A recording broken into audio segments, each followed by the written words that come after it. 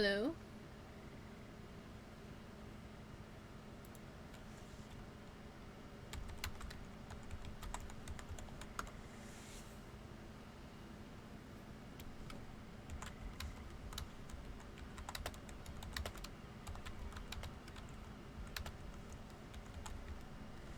Can everybody hear me? Can everybody hear the game?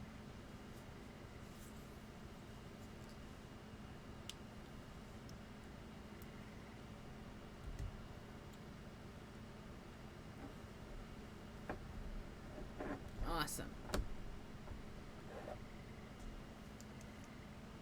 So, took advantage of the Steam sale that's going on for the 4th of July. I have some more games that I'm going to be getting as well, but I got the important ones. I have been trying to play this game on stream with you guys for the longest time. This game is called What Remains of Edith Finch. It is basically a walking simulator, but you play through the life of different family members. It's really awesome. It's like watching a movie. A lot of this doesn't really make sense to you. I'm sorry. I just think from the beginning. The house.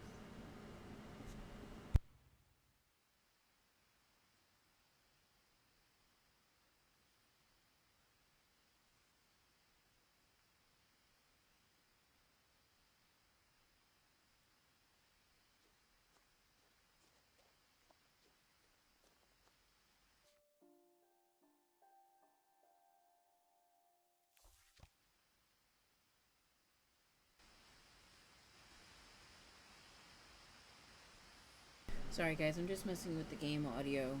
I want to make sure that you can hear what is being said because, like I said, it's like watching a movie.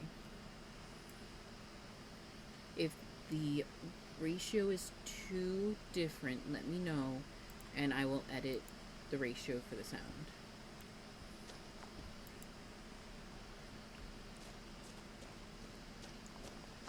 I lived here until I was 11, but I wasn't allowed inside half the rooms.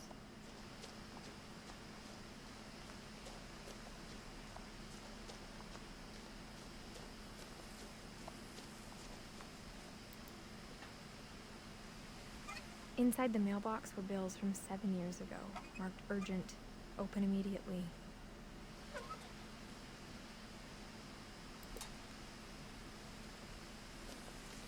I hadn't been back since my brother Lewis's funeral.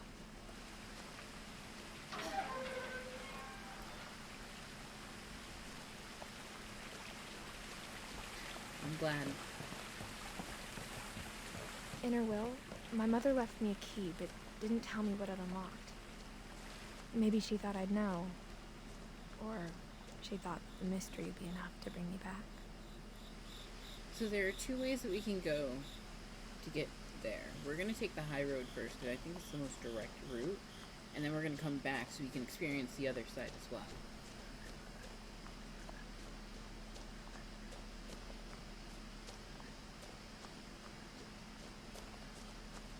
No one had driven this way in a long time, but I saw a few hoof prints.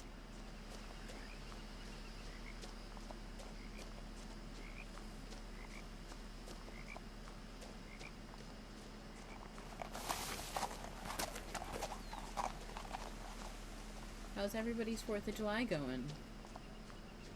The truth is, even after I inherited the house, I never thought I'd come back to it. But now I had questions about my family that only the house knew the answers to.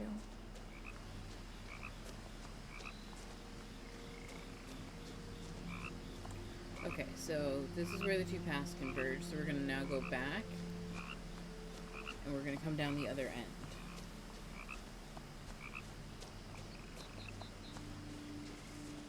I believe there's different dialogue for each side.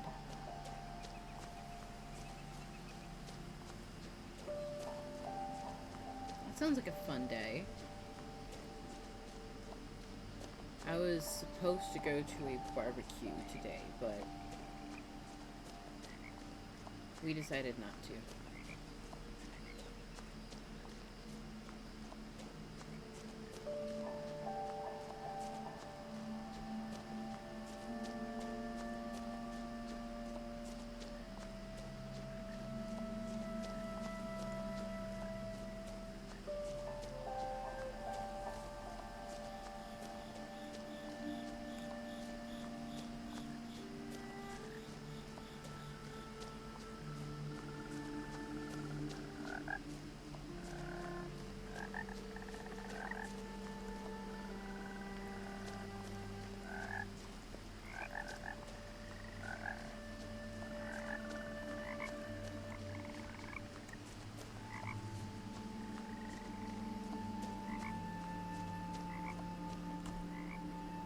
So, I don't have a way of zooming in, but this is a missing poster for Milton.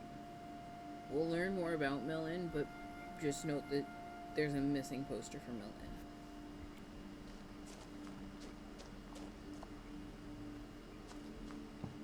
The woods around the house have always been uncomfortably silent, as if they're about to say something but never do.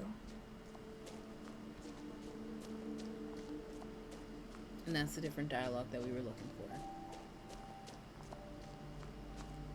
And these missing posters for Milton are everywhere outside the house.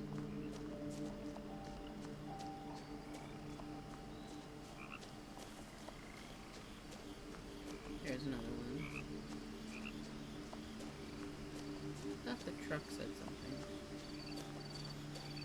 I guess I'm wrong. The house was exactly like I remembered it, the way I'd been dreaming about it.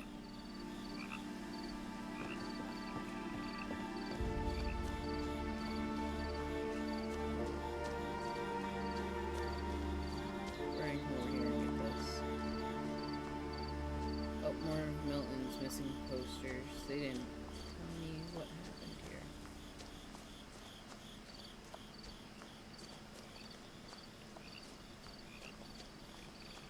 I know they missed you.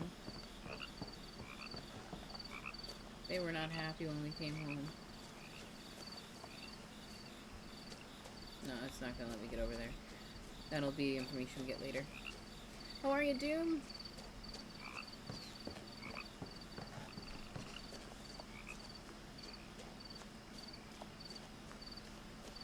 As a child, the house made me uncomfortable in a way I couldn't put into words.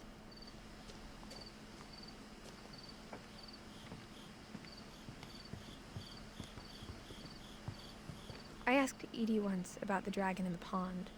She said it had killed her husband. I was 6. It seemed like an odd joke to me even then.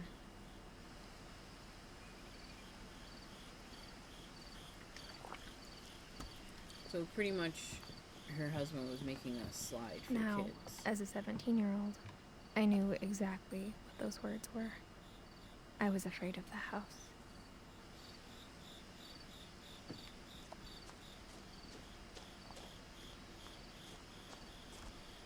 Probably a good reason. How's your 4th going, Doom?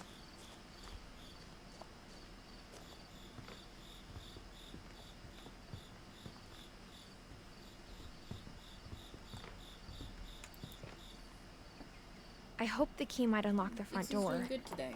It didn't. She's currently down with Milk. Looking in, I felt like the house itself had been waiting for me.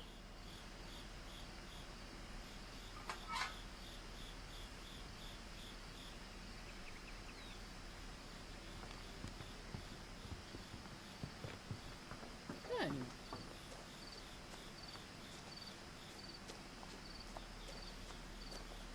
think there's any dialogue on this part yet.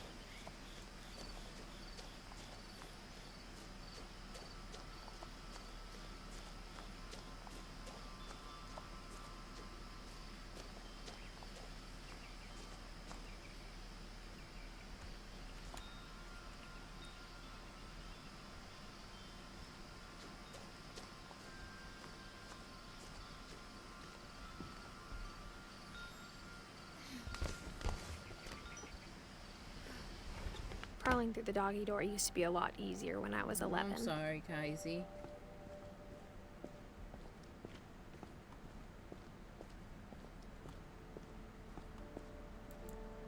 The power had been turned off the night we left.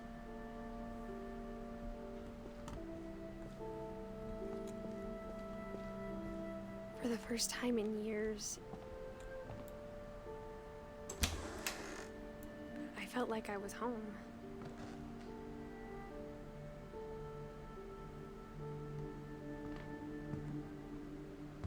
But instead of a family, there were just memories of one.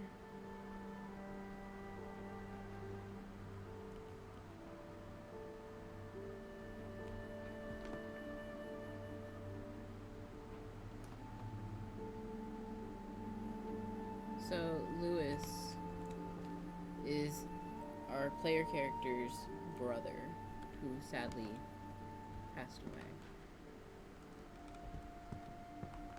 Like how after Lewis started working at the cannery, we all got sick of eating salmon. Except our cat, Molly. Or how only one restaurant would deliver to our house, so we had Chinese a lot.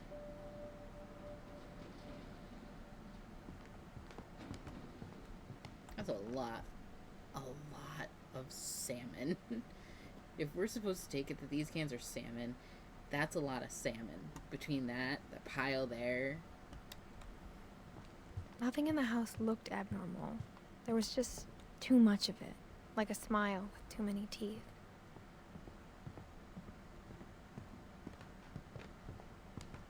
The table was still a wreck from the night we left.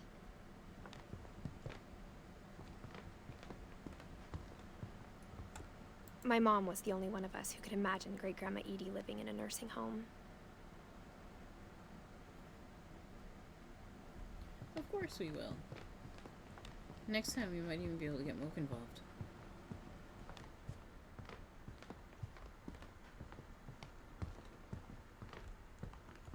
I don't know if there's anything else here.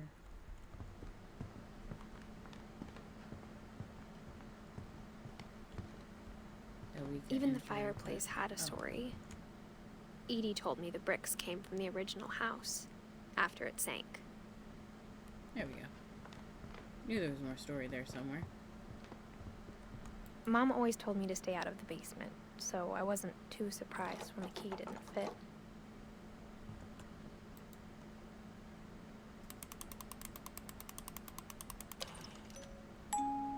Great Grandpa Sven built a music box for Barbara, along with the rest of the house.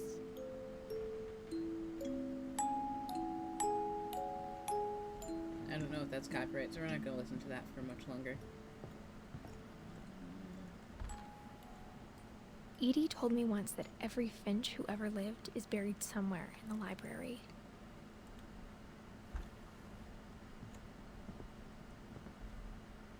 A lot of things got left behind in the whirlwind of that last night.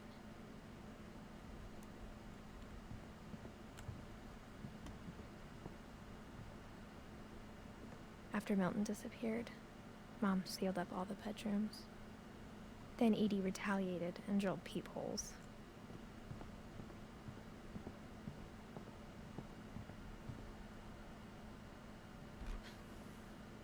The last time I was in Edith Sr.'s room, I was 10 and she was painting my portrait.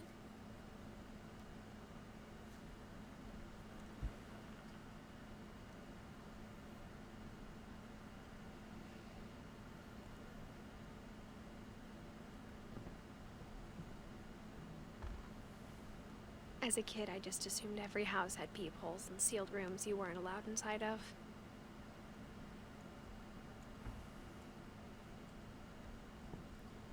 And yes, the dates on these doors are exactly what you think they are. They are dates of birth and dates of no longer being with us. My Grandpa Sam spent 7 years sharing a room with his dead brother, Calvin.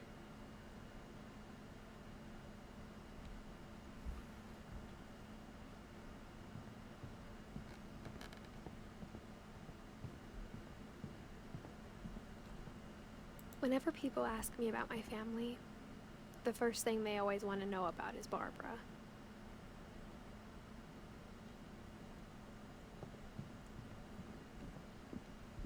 Mom must have locked the third floor stairs on the night we left. Edie's father, Odin, built the original house.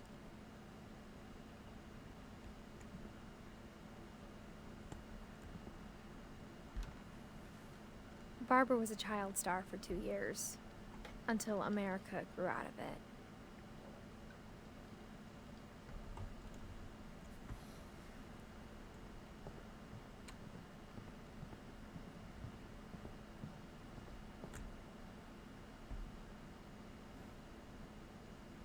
That spot's gonna be important.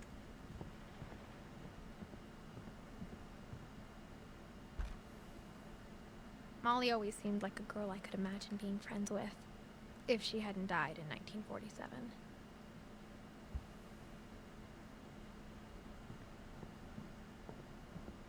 I spent a lot of time playing in Great Uncle Walter's room. Lewis told me there were secret passages, but I never believed him.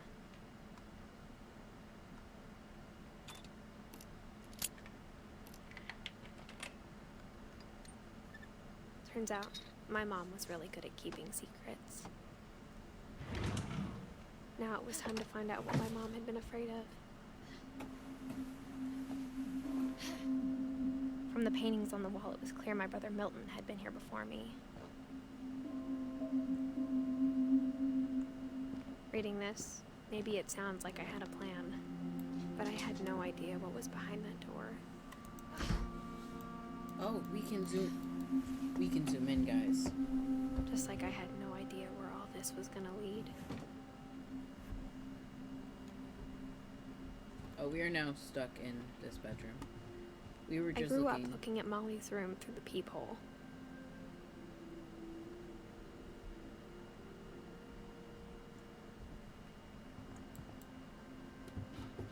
Molly's gerbil had a tiny bedroom with its own even tinier gerbil cage.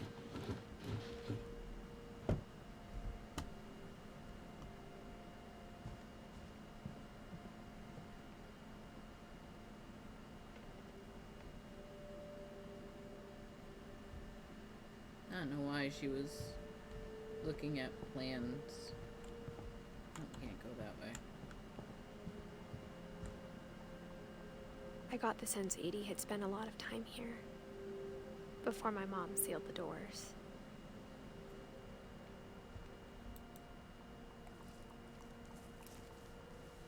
December 13th, 1947. Dear Diary, I'll be gone soon, but I wanted to tell somebody about what's gonna happen. It started when Mom sent me to bed without dinner. I woke up and I was starving, so I looked around for something to eat.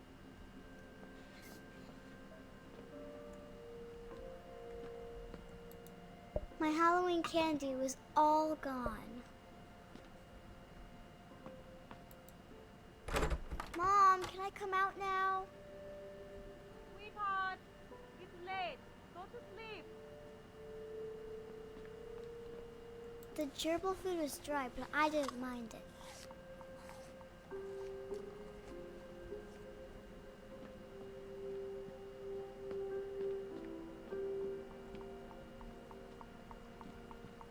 I have no way of changing any of these events.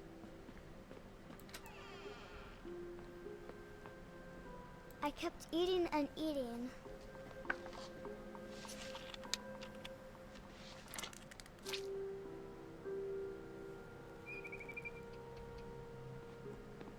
I ate a lot of things that night.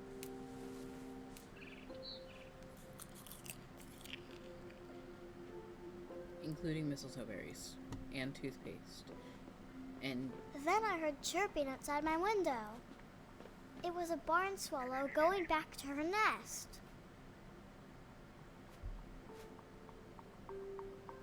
oh, 1 second, everybody.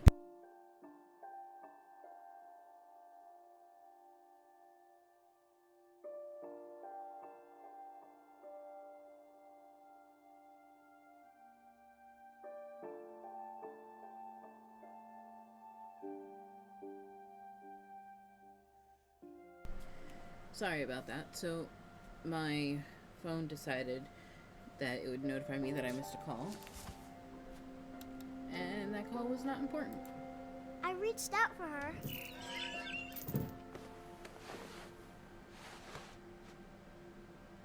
And suddenly,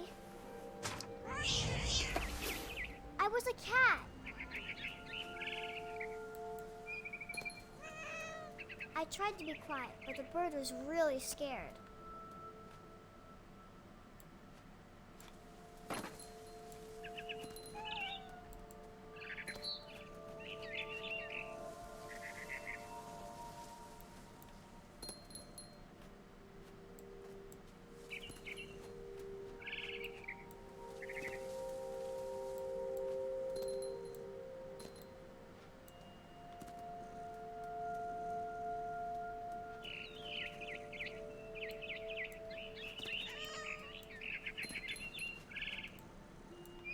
I jumped and I almost got her.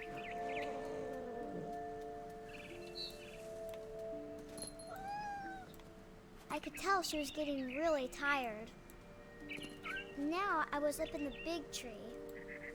I promised Dad I wouldn't climb it anymore.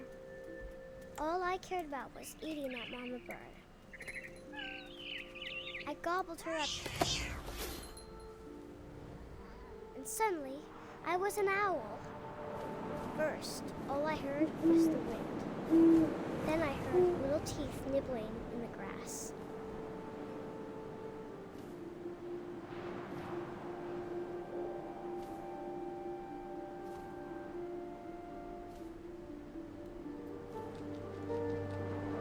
Rabbits.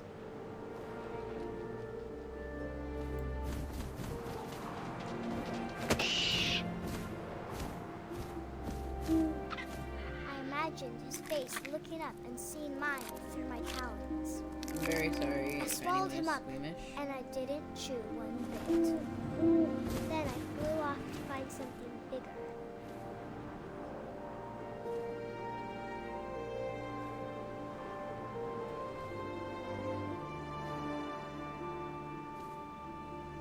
A mama rabbit.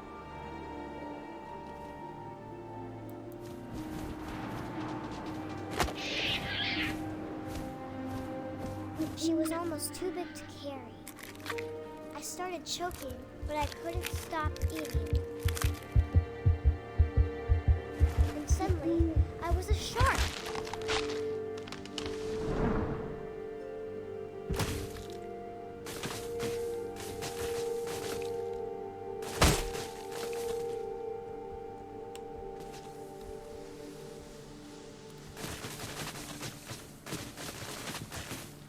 Yes, this is as ridiculous to play as it looks. I rolled off a cliff and into the ocean. Now, I was hungrier than ever.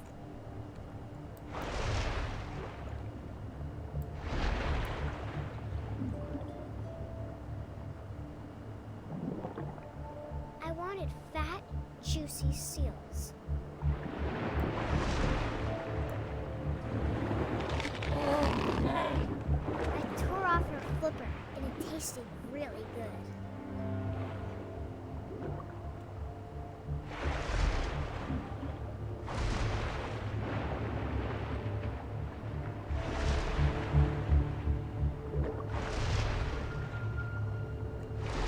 I grabbed on tight, but I was so hungry, I jumped out of the water.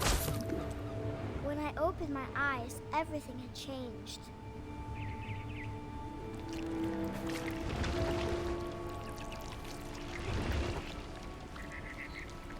Now I was a monster, and I smelled people everywhere.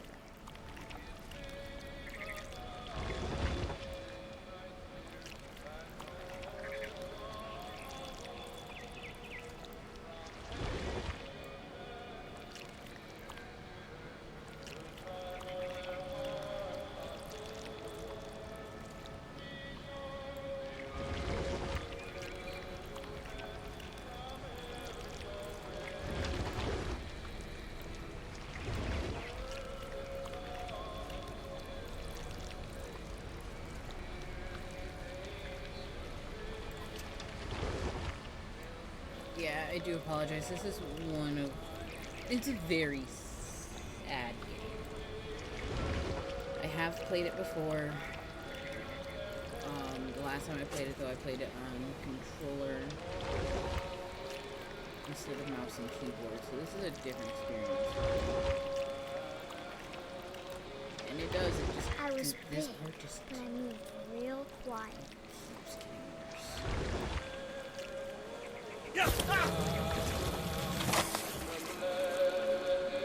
He's sleeping. He's sleeping. To everyone who doesn't know it, he's sleeping. And he'll be okay. He's sleeping. I But I wanted have to to keep stop, talking but also I because didn't. the song is copyright, and I don't need to be hit with copyright.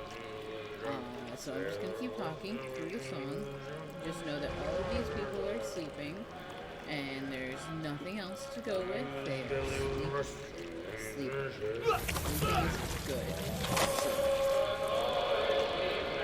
Almost done with this part. And then we go on to the next part where he's just sleeping. It's just lots of sleeping. Nothing going on but sleeping. Sleeping, sleeping, sleeping. After the last passenger, I There we was go. still hungry. And across the water, I smelled something new. Something I had to have, so I swam towards it.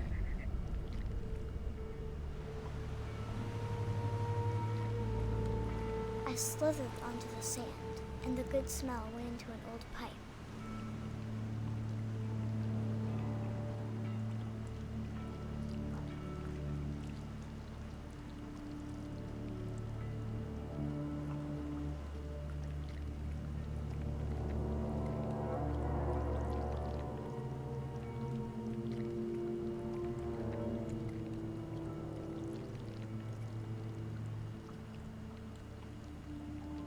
No, controls, work with me here. I got closer and closer.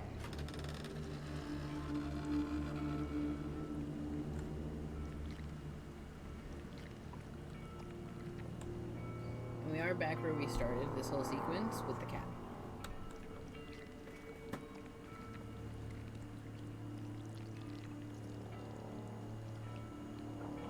All of my stomach started growling. And suddenly, I was me again. I held my breath for a long time, but I couldn't hear anything. I think it's waiting for me to fall asleep. But it's not going to wait much longer. It needs to be, and we both know I will be delicious.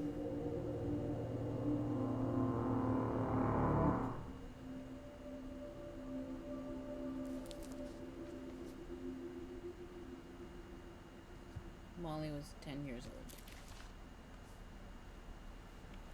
I'm not sure if I believed all of that, but I'm sure Edie would have.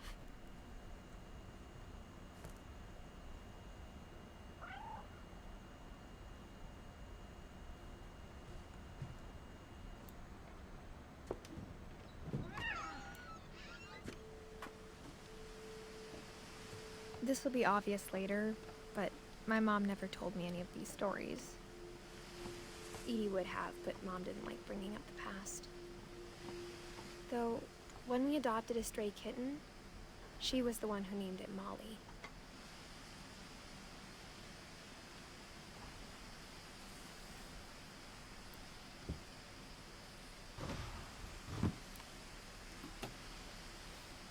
I spent a lot of time in Great Grandma Edie's room.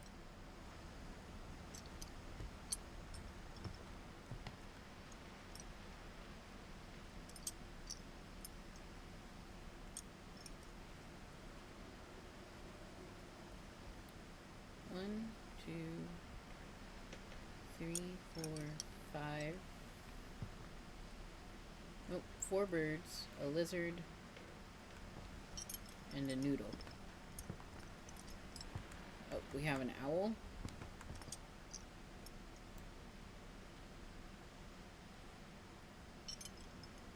A bird.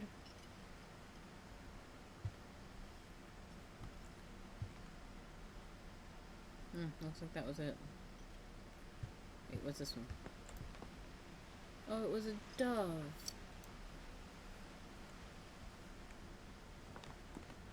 Louis died a week before we left, but Edie had already started to memorialize him. Her room was like a museum. Okay, I think we hit that one later. Edie gave a big interview about a mole man living under the Finch house. My mom was furious.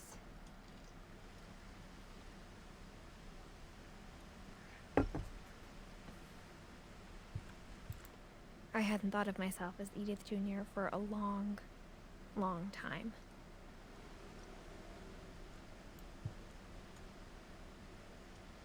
Sam and Kay's wedding.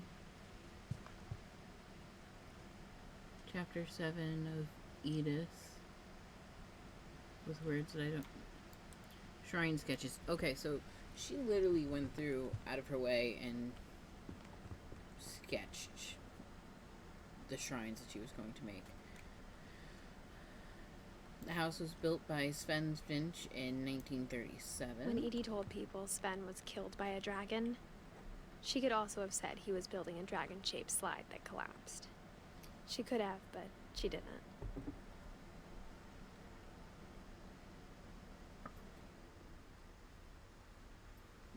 I think Sven's the only one we Even in get. her 90s.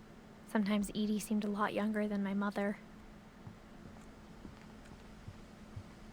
I think Sven's the only one we don't get a super good look at.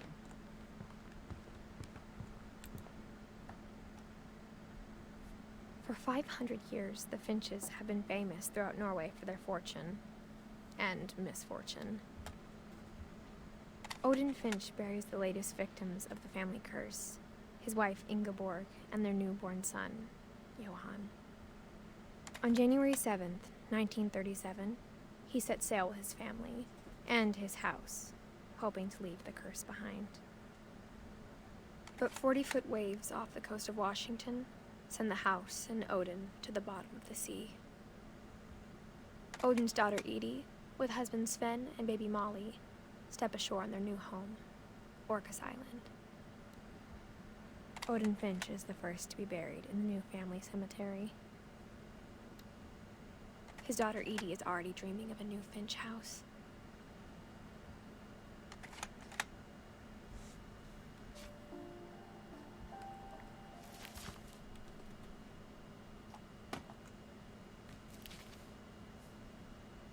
Whatever's wrong with this family, it goes back a long ways.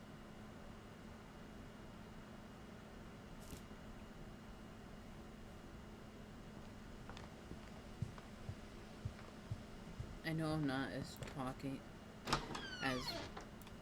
chatty as I normally am, but that's because there's so much story. The only trace Grandpa Sam's first wife Kay left on the house was the pink bathroom.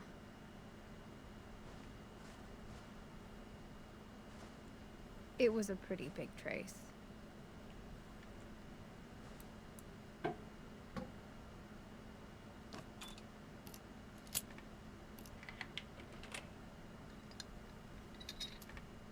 There's a secret in this bathroom. There's a secret in this bathroom. It's in the last place you would look. It isn't in the cupboard. It's hidden in this book.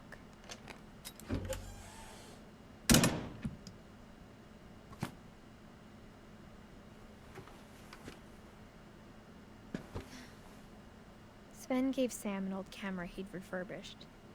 He never put it down.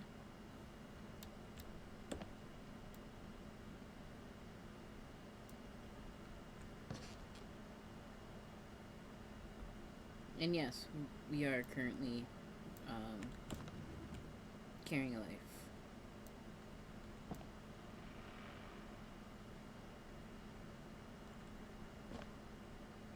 Murder, pro, lose, exhausted. Couple turns, land into a native haven.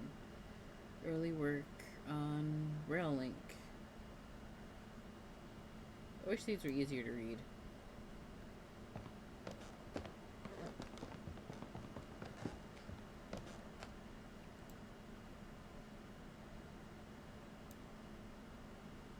Rail line. So our brother Milton was already here.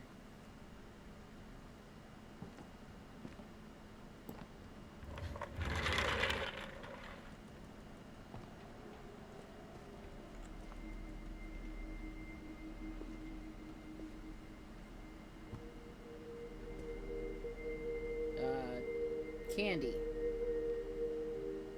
That's what we're going with. It's the candy.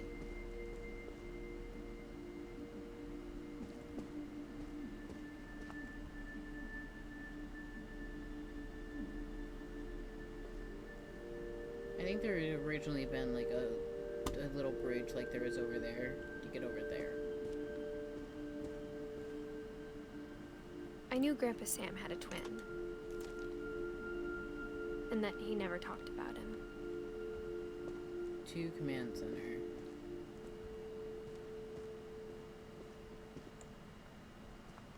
Not there yet.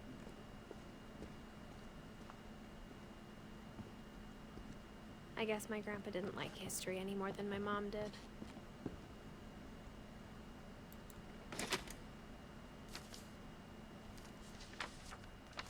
How I Want to Remember My Brother by Sam Finch.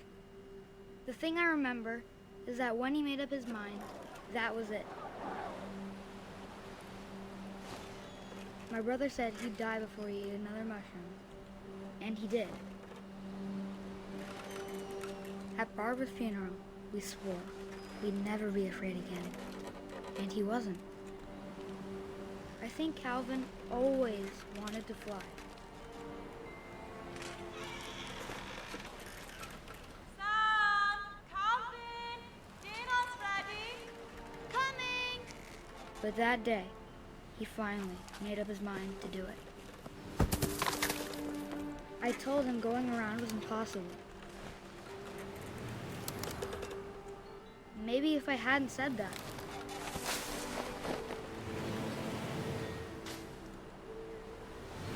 Calvin! I'm not gonna tell you again! maybe if the wind hadn't picked up,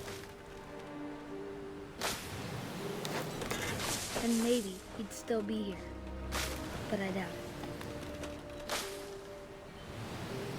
I think he'd already made up his mind. That's what I want to remember about my brother.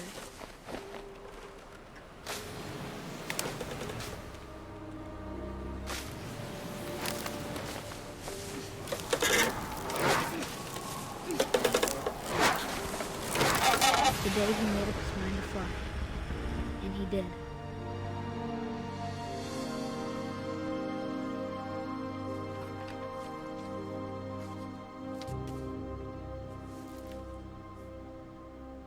Calvin's story felt strangely familiar. When I was younger, I remember trying to do the exact same thing.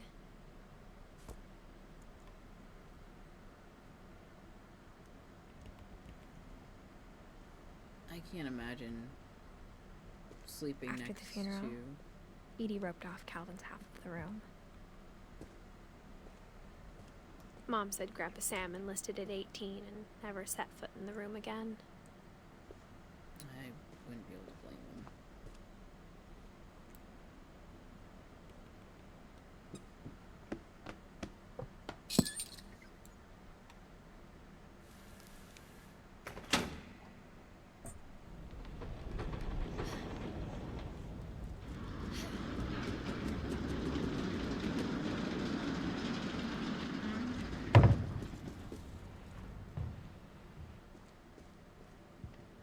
The passages were a pretty tight fit. They'd obviously been built for smaller hands and bellies.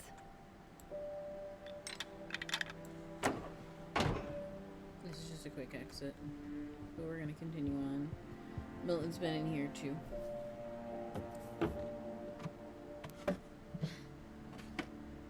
Growing up, I always thought of Barbara as a child star.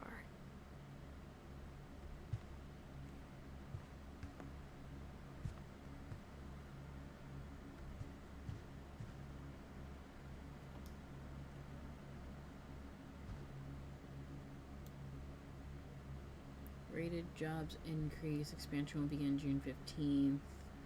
Center of worst blizzard in her history. Giant house fire. Street. Carter continues in eruption. Weird, it's like I can't make out what they say. I never thought about how hard it must have been for her afterwards.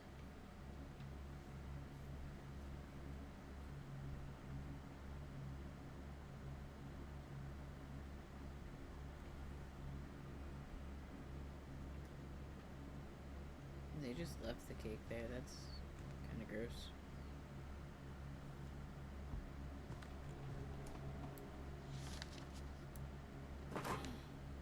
Of all the stories people wrote about Barbara's death, I'm surprised Edie saved this one.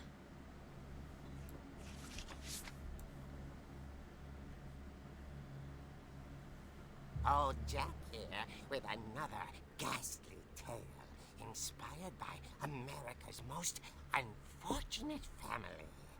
I'm calling it The Surprise Ending of Barbara Finch. As a child star, Barbara was famous for her scream. Now at 16, she was all washed up. A has-been. But in a lucky break, she'd been asked to perform her signature scream at a local convention for monster movie fans. It was just the boost her career needed. Unfortunately, her scream hadn't aged well. Getting better. I think you just need the right motivation. Her biggest fan and current boyfriend, Rick, was about to demonstrate when... Now that was a great scream. It was Barbara's father, Sven. He'd slipped into a table saw and had to be rushed to the emergency room. So Barbara just some strawberry got jelly. stuck babysitting her youngest brother, Walter. Her convention comeback was cancelled. Okay, I'm hearing frustration, but I'm not hearing terror. What if I tried... A gang of hoodlums in Halloween masks have been terrorizing Orcas Island tonight. Police are urging residents to... That came from the basement. You're right! Also, I loved your delivery on that. Why is your basement door locked? Because my dad likes making puzzles and secret passages. There's a key hidden in the music box. The secret is to keep winding and winding until finally the key pops out. Thanks, babe. Don't know if that I'll be song back in a sec. is copyrighted. 20 minutes later, Rick hadn't returned. So Barbara went to look for him, right on cue. She reached for the music box. Again, I'm gonna just start Found the talking. key. She listened for Rick, but the house was silent. I feel like that song is copyrighted. I don't know. Oh, look, more strawberry jam. She found Rick's crutch and imagined the worst. Lots of strawberry jam. Oh, I can hit the balls. I didn't know I could do this.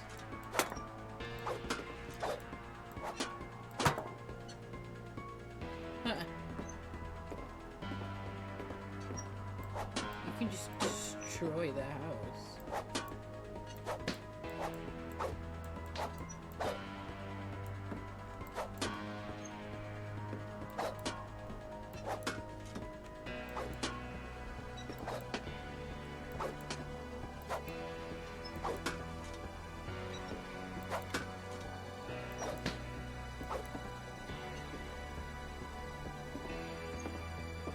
Yeah, I don't know why I did that, but I did.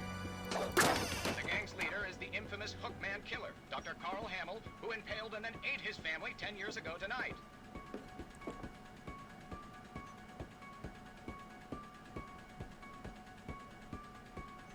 They didn't even clean up the strawberry jam that he spilled.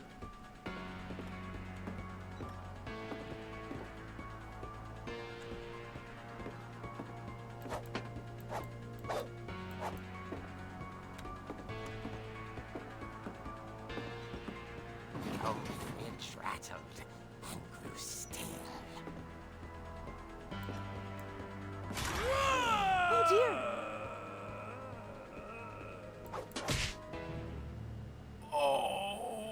Rick? Barb, relax. I was just trying to scare you to help you find your scream. Well, I'm not scared, Rick. I'm furious. Then act furious. All I'm getting from you now is that you're hurt and confused and you... She threw him out, but she kept a little something to remember him by. Barb, have you seen my other crutch? and she was still holding it when she fell asleep watching the Late Late Picture Show. Hours later... Barbara! Walter, what's going on up there? Ah! Okay, I'm coming up, but if this is a trick, you're dead, Walter.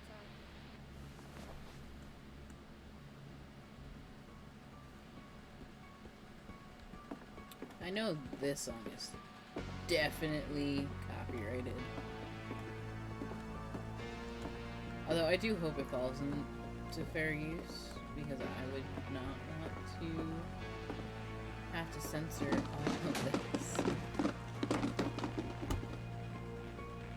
I mean, I wouldn't be doing much censoring. I'd just kind of have the audio removed from it.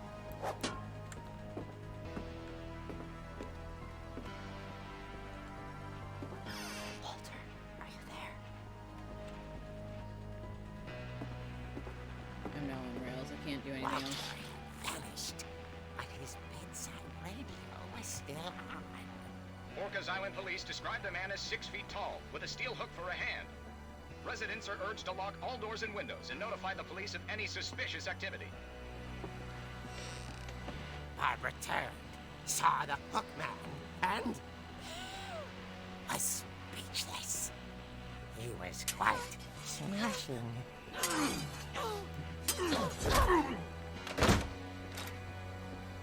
And he was. He couldn't get enough of Barbara.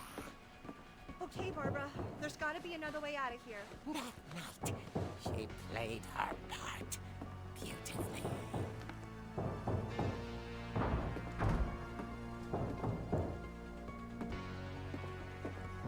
We're back in Molly's room. That door is closed.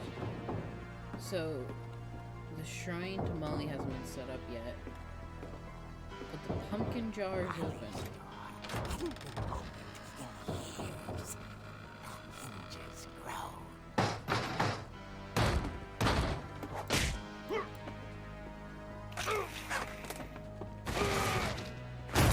He wasn't moving, but she sensed the story might not be over yet. Breaking the banister. Remember how I told you that banister looked like it was different? We're gonna not. Wait a second. Thought I broke the game.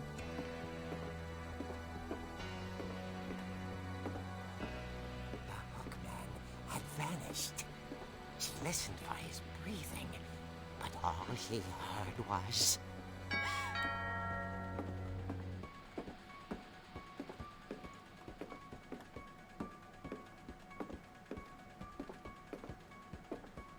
At the door, she heard whispering. It was coming from inside the house.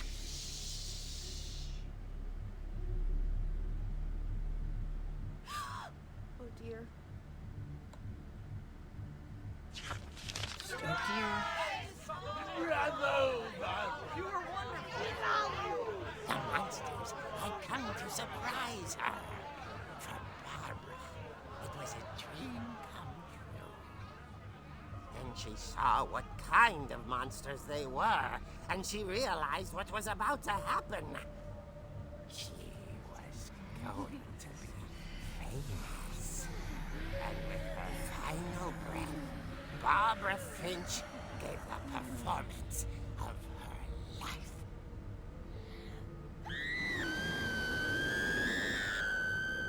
I wasn't there myself, but I hear Barbara was magnificent. Poor girl. She had a taste for stardom. But unfortunately, so did her fans. Of course, the police blamed it all on poor Rick, who disappeared the same night. And little Walter, hiding under his bed the whole time. He took it all pretty hard, but that's another story. As for Barbara, tucked inside the music box is all they ever found of her. Her ear. With more strawberry jam. We like strawberry jam here. A real eerie tale.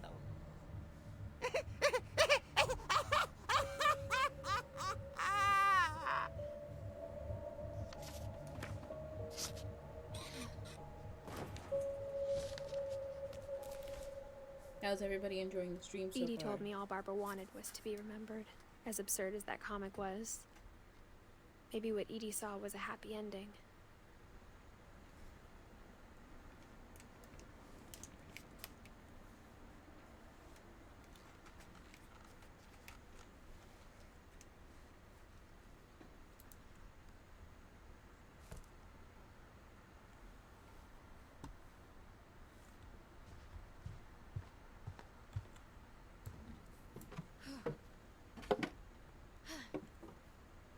I guess now I know why Mom didn't like me playing with the music box.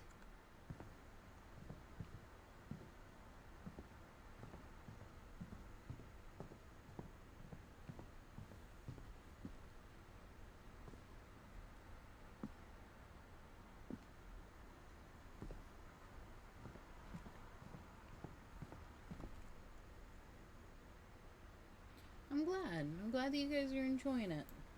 I'm just gonna talk as I wind this up because I know there's gonna be music that plays, and I'm not 100% sure if the music is copyrighted. And as long as I'm interrupting it with something other than the music itself, I should be okay, and the video should be able to upload to YouTube just fine. That being said, we're gonna try to get downstairs super quick because I don't want to have to just talk over all of the audio that plays in this game because the game is beautiful.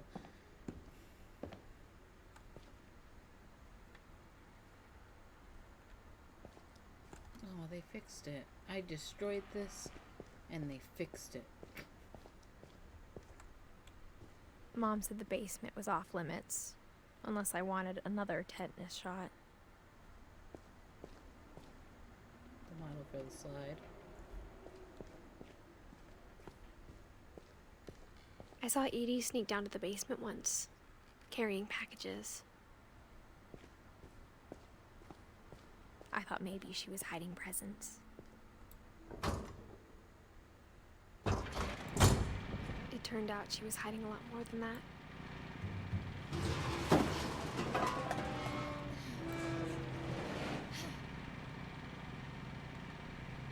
I remember asking Mom once about where Walter had gone. She said after Barbara died, he got as far away as he could. If there's a pattern in all these stories,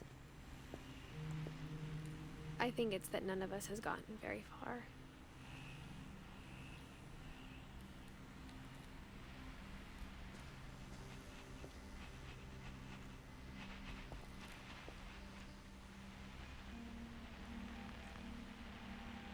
Although I think Walter lived the longest.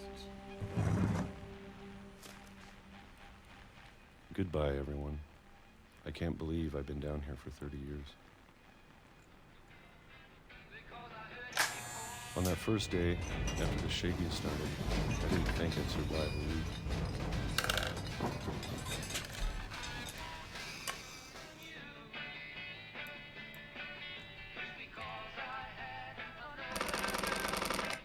But after a few days, I settled into a routine.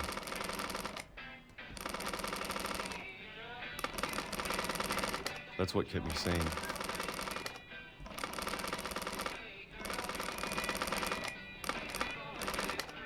Having a schedule, living for today. I always expected to be dead tomorrow. But if you wait long enough, you get used to anything.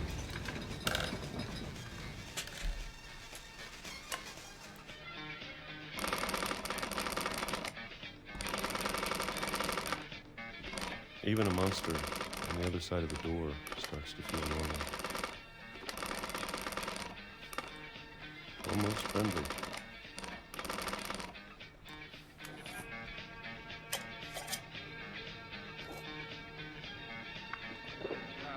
And then one day, everything just stopped.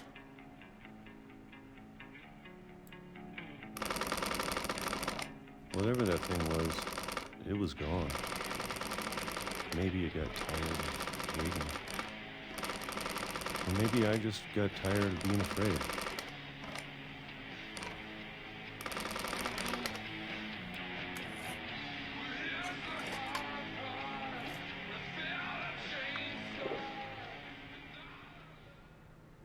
It's been a week now, the longest in 30 years.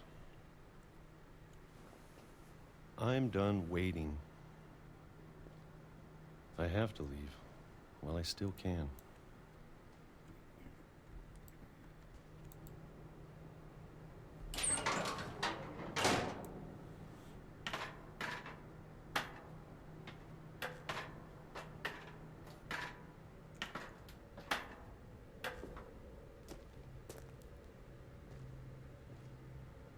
I know it's out there somewhere. Whatever killed Barbara and Molly and Calvin.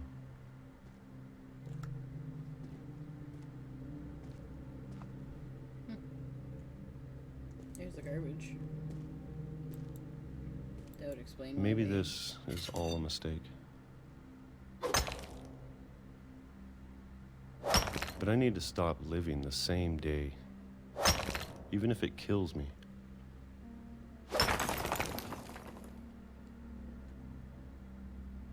Whatever's out there, I want you to know I'm ready for it.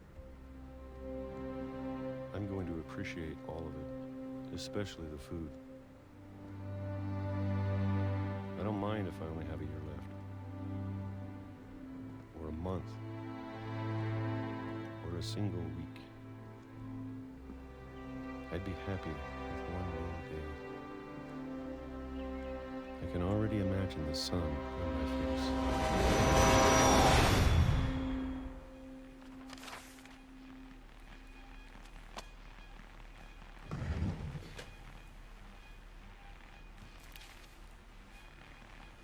Walter died when I was 6. I can't believe my mom never told me he was down here.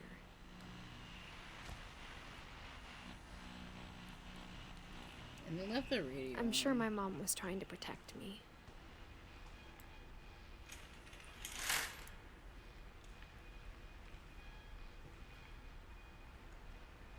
A fake view.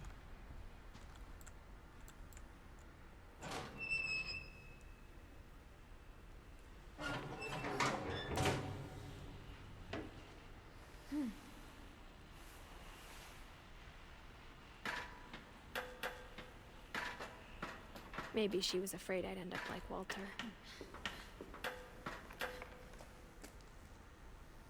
But if she never told me about an uncle under the house, I can only imagine what else she was hiding. I don't want to make the same mistakes she made, trying to bury something that's still alive.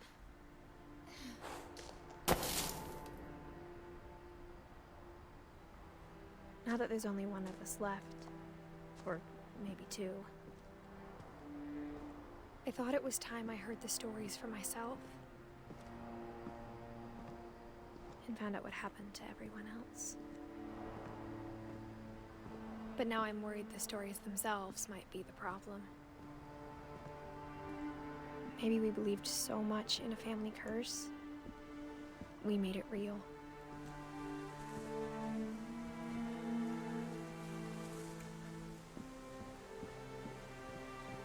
When we're safe because the train tracks they collapse into the ocean. No trains run on that line no more. I don't know if I should even be writing this.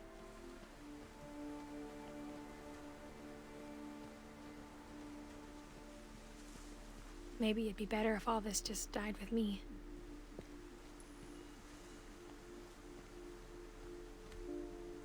But I thought you should know about your family.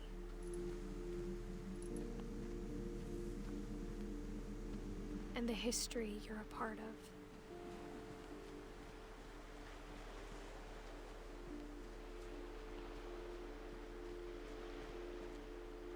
That blinking is the old house.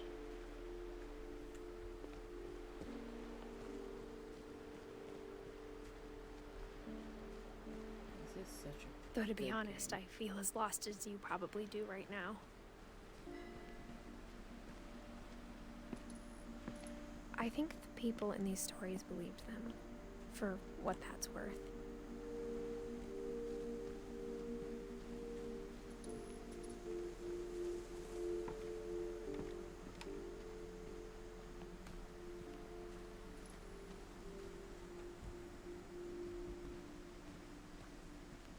There's nothing over there.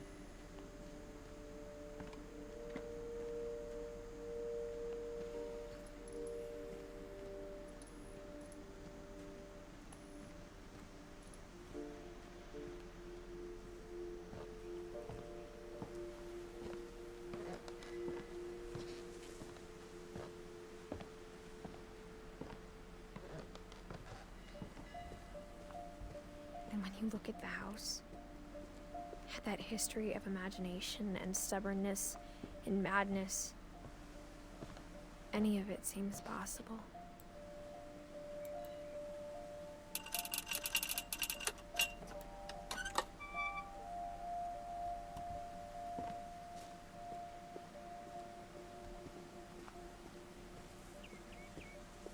I think we've been surrounded by death for so long, we've just gotten used to it. Sleeping. What kind of family finishes building a cemetery before starting the house? And that is very true about this family. It's embarrassing for me to admit this, but the pet cemetery made me more uncomfortable than the human one. 3 of the gerbils were mine, and 2 had been my fault.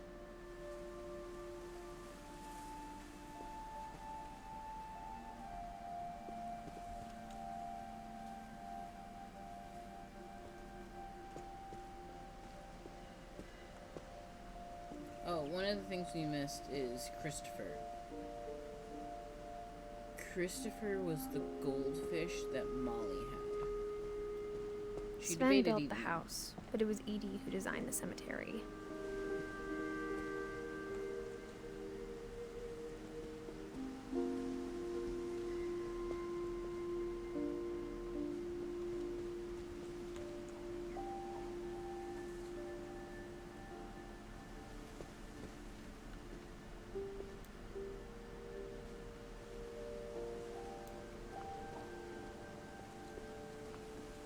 I'm sure Odin's monument had been Edie's idea.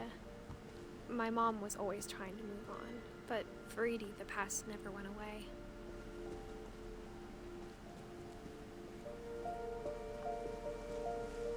She could see it poking out of the water at low tide.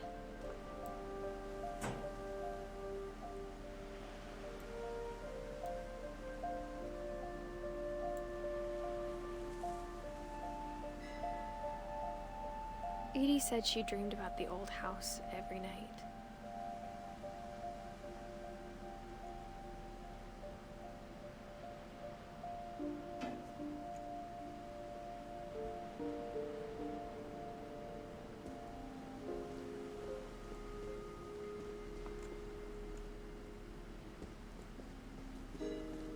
Edie's side was always easier for me to understand.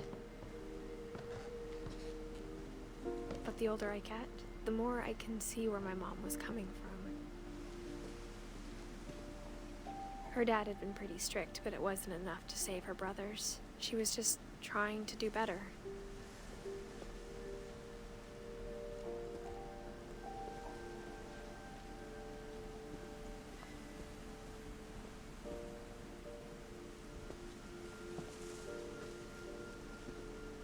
She lost 2 of her brothers, just like I did. I get why she tried so hard to protect us.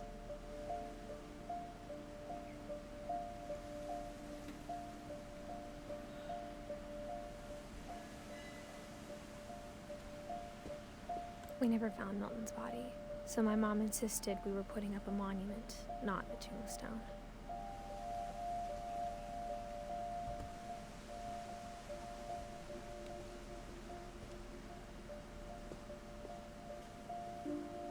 I want you guys to realize Lewis died a week before our character left the house. and we'll find out exactly what happened on that night. But keep in mind that this tombstone has a decoration on it. Keep in mind that Edith had started to make the shrine for Louis the day of his funeral. We'll find out about the crown and why we There's have so that many crown. things I wish I could ask my mom now. Part of me thinks this is what she wanted all along. For me to come back someday and find everything out for myself.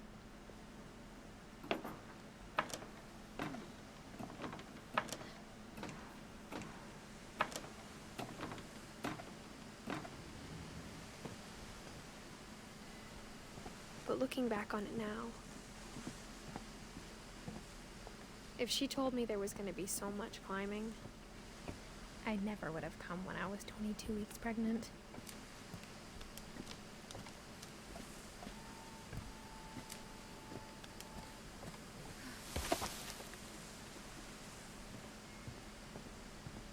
And yes, we can clearly see our character is pregnant.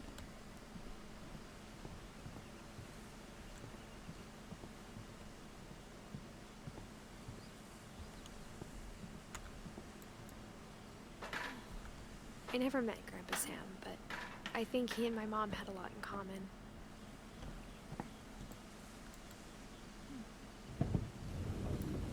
They were both pretty intense.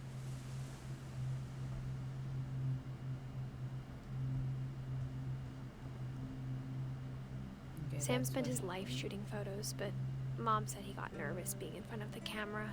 I guess we're all afraid of something.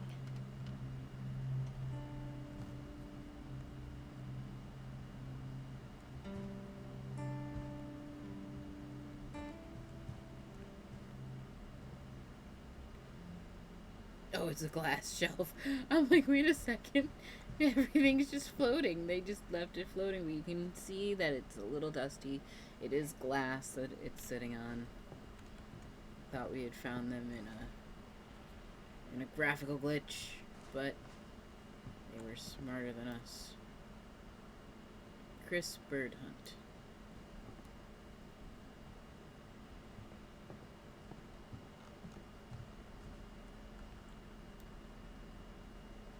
Clear skies and clean living awaits you. Study fun facts about Baltimore while you fly.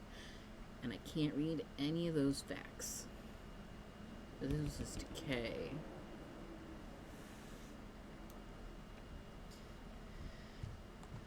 We were just exploring the family graveyard, which we learned was finished before the actual house. The graveyard's right over there. We saw that on Lewis's grave there is a crown, and on Milton's grave there is a paintbrush, and we are going to find out more about those things in a little bit.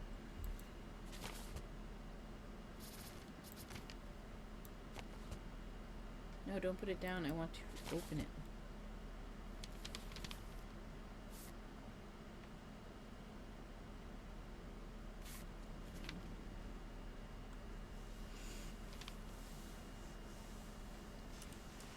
Dawn, I promise, you'll never forget this weekend.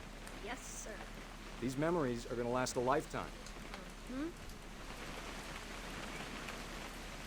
Am I gonna have to shoot anything? It's a hunting trip, Dawn. Perfect. It's gonna rain the whole weekend, isn't it? I will never forget this weekend, Dad. That's the spirit. Okay, got it. Alright, I'm gonna take some pictures, okay? Just be careful. The camera's older than you are.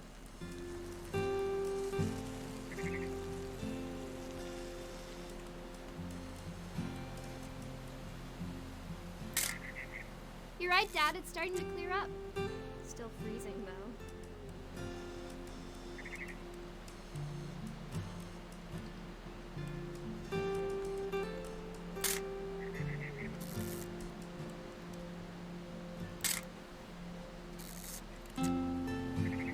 I don't know what we're taking pictures of. I'm sure it'll tell us.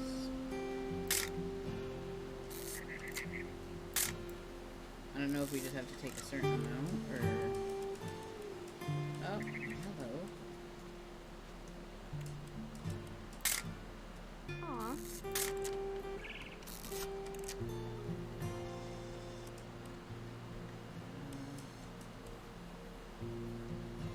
What else we're looking for?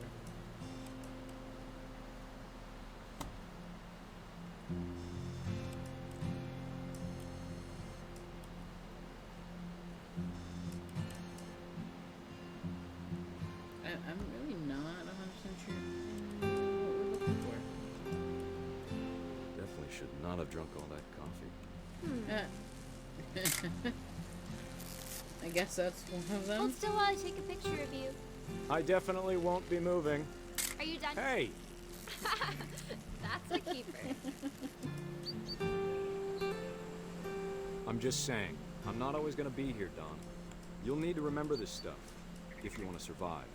I'll be fine, Dad. You know who else thought he was gonna be fine? Some guy who died. Don, I'm being serious. I know, Dad. You're always serious. Doesn't being out here make you want to chill out? To tell you the truth, I haven't been out here in 20 years. Dad! Good eyes, Don. Before you take the shot, let me get a picture of you.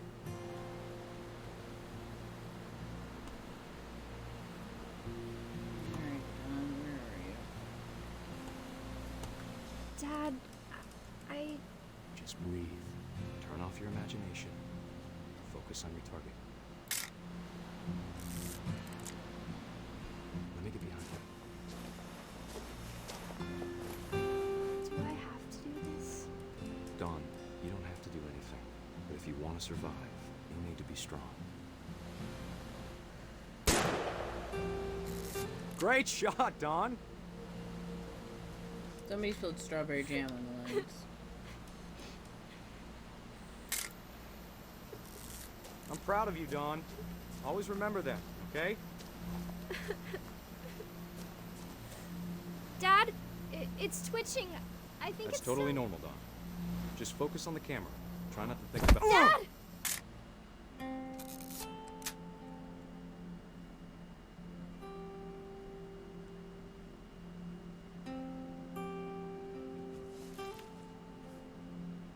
Of all these stories, that's the one I wish most that my mom had told me.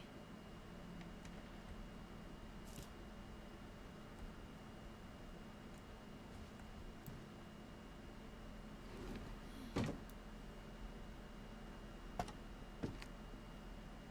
I believe I remember correctly, there's more paintings from Milton in here. After Sam died, my mom and Edie got really close. They'd both lost a lot. No, not yet.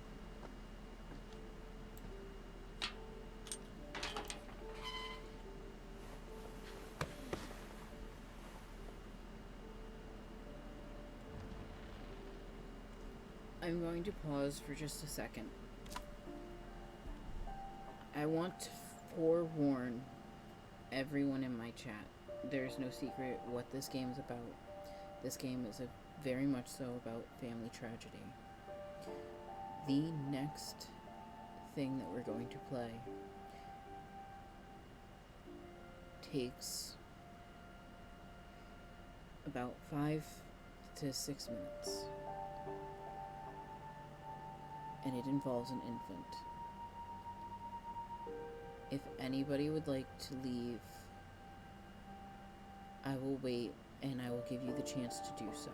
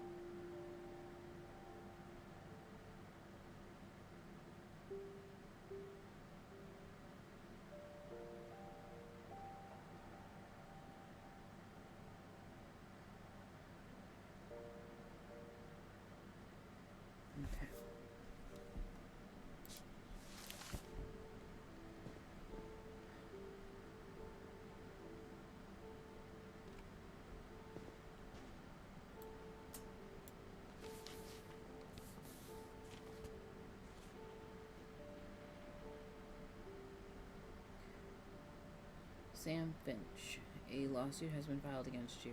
You have 20 calendar days after this summons is served on you to file a written response to the attached complaint petition with the clerk of this court, located at address.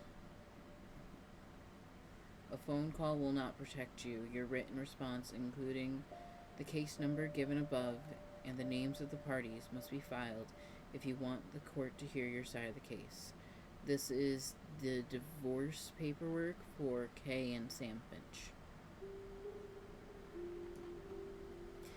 If you do not file your response on time, you may lose the case, and your wages, money, and property may be taken thereafter, without further warning from the court.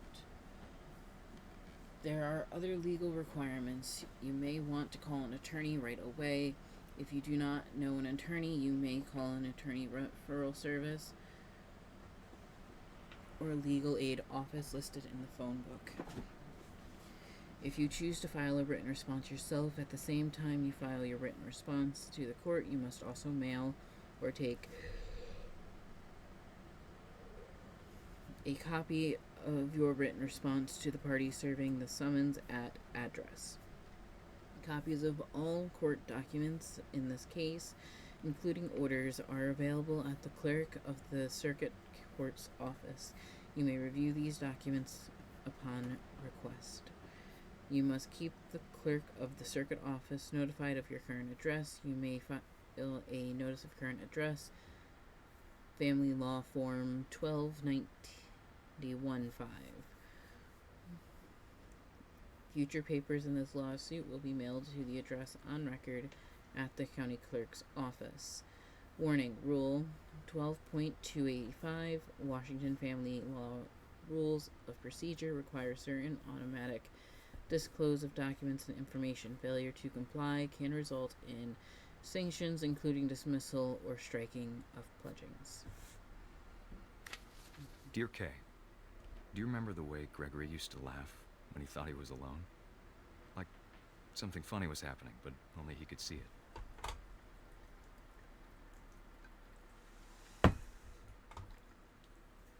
I think he saw things the rest of us don't.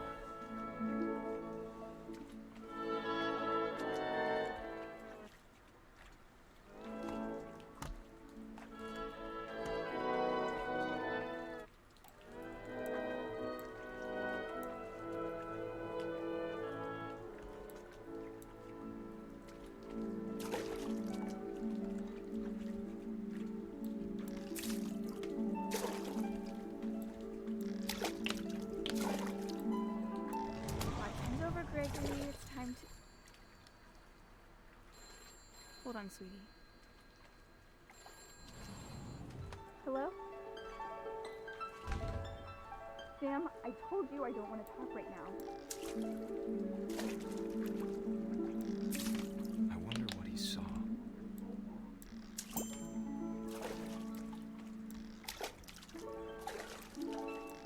What his world was like.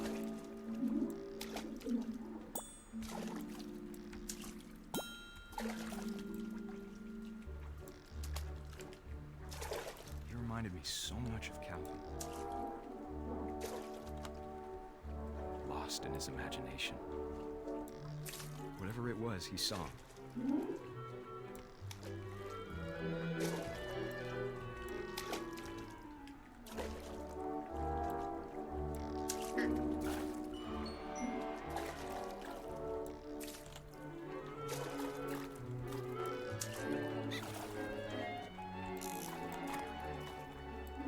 It sure made him happy.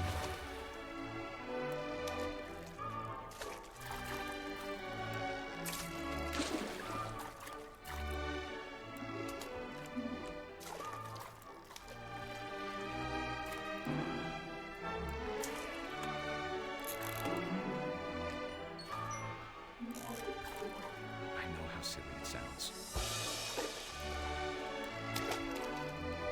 But I worried about a baby being too happy. But I could feel him slipping away. Sorry about that, Gregory. you did everything you could. Maybe if I hadn't called that night, I wish he could have told us about the world he saw.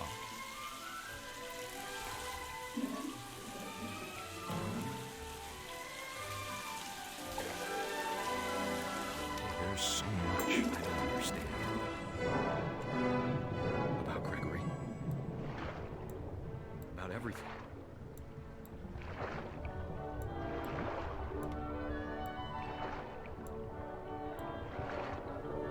But I know what happened wasn't your fault.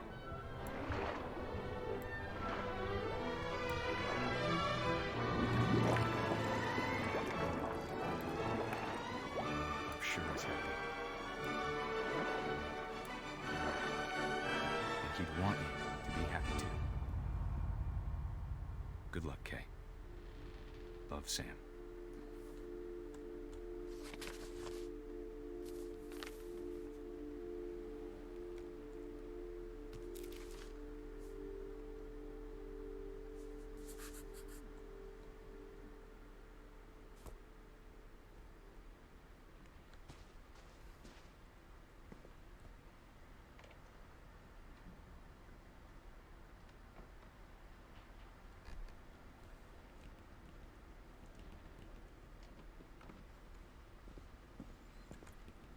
I can't imagine my mom ever writing poetry, and yet I just want to say Edith had nothing to say about Gregory. A poem for Gus, who always said the wedding was a bad idea. Our father never hit us kids, at least not very hard, before the day my brother said with teenage disregard that he'd be dead before he'd see a wedding in our yard.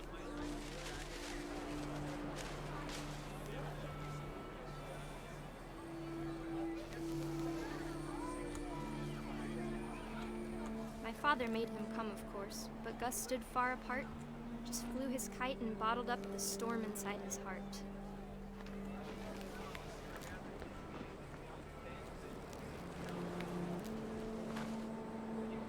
I tried to talk him out of it, but though he'd never met her, we don't need a stepmom, were the words that I now pronounce you husband and wife. Make his bride.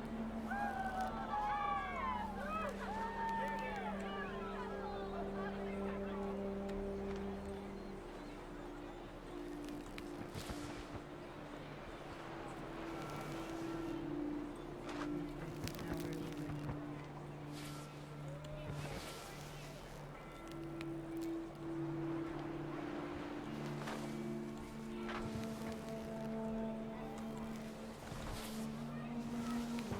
Oh, I finally When the time for realized. photos came, Dad ordered him to come here.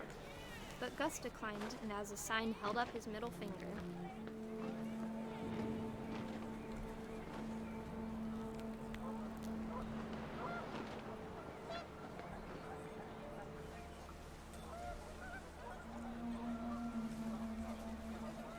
The wind picked up, and panicked geese appeared and quickly went. But all the humans did that day was go inside the tent.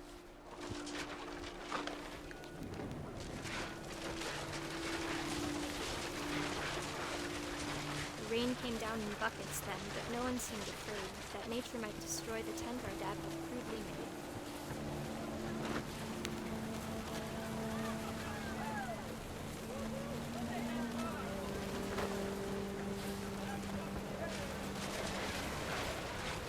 The thunder sounded much too close and full of angry power. But all my father said to this was, "Make the music louder."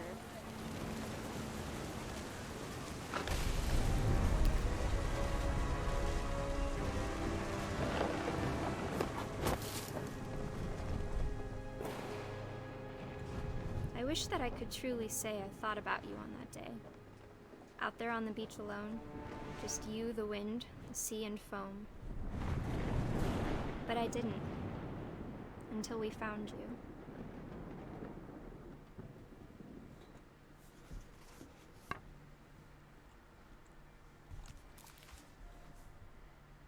she never talked about him, but Mom told me once if I was a boy, they were going to name me Gus.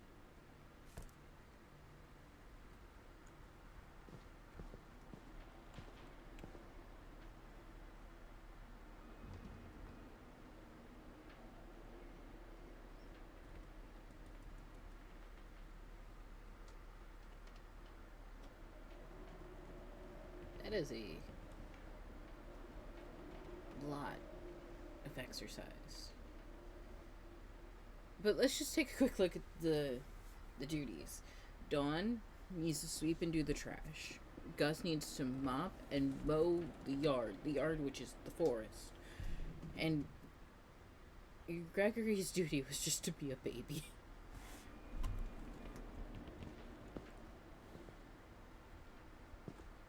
Now where do I go from here?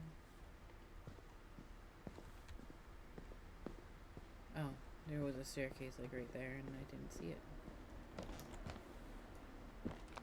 My mom moved up to the loft after her brothers died. At the time, it was as far away as she could get.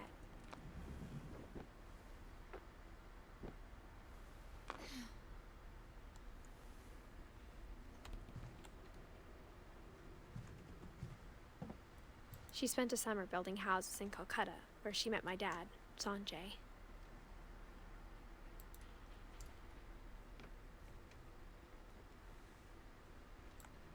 My mom moved to India a week after graduation and got a job teaching English. Lewis was born a year later.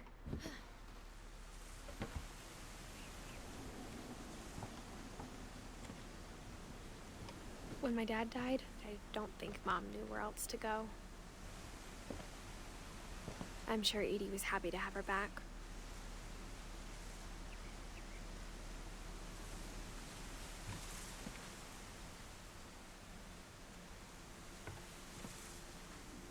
And to see kids in the house again. Milton just painted a kingdom. Didn't bother growing anything. The house had to get a little bigger, but Edie was used to that. And for a while, things were good. Almost normal.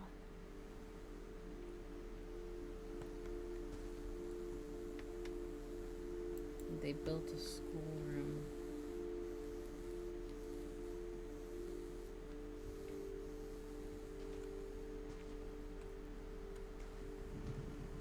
But it didn't last.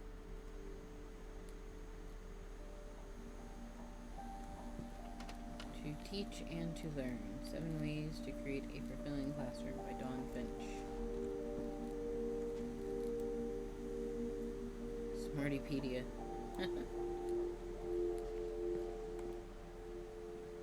Relief efforts end in disaster. Hundreds of relief volunteers are injured or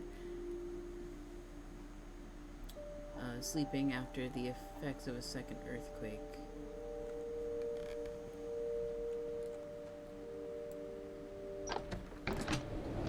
The beginning of the end was Milton's 10th birthday, when Edie gave him a castle.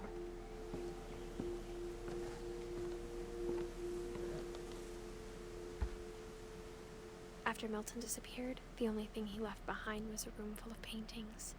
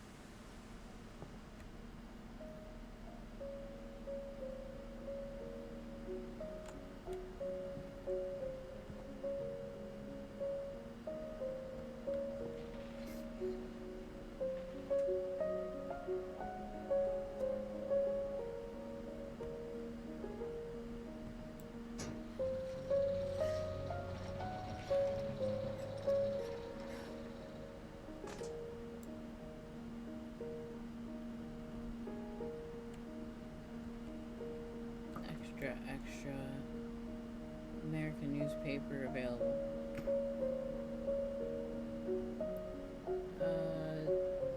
Students take note.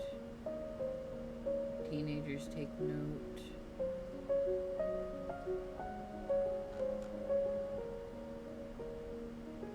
Turning points in history.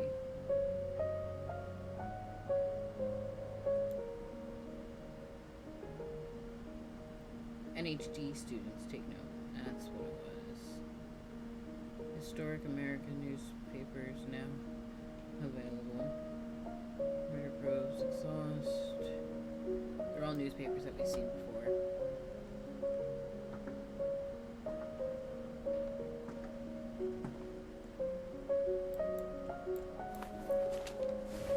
Milton Finch in The Magic Paintbrush.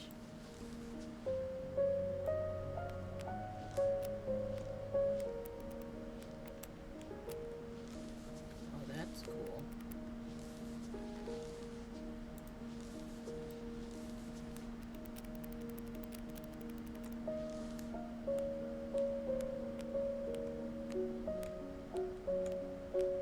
Oh, we can go one picture at a time.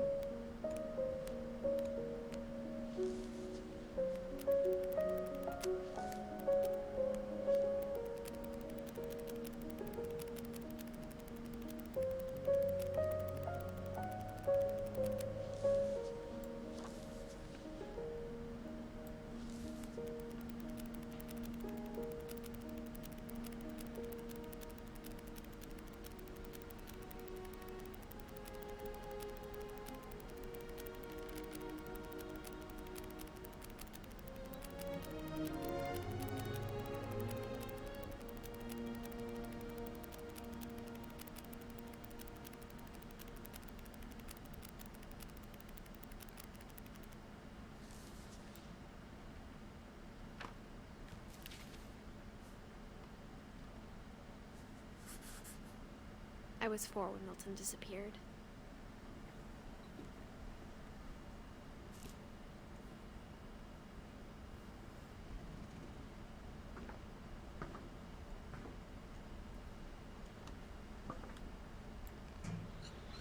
Mom spent months searching for my brother.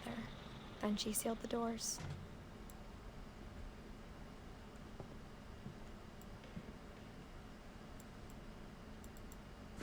Whatever Milton had found in the house, Mom didn't want it getting out.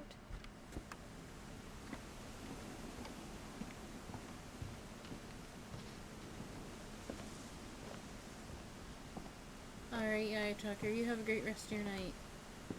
This Mom video will definitely be... blamed Edie, but I think Lewis blamed himself. This video will be put on YouTube, and at the end of the video, I'm going to explain what I feel like happens in this story and what I feel happens with every one of the sleeping incidences. So make sure you check out the replay on YouTube when it goes live.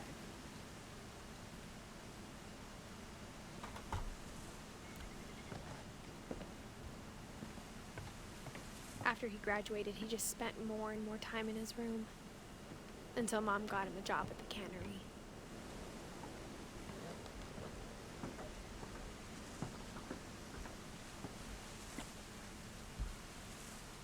Everyone always told me to stay out of Lewis's room. Except Lewis.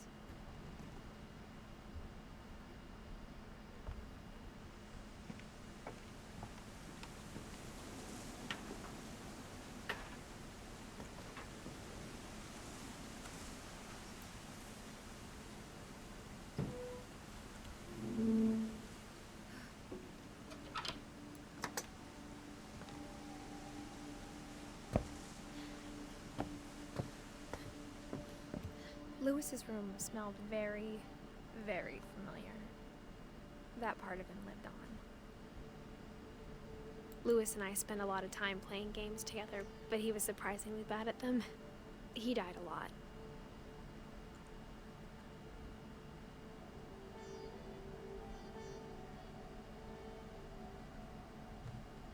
I don't think it's much of an amount. He sat on a medicine ball. I wonder if that's more comfortable than sitting on an actual chair.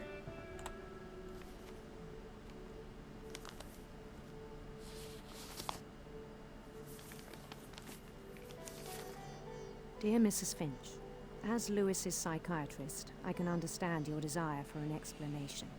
As I see it, the trouble began in January, shortly after we convinced your son to seek treatment for substance abuse. Newly sober, I believe Lewis first noticed the monotony of his daily life.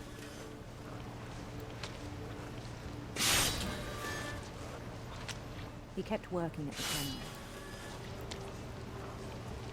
But he withdrew part of himself. In our sessions, I saw the same behavior. His mind began to wander.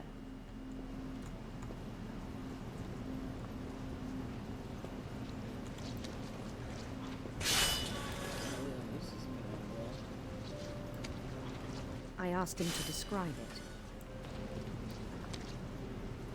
He said he started small.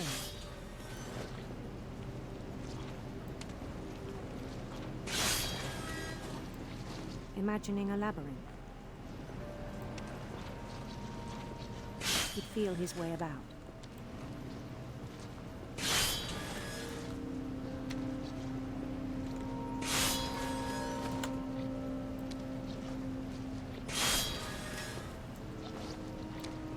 Then something moved. Bats. And toads.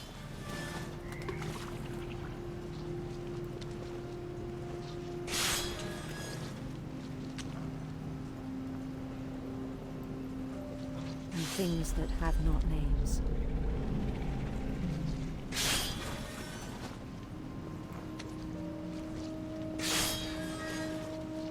He knew it was all in his head. But he took it very seriously.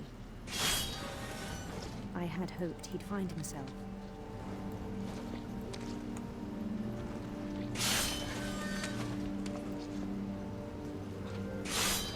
But he found something more. I worried about him then, daydreaming at the cannery.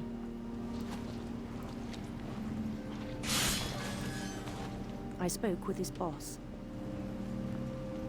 but he said Lewis had become a model employee. Methodical, tireless, focused.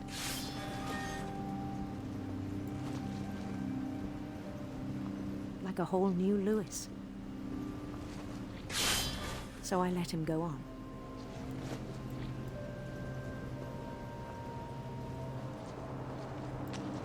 I even encouraged him. It seemed very promising at first.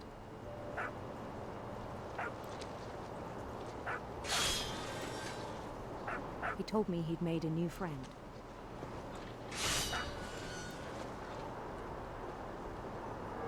On the edge of a city he named Lewis Topia.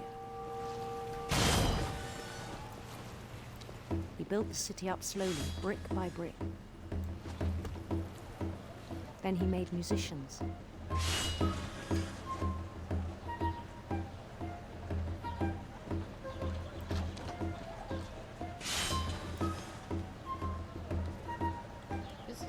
And songs for them to play.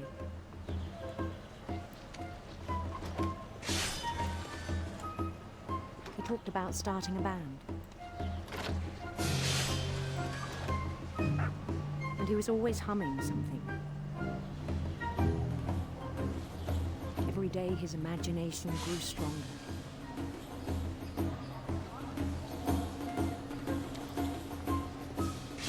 He no longer spoke at the cannery.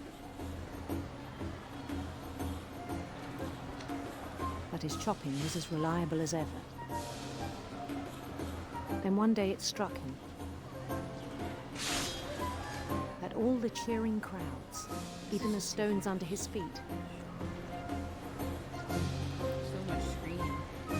were all in his imagination, so he could do whatever he wished.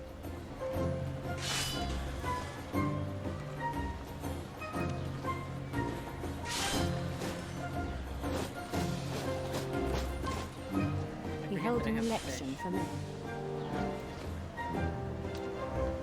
And he won. They begged him to stay, but his mind was already wandering. It became a game for him.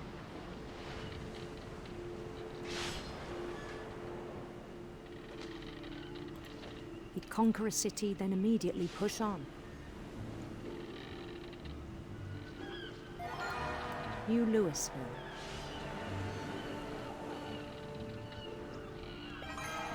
St. Louis. He started drifting away from our reality.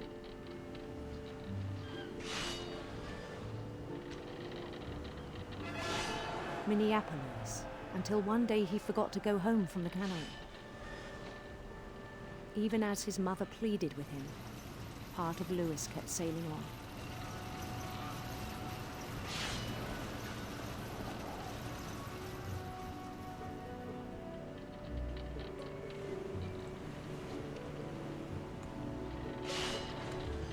We just ignored it. In Lewisburg, he heard rumors of a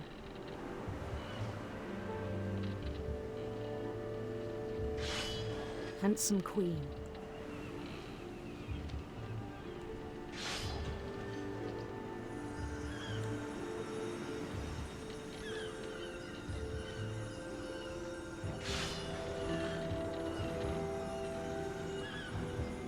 The queen was on her own quest for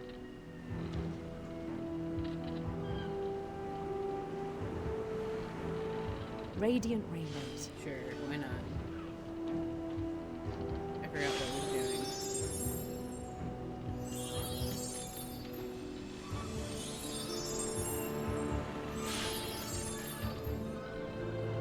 He followed the sound of her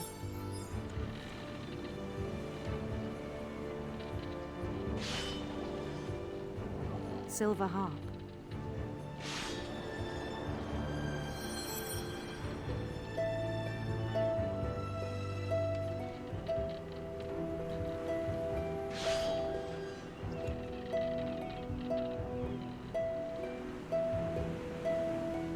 His chase led him to a golden palace east of the sun and west of the moon. Even then, his logic remained sound.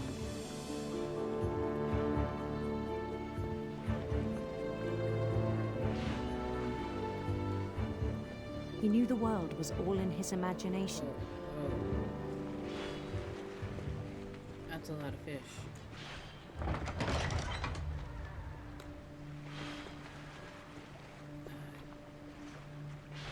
But he was so proud of having created it.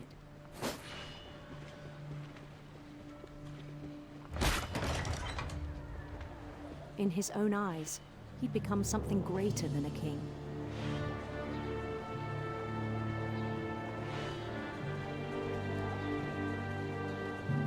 I don't want to. For someone who'd never known success in the real world, I think it was overwhelming.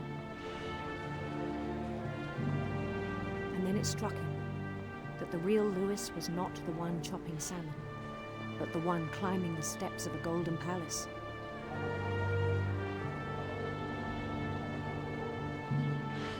It's got that forced camera angle. My imagination is as real as my body, he told me. It was hard to argue with him.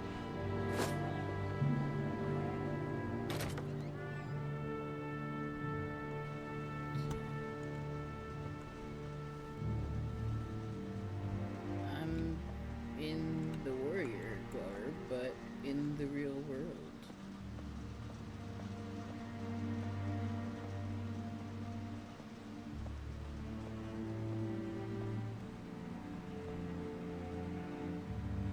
He had a Game Boy.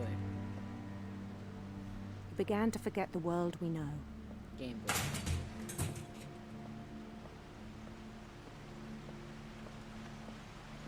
I think it pained him to remember Louis, the cannery worker.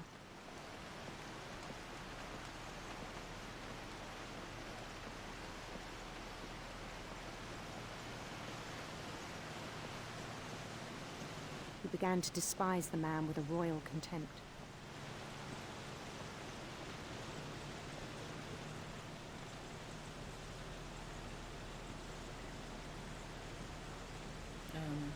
Louis, you're not grabbing the fish. I still thought I could save him. Even after he said he was being crowned king over all the lands of wonder. The palace would be packed with his companions.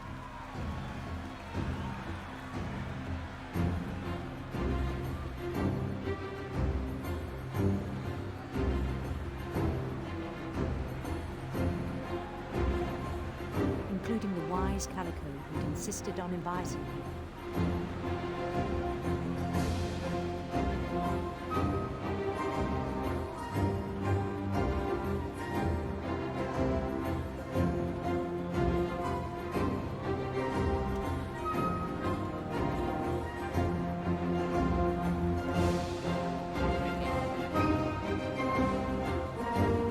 If it's getting too loud, just let me know. I will gladly turn it down.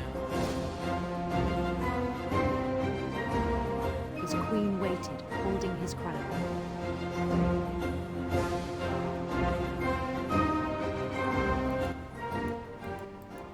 We're just gonna bring that down a little bit because I know that that's not easy to hear through. There was only one thing left to do.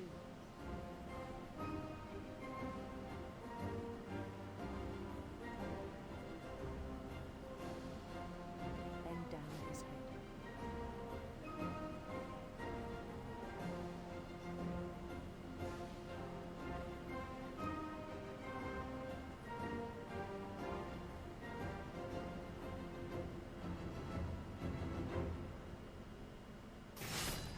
The rest I think you know.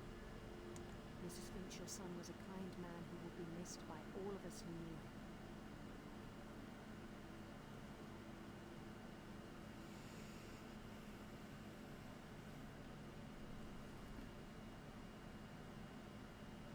My brother was really cool. I wish you could have met him. Alright, I have turned the game back up.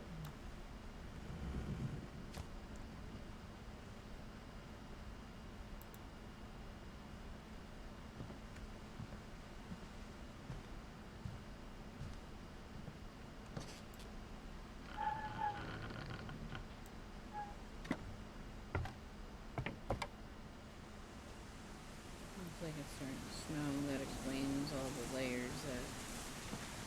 On the way back Layer from Lewis's character. funeral, my mom told me to start packing. She waited until the day before we left to tell Edie. I'm not sure if she wanted to make it easier or harder.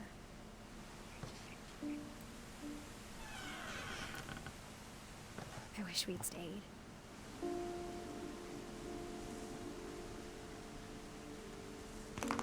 But I understand why we left.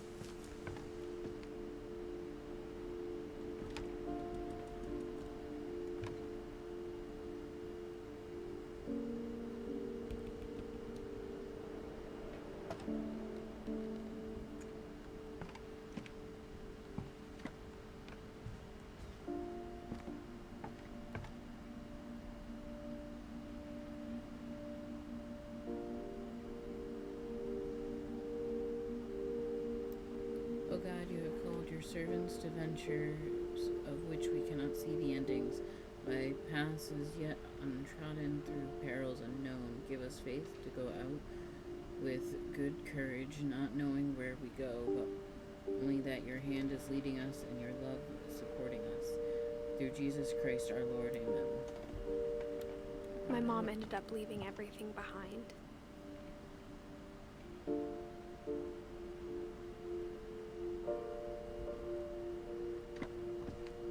What happened that night had been coming for a long time. Maybe it should have come sooner.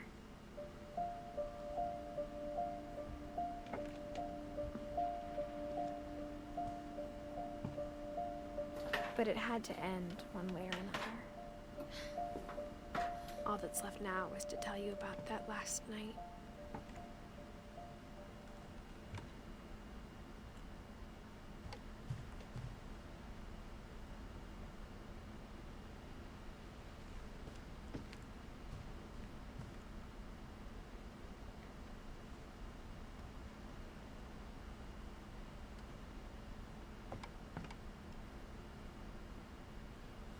I think we're crawling around.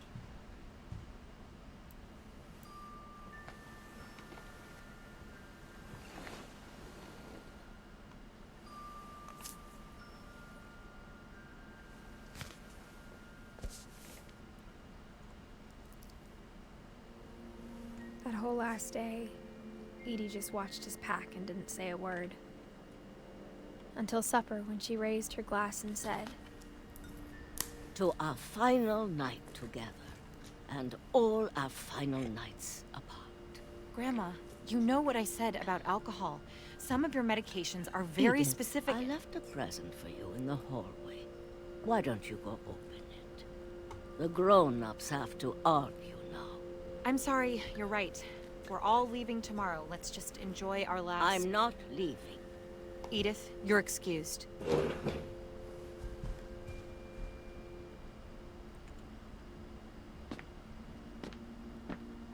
The power had been shut off that morning, but Edie always had plenty of candles. When my mom sealed the library, I don't think she knew about the other entrance, or that Edie had a key to it.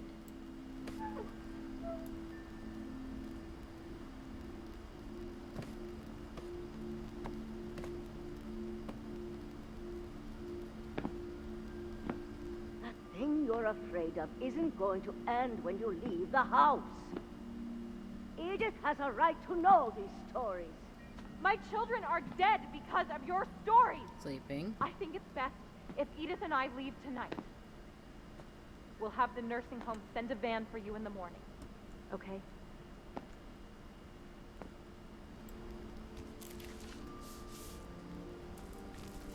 Dear Edith, there's so many stories I wish I could tell you, but there's only time for one. This is about what happened on the night you were born. That night, the tide went way, way out. It was the first and last time I ever saw the old house aground. There'd been an earthquake out in the middle of the ocean. They called it the lowest tide in 1,000 years. God, it smelled awful. You know, I've seen that house every day of my life.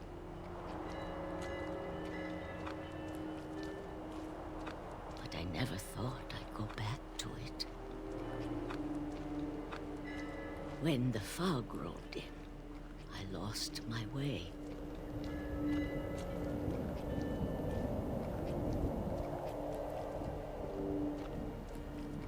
I got turned around.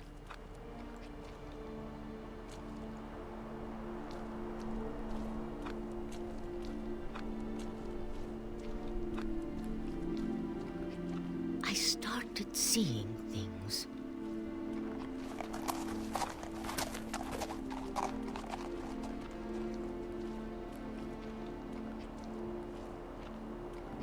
Things I'd forgotten had ever existed.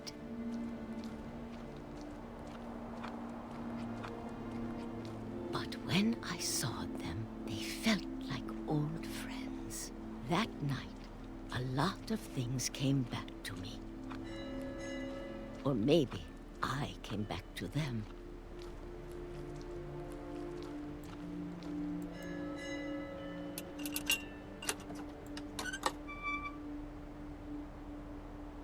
Things I can't explain, but that I need you to try and... Edith, what are you doing in here? It's mine. Edith! Mom, you're gonna rip it! Let go! I kicked and screamed, but Mom dragged me to the car.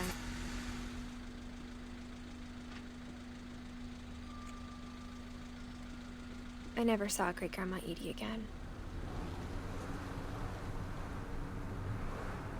The next morning, the band came to pick her up, but she was already gone. After that, we moved around a lot.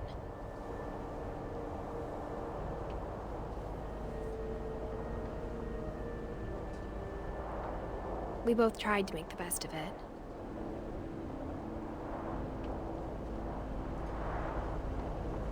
I think we've all done this out our car windows before. A few years went by.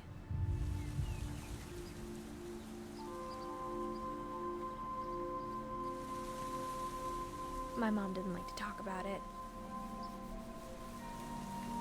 But she started getting sick a lot.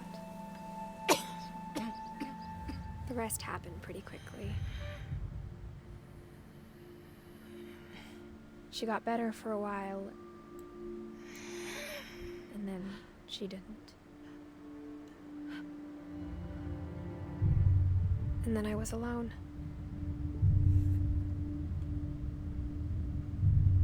The last Finch left alive.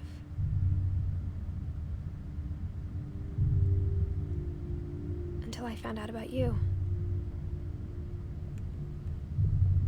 I'm still not sure what to tell you about all this. If we lived forever, maybe we'd have time to understand things. But as it is, I think the best we can do is try to open our eyes. And appreciate how strange and brief all of this is.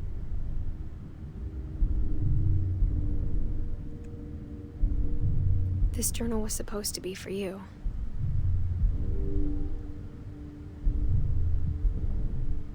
But now I hope you'll never see it.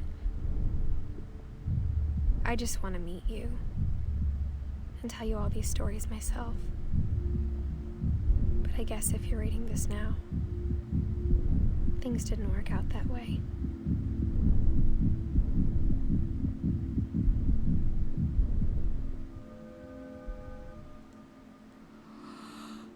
This is where your story begins. I'm sorry I won't be there to see it. It's a lot to ask, but I don't want you to be sad that I'm gone. I want you to be amazed that any of us ever had a chance to be here at all. Good luck.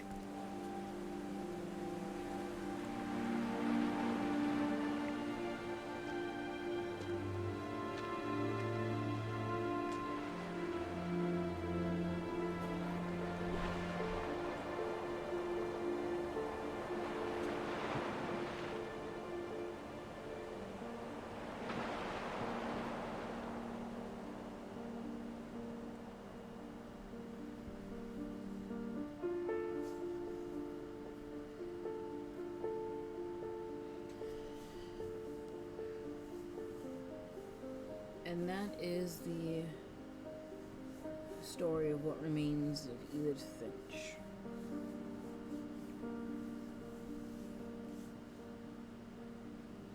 A story of a family plagued in tragedies to the point that they thought that they were cursed.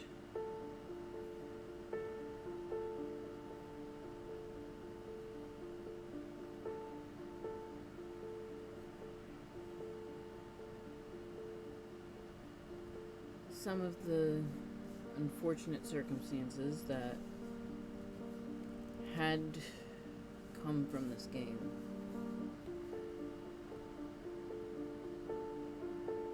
show very odd ways of somebody sleeping forever and coming to that point. So,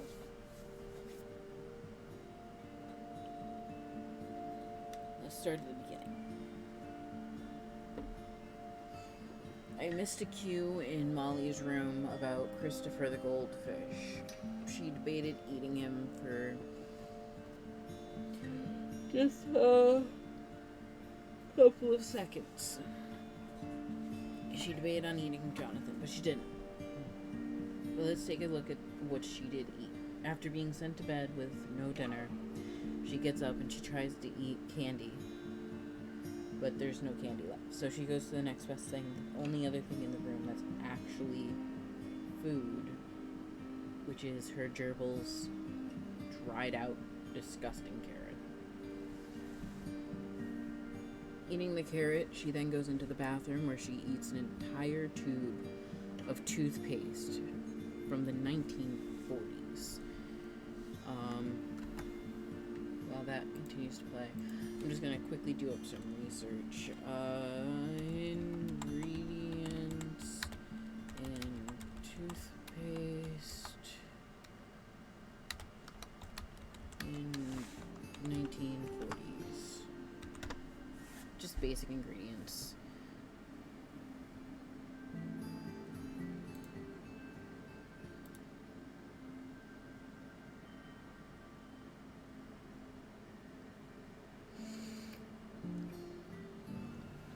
Okay, so soap, soap was an ingredient in toothpaste until the 1940s when it was replaced by sodium lauryl sulfate. And sodium lauryl sulfate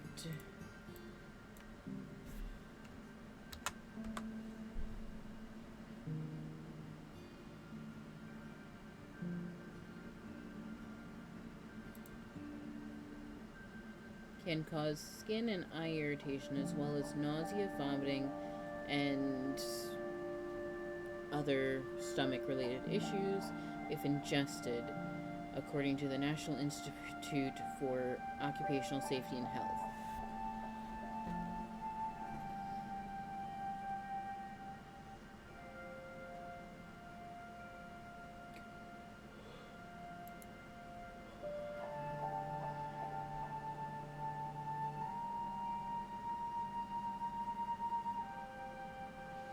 It's also toxic to aquatic organisms. It's commonly used as an emulsifying cleaning agent in household cleaning products, laundry detergent, spray cleaners, and dishwasher detergents. So,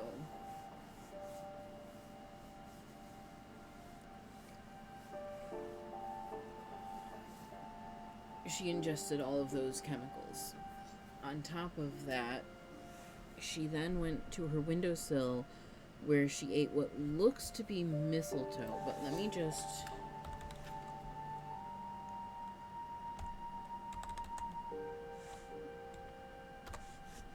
confirm that that's what we were looking at.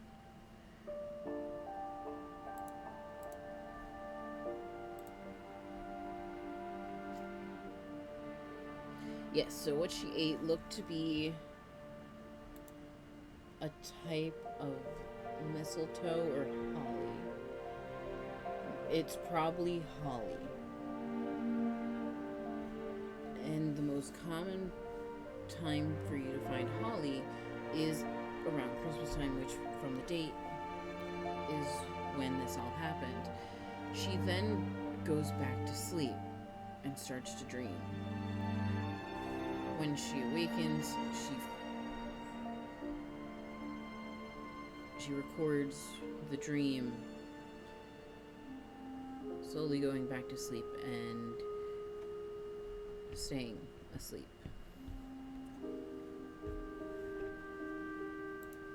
The game tells it in such a way that we're getting an unreliable narrator.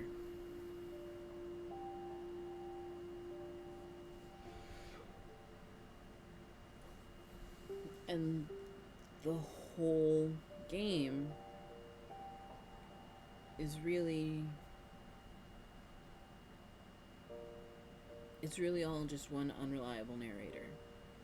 Edith is telling the stories that she found in the house that were memorialized by Edie. Edie memorialized all of these stories. But what strikes me odd is when we go to Barbara's room and she says, sitting right there, this was the one thing that came out about Barbara's death that Edie had decided to keep. And it was a comic. Of all things, why a comic and why not, like, a newspaper clipping about it? No, she kept the comic that said she went to her permanent sleep after the monsters got her. She gave up her performance of a lifetime. But whatever happened was so traumatizing that young Walter felt he needed to hide away under the house. To which Edie told newspapers that they had a mole man. Walter grew up under the house. He went under the house at the time of Barbara going to sleep forever in 1960.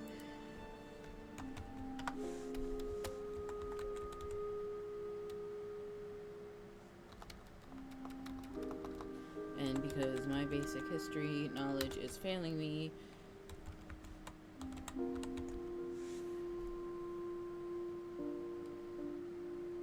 Trains had already been around, so Walter should have known what a train track was.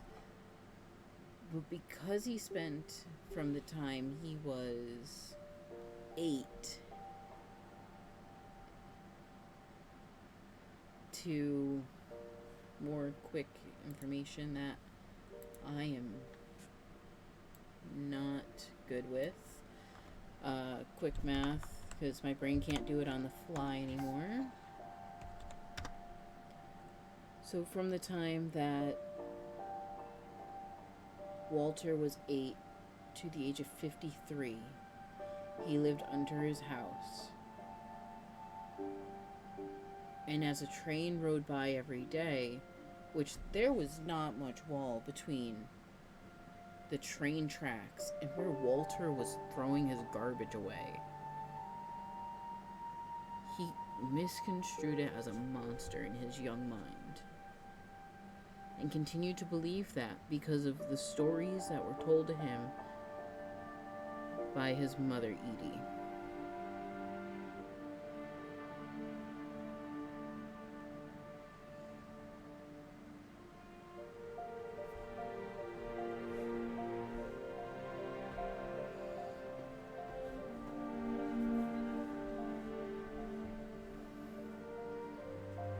When he saw the light of the train rounding the bend, if that's even what happened, we don't know.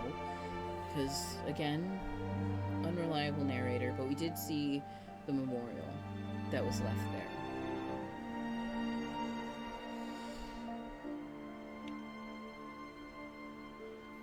When he saw that light, he didn't understand what he was seeing.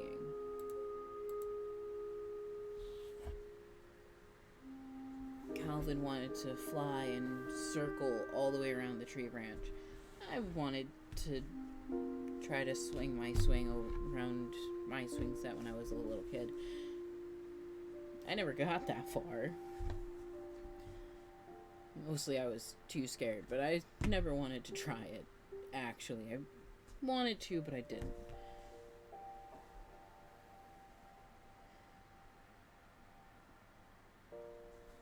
Now, that swing set was just asking for something to happen. You built a swing set that attached to a tree branch so high above your house that if you got high enough, you could be on top of the roof. You know, when Calvin or Sam or Barbara, whenever any of them were swinging on that swing, every time they did, they were over the cliff's edge. Every time. That is just asking for disaster.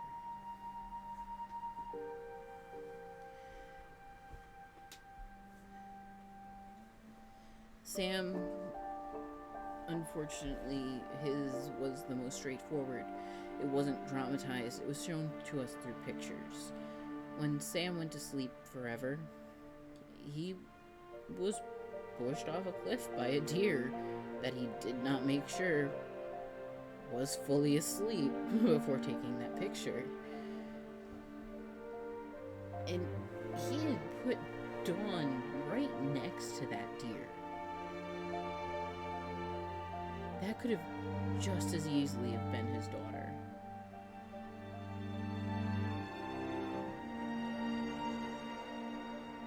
And this is going to get us to the two other children. Gus was so angry at Sam when Sam and Kay divorced. He did not want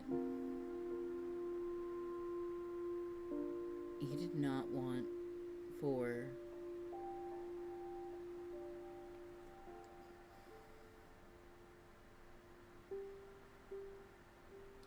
he did not want his father to marry. He did not want a stepmother.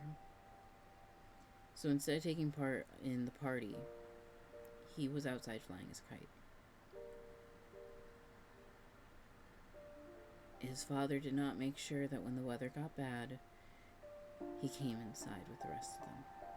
He let him stay outside and fly his kite. When we were coming down the walk to the beach, I stopped and I looked, and I was really trying to figure out what happened with that totem pole. As I was playing through Gus's story, I think I figured it out.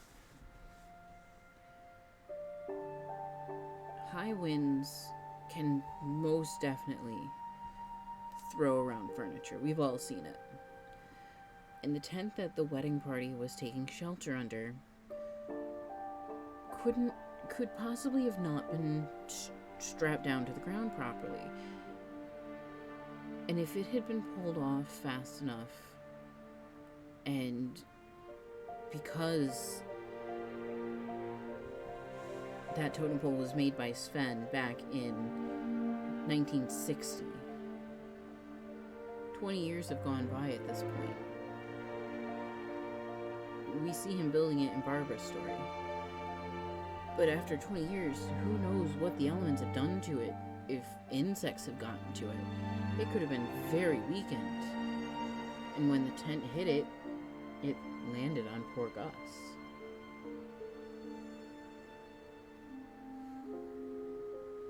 But one of the ones that was completely avoidable,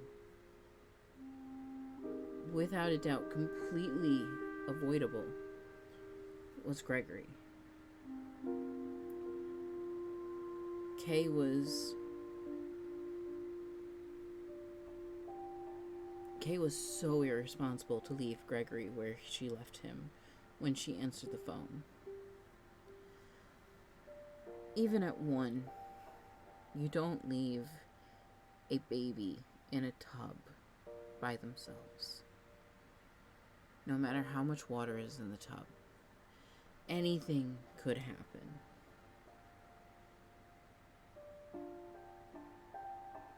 What we see as Gregory goes to sleep for the last time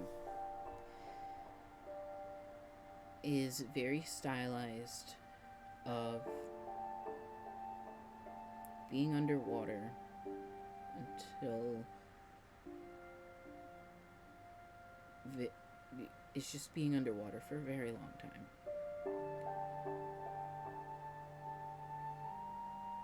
When he got close to the plug and the plug goes up, we see him try to swim up.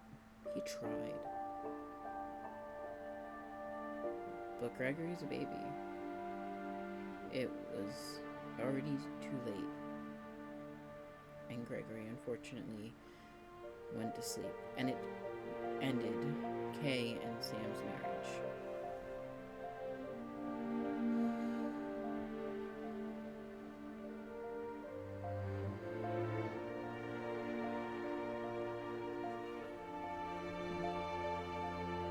Dawn then went off to India and met Sanjay.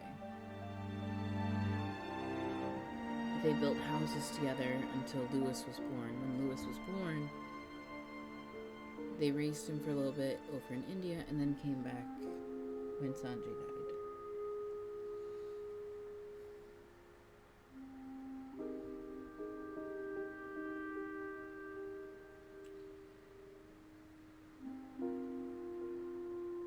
No. They had the other 2 kids. Then they came back after Sanjay went to sleep.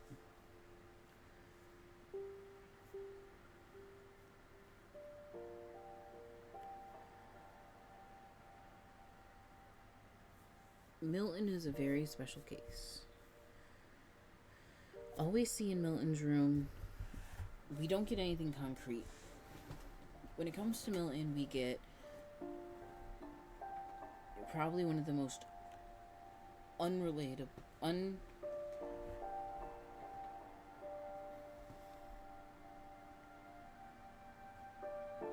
what's the word I was just using for the narrator?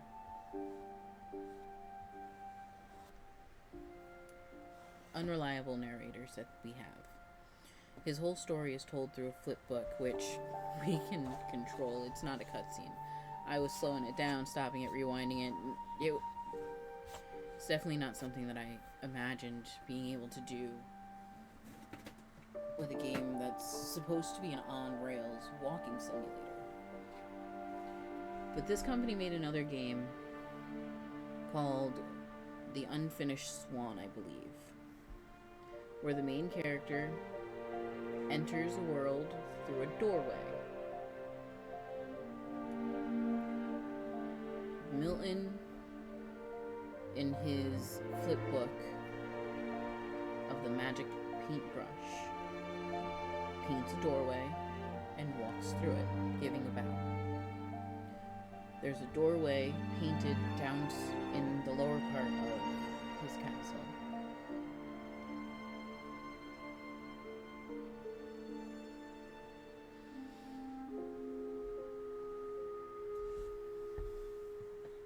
And then we get to Lewis. Lewis is, at this point, very depressed. He's lost his father and now his younger brother.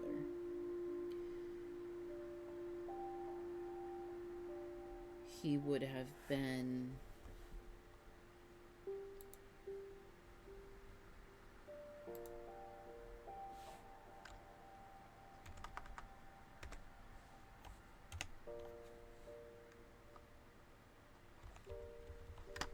he was 15 when Milton vanished.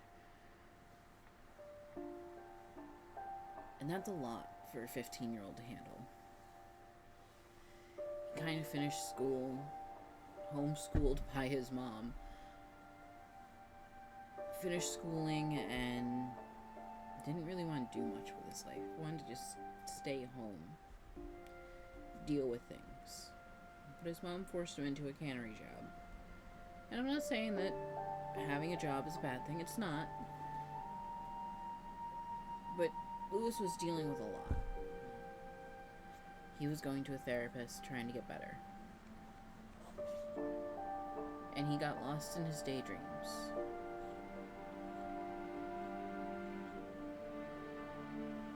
As you play through Lewis's story, more and more of the screen is taken up by the daydreams.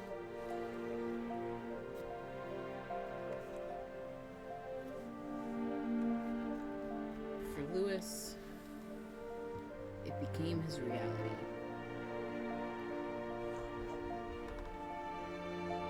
The ending of Lewis's, where we are walking up the conveyor belt, that the fish are being brought down, mind you.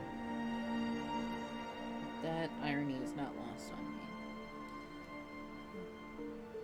We ride the conveyor belt through the singing and the dancing, the chorus that's going on. We go by the stray cat Molly that was his advisor.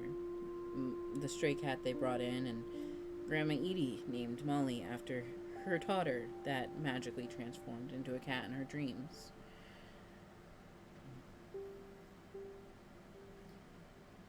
When he's kneeling to be crowned, in real life, quotation marks, Lewis seems to have climbed up onto his workstation to kneel down, to accept his crown. Because the fantasy he had created became more intriguing than his reality.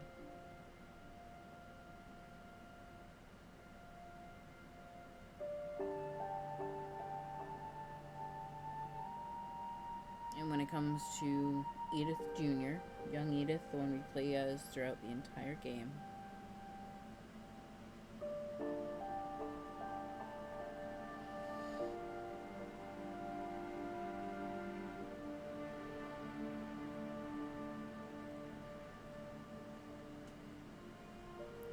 she goes to sleep forever in a similar way to her mom, and it's a medical issue.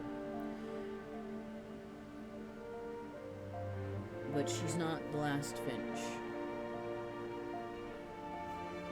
She had a son, and her son was putting flowers on her tombstone.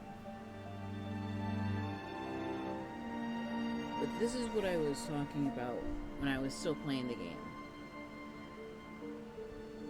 Lewis's funeral was a week before they left.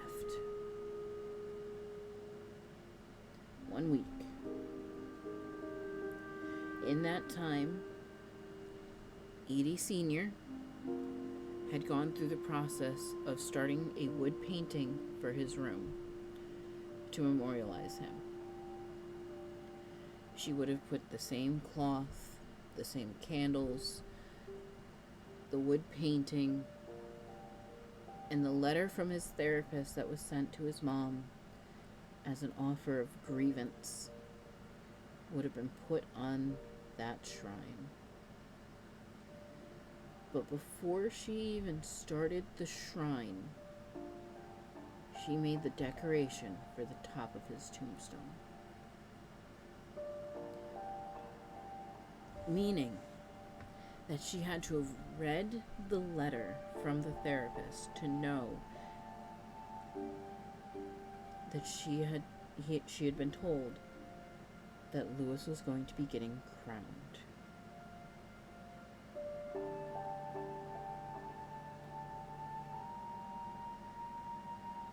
This story of family tragedy is what happens when you let imagination go way too far.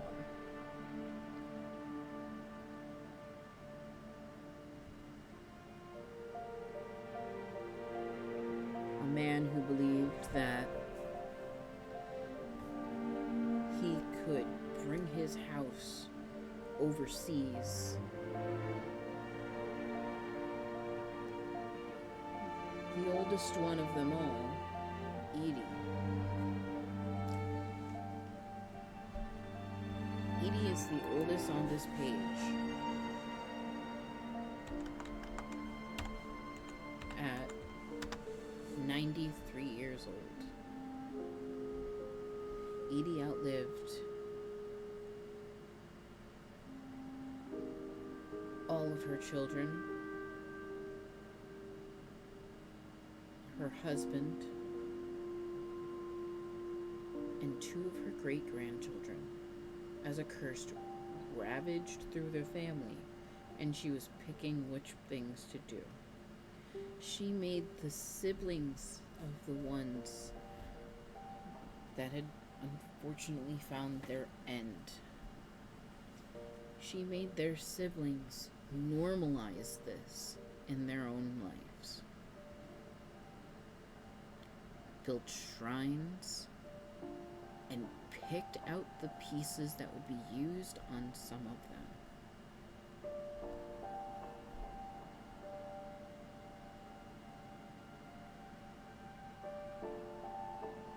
We did not need to have... She did not need to have Calvin and Sam share a room after Calvin left. She did not need to make Sam write a letter for Calvin and leave it where he could get to it.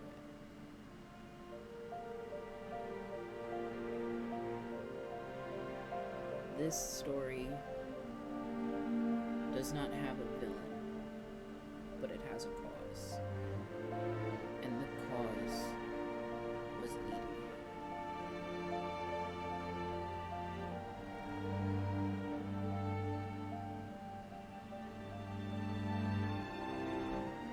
With this, we're going to take a quick break. I'm going to get a drink and check on my pups, and we will be back in about 5-6 minutes tops and from there we will see what we do. I'm gonna probably come back and quickly look at the Steam page for this, see if there's any achievements that I can get, and we'll go back through the story and we'll get them.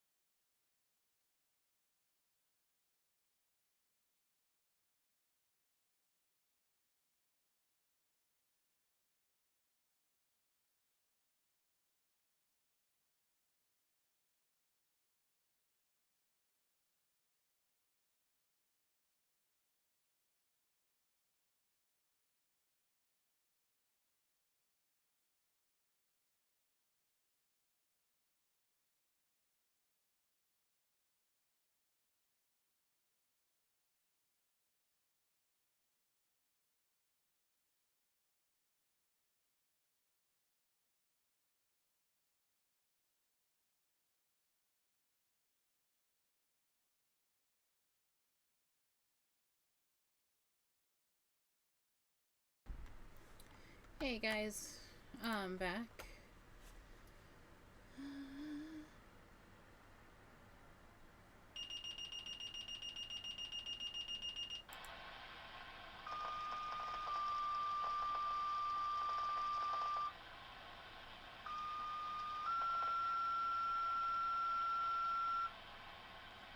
So there's only two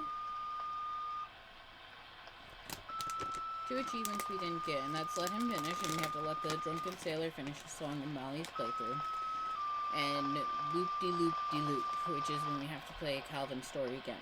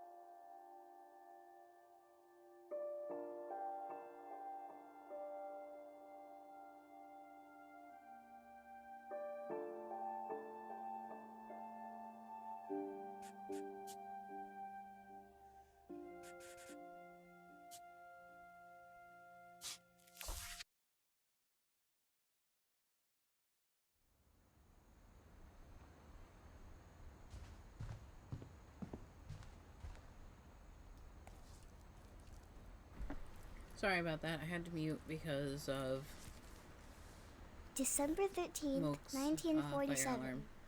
Dear Diary, I'll be gone soon, but I wanted to tell somebody about what's gonna happen.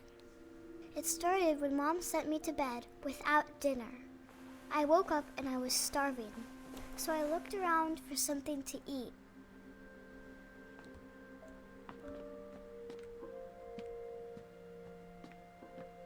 This is Christopher the goldfish. I thought about eating Christopher, but I held back.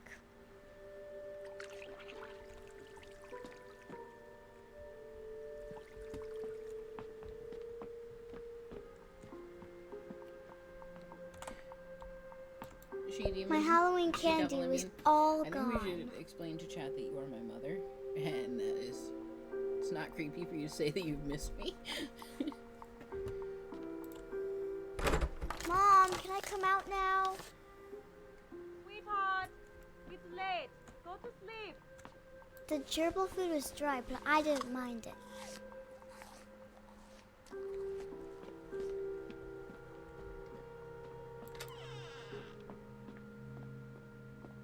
I ate a lot of things that night.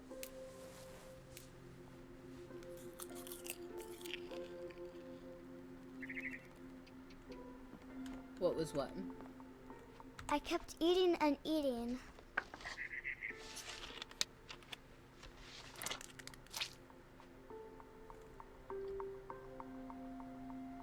We ate 3 holly berries, an entire tube of toothpaste from 1940s. Then I heard chirping outside my window.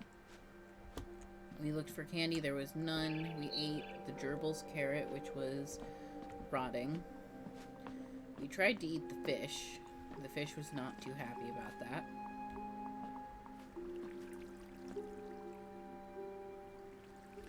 Oh, I had been explaining that It was a barn swallow going back to her nest.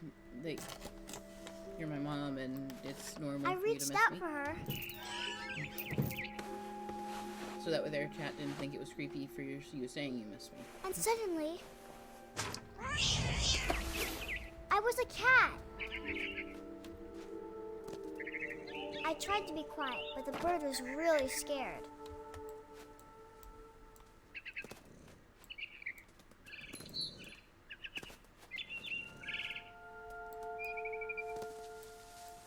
Mom and Dad didn't even look at me.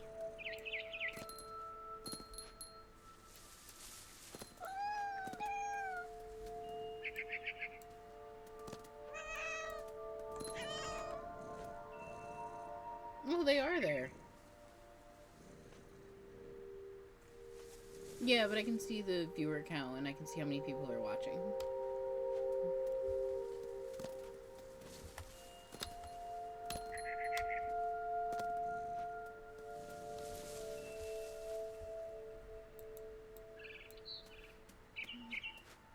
Oh, this way. I jumped and I almost got her.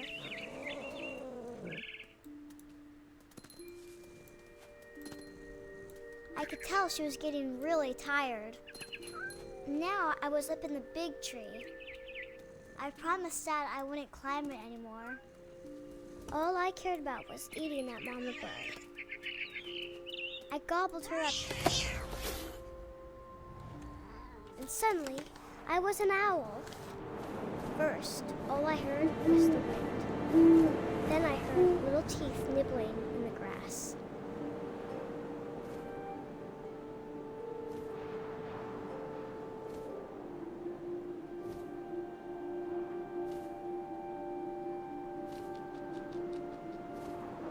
Rabbits.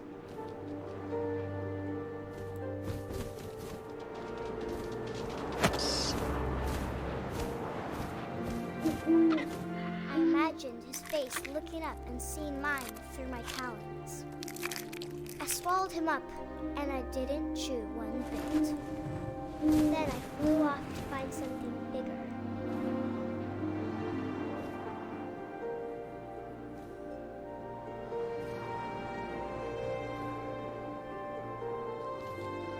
A mama rabbit.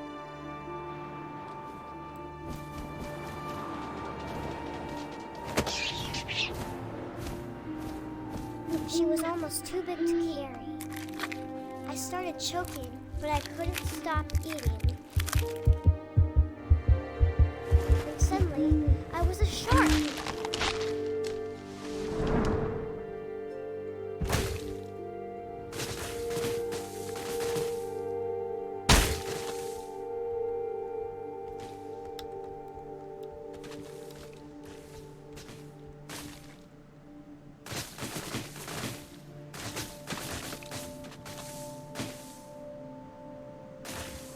I rolled off the cliff and into the ocean. Now, I was hungrier than ever.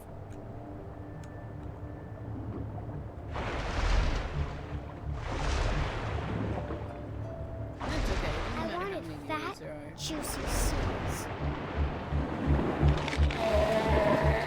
I tore off her flipper, and it tasted Everyone who is really viewing good. has decided that they like what I'm doing enough to stay. I'm glad that I'm able to entertain even. I grabbed on tight. When I was so hungry, I jumped out of the water. Oh, I When turned I- this up way too loud again.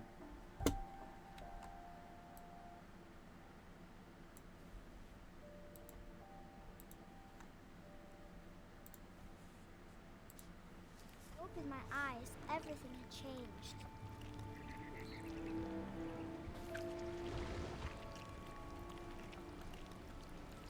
Now I was a monster and I smelled people everywhere. I lowered the volume of. I lowered the volume of the game. Hopefully that helps.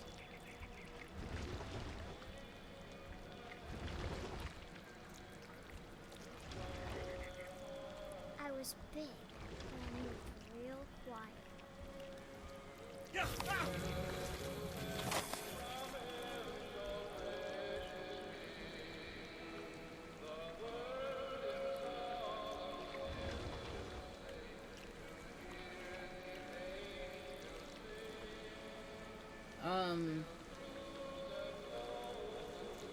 I wanted to stop, but also I didn't.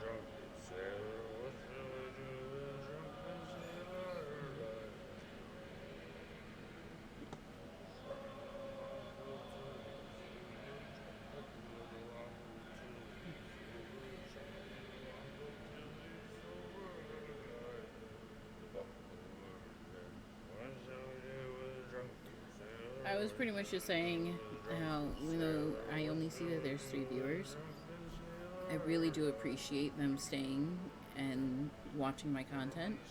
Makes me feel like I'm putting out content that they really like and that they really wanted to see more of. And I could be no happier than just making something that somebody enjoys.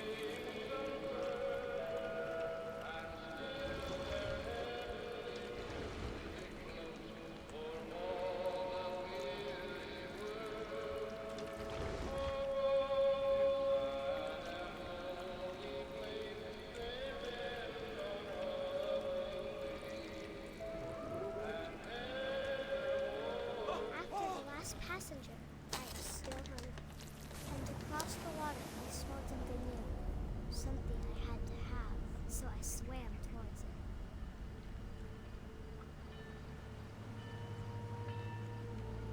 I slithered onto the sand, and the good smell went into an old pipe. Like just the story of the game, or to the game itself?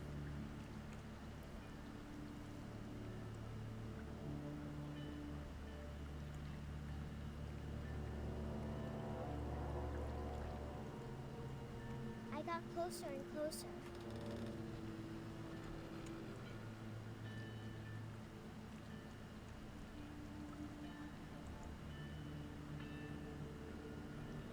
It's definitely a good story. All my stomach started The game is very easy to play. Anybody could play it. And suddenly, I was Sedated Romeo, thank you for following.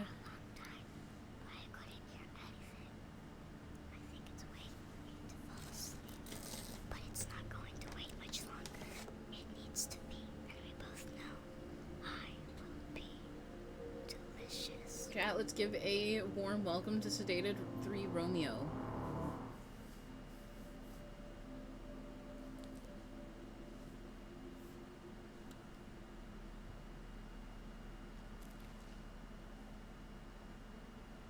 I'm not sure if I believed all of that, but I'm sure Edie would have.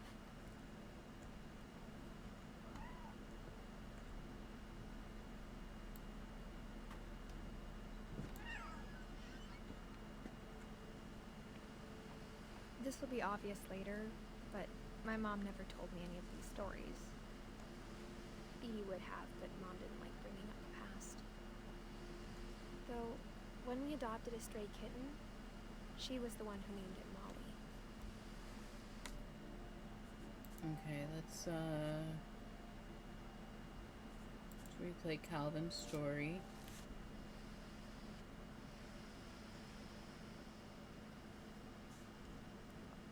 I knew Grandpa Sam had a twin, and that he never talked about him.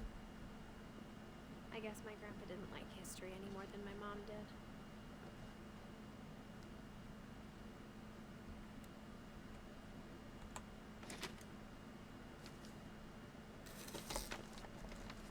How I Want to Remember My Brother by Sam Finch. The thing I remember is that when he made up his mind, that was it.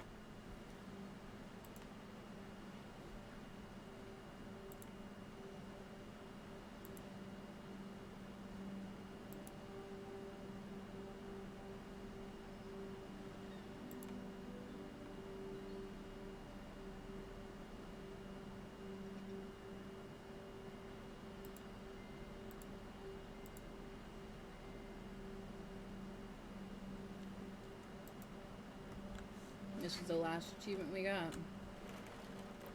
My brother said he'd die before he ate another mushroom. And he did. At Barbara's funeral, we swore we'd never be afraid again. And he wasn't.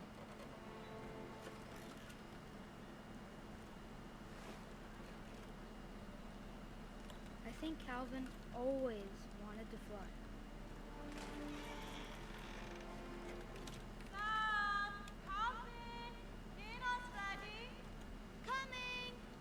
But that day, he finally made up his mind to do it. I told him going around was impossible. Maybe if I hadn't said that.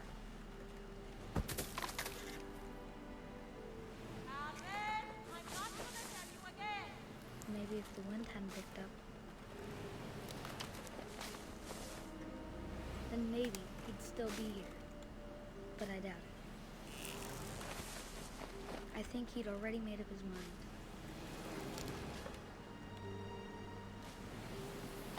That's what I want to remember about my brother.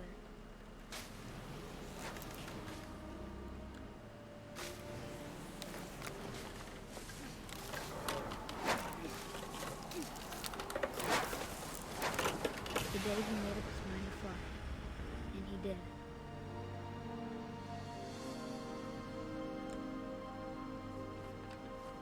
That should be the last of the achievements, meaning that this game is 100% completed. Calvin's story felt strangely familiar. When I was younger, I remember trying to do the exact same thing.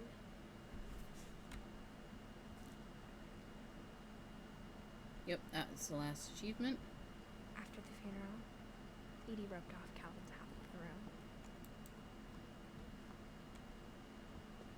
Mom said Grandpa Sam enlisted at 18 and never set foot in the room again. So,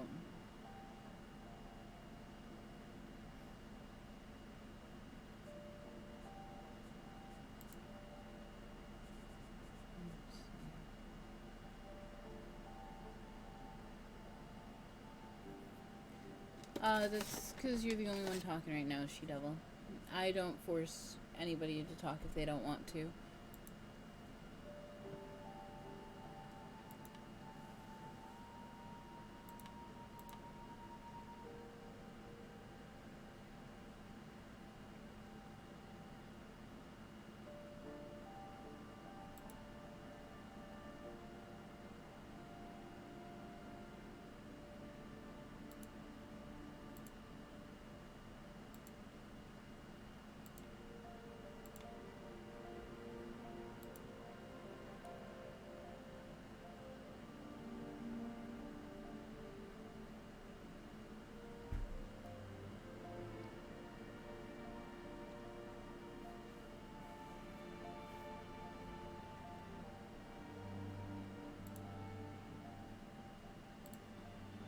Nope, nothing messed up with your chat.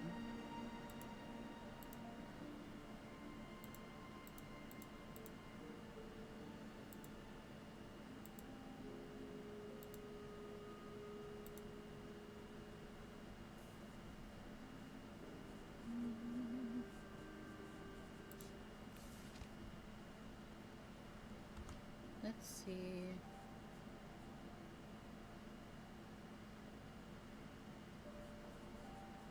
Let's now replay this story. Let's see if this takes us like up toward the room. Nope, takes us right back to the beginning.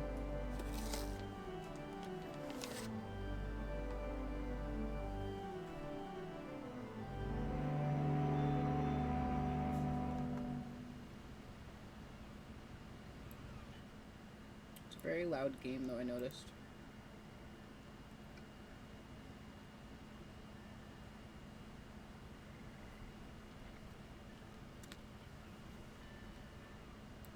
Nope, chat is not messed up. A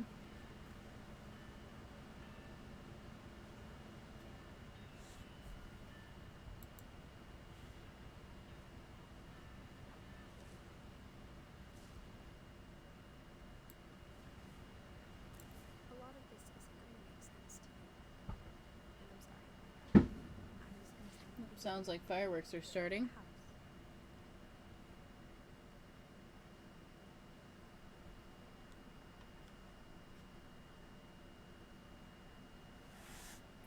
We can definitely do that, and I can stream that from my PlayStation as well as we play. It'll be fun to play with somebody again.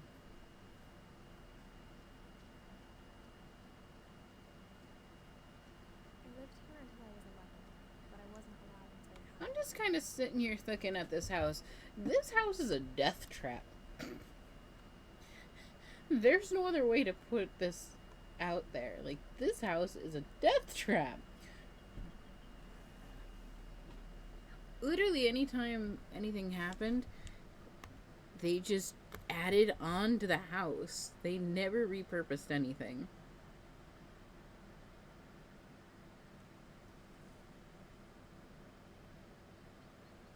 I look forward to playing with you when you have your controllers charged. It'll be fun.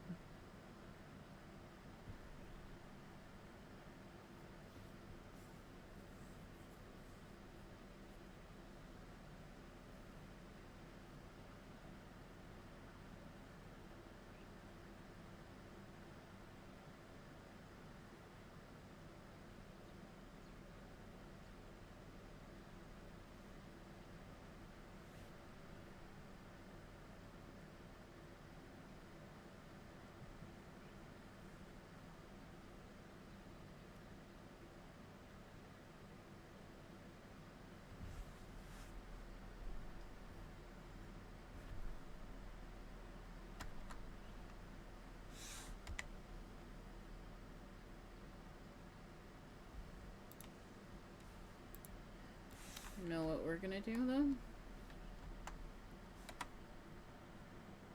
We're gonna quit the game. I know it's a Edith. It's what remains of Edith Finch stream, but I want to hop into this Steam itself and see. I just want to make sure that we got everything.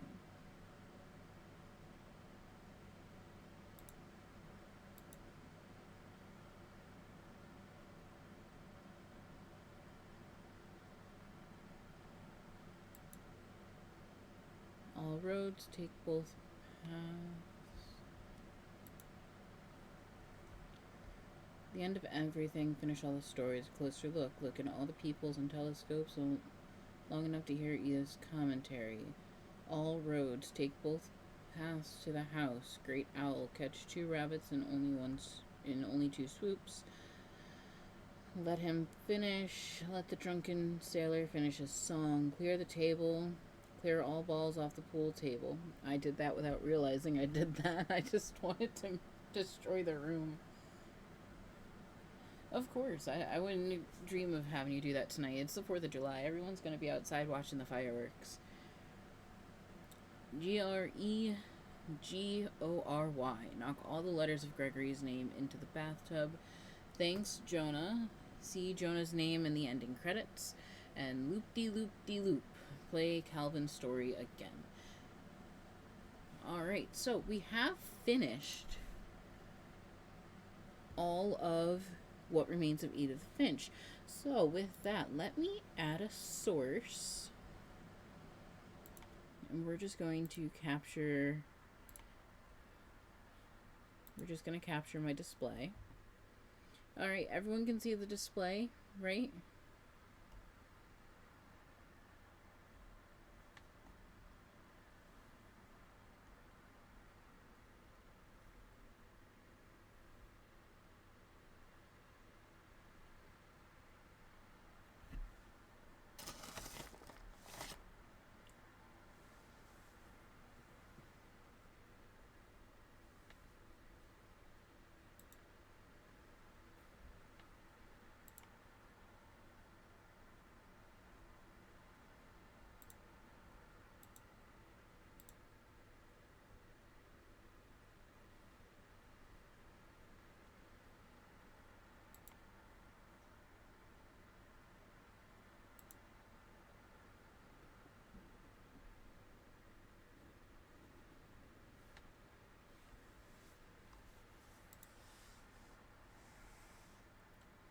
It is a short game. Like I said, it's like watching a movie.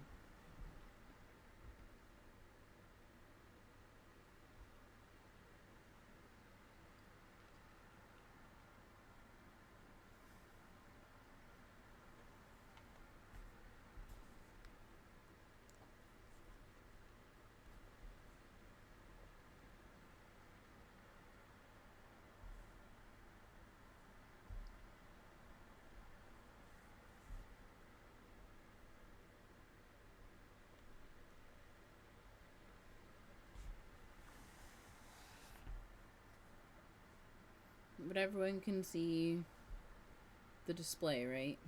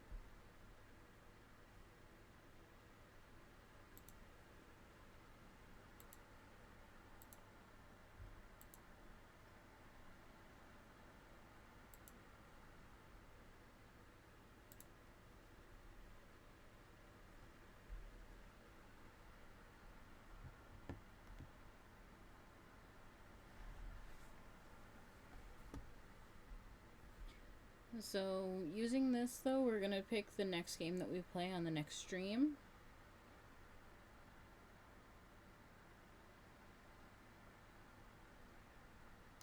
Let's see, what do we want to play? I cannot get Fall Guys to work. I was sharing Fall Guys and Pummel Party with Moke, because these are Moke's games. And I was sharing these with him, and it wouldn't work, so I bought my own, and it still doesn't work. I don't know how to get it to work. It won't work. I've tried. Papers, Please is a fun little short dystopian game. Phasmophobia, that would be a good horror night game. It's a multiplayer game though, so I would need more people to play with. I do want to get Tomb Raider back up and running.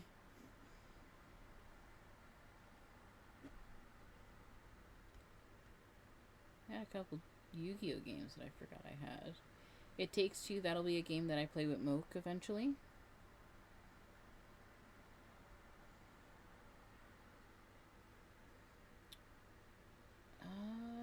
This is one that I really want to play, but I have no one to play it with to teach me how to play it. Maybe we'll end off the stream with a truck driving game.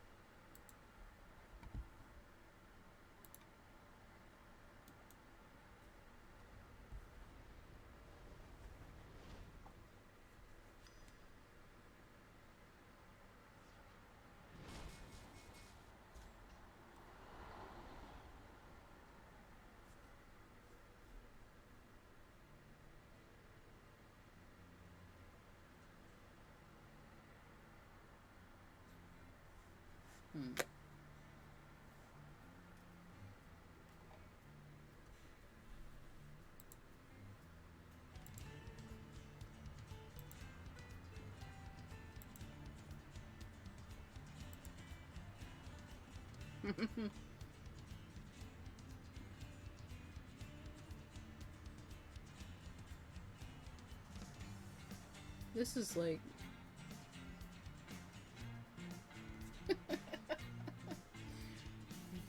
This is different.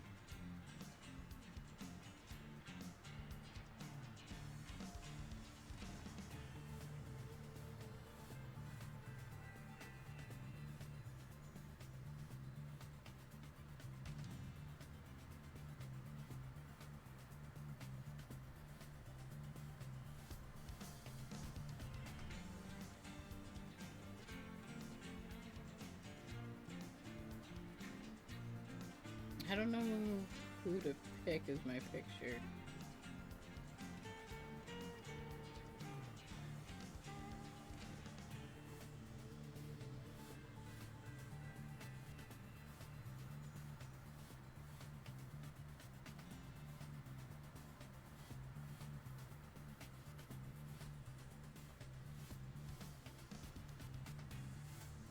I guess we'll go with this one.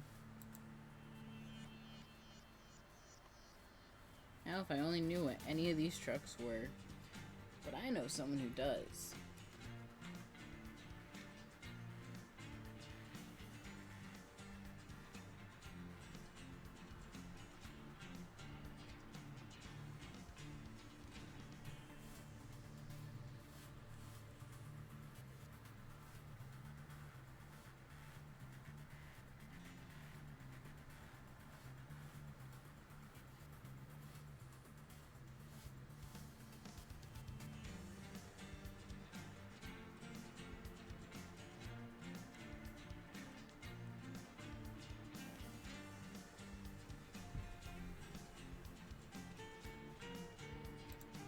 Company logo.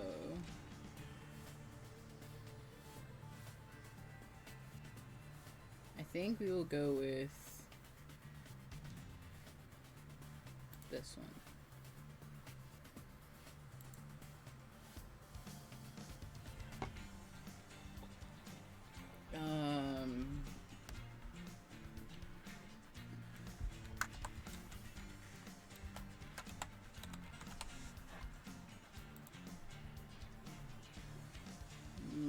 Still like the best logo.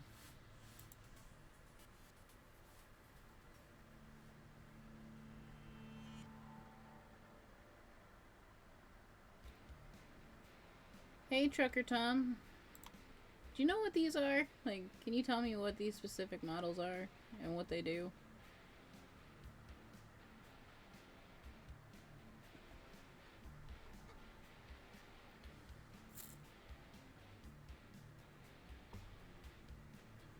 Like, I don't know anything about trucks, but I found a trucking game.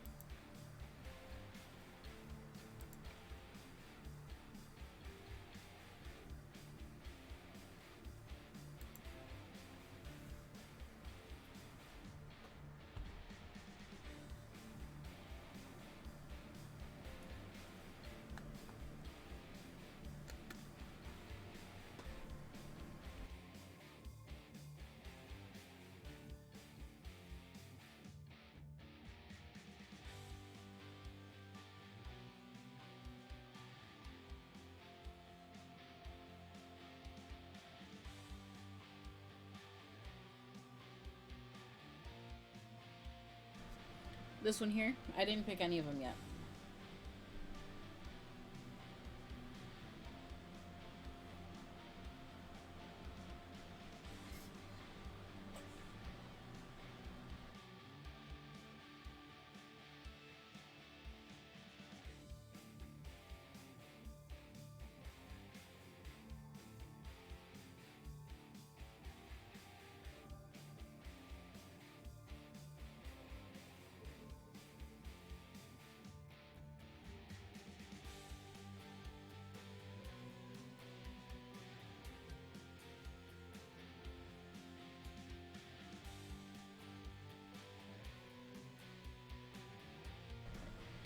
This one.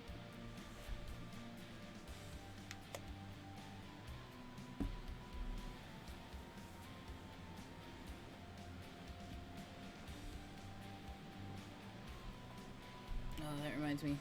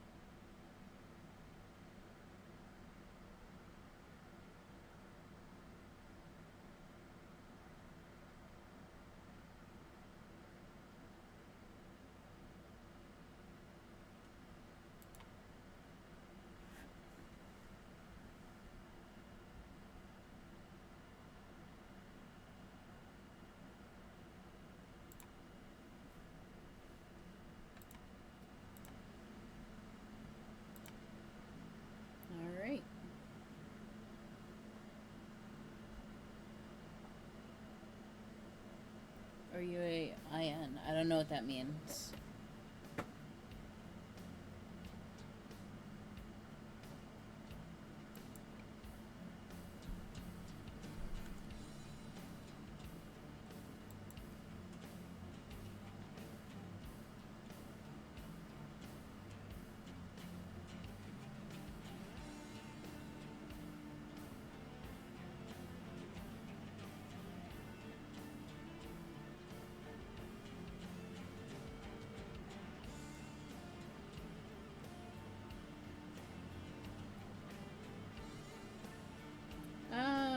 No, I do have a company. It's a company that I made, but it's still a company.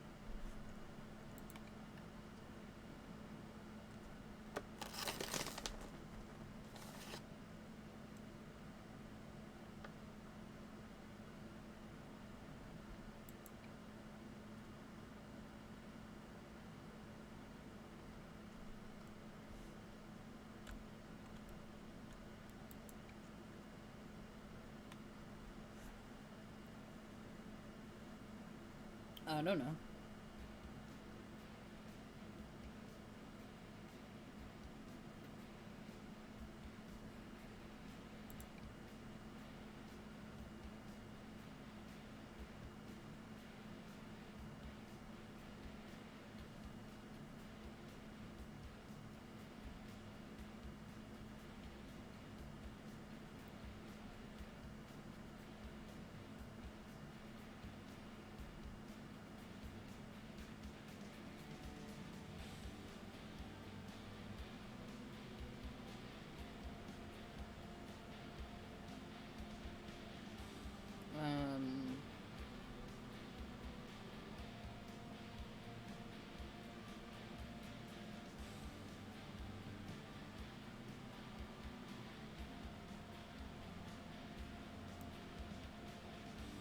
Oh, wow.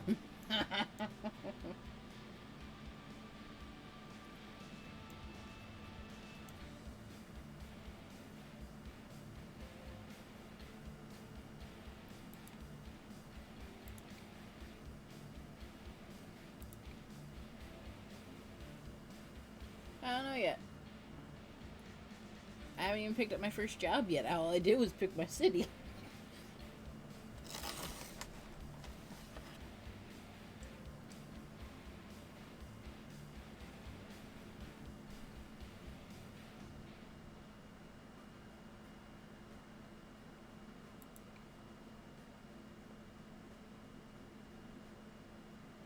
Welcome to American Truck Simulator.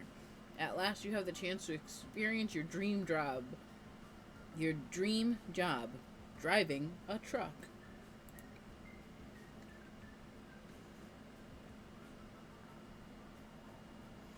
Nah, I decided to go to Phoenix, Arizona and see the better vampires. Your own transportation company is now open for business, but sadly, you lack the money to buy a truck.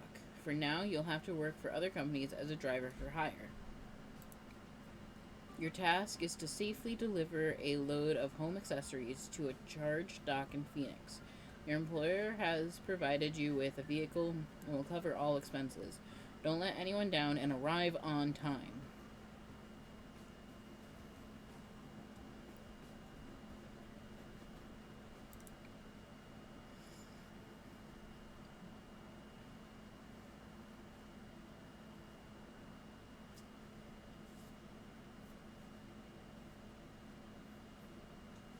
I told Milk how you would like this game.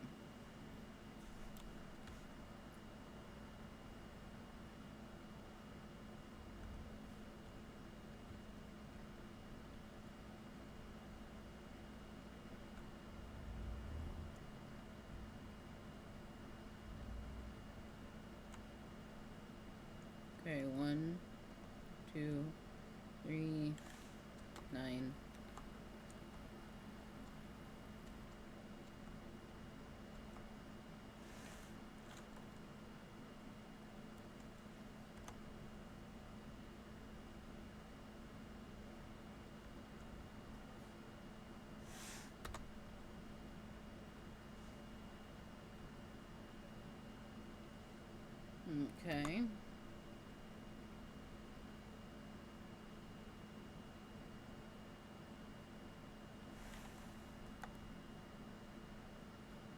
game is pause. You control route advisor with the mouse and start sat nav.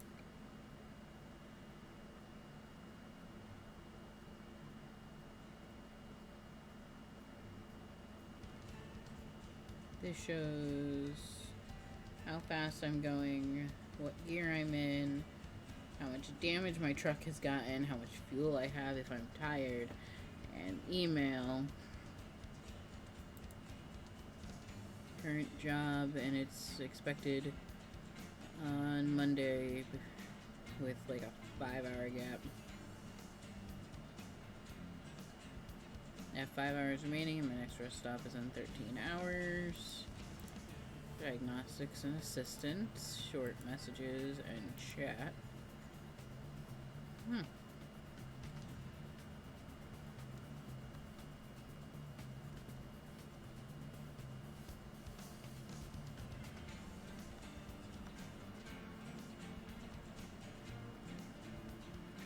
think I like that one.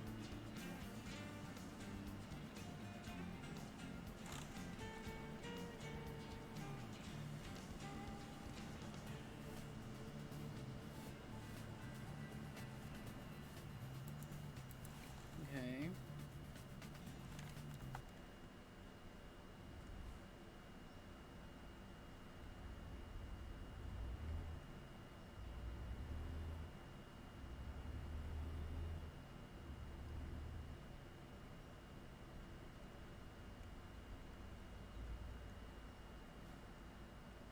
I'm not gonna make a wide enough turn.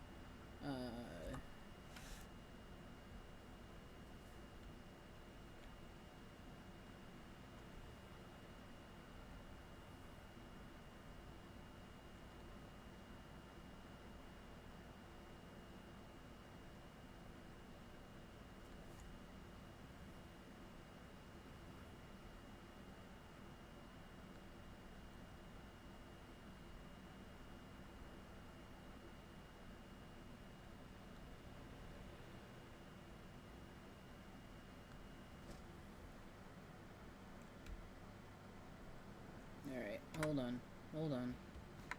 That was not what I wanted.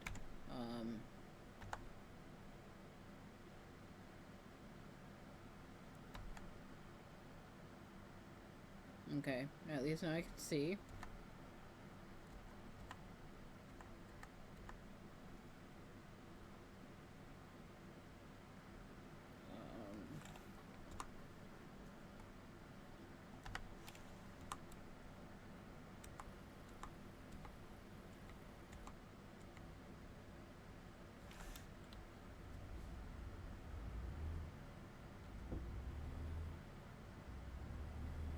I don't know how I'm going to do with this. I'm horrible at first-person driving games.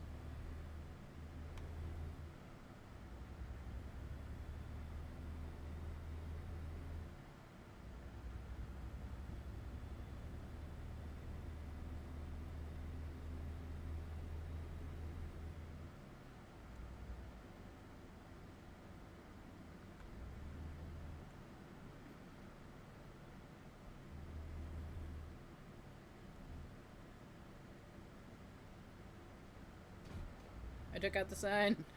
Oh no. I don't know what I'm doing anymore. Why did I do this? I think I picked the wrong controls for a beginner truck driver.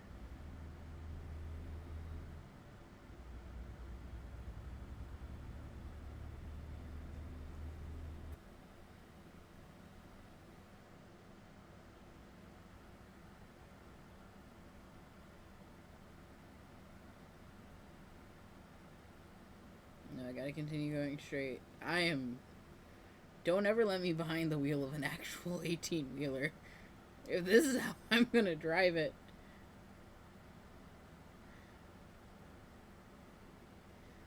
I promise I don't drive like this in my everyday life.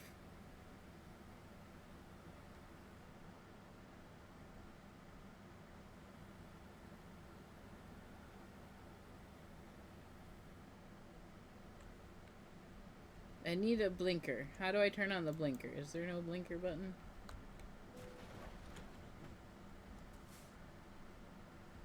Oops.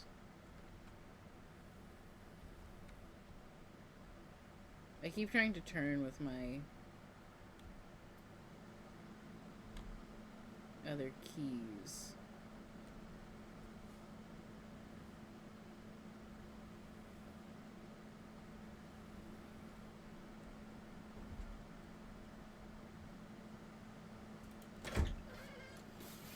Hi. What? I messed up. What'd you do? I picked the wrong controls. What do you mean?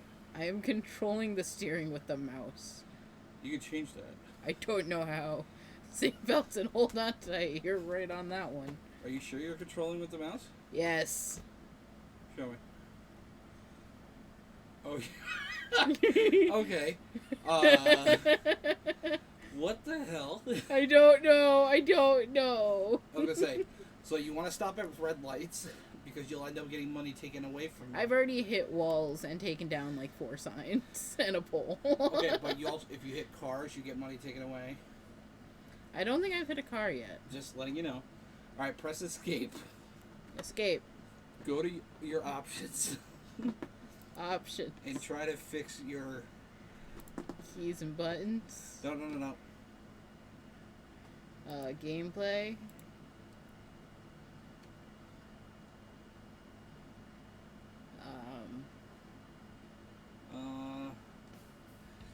Go to your keys and buttons, or controls, right there on the bottom. Controls.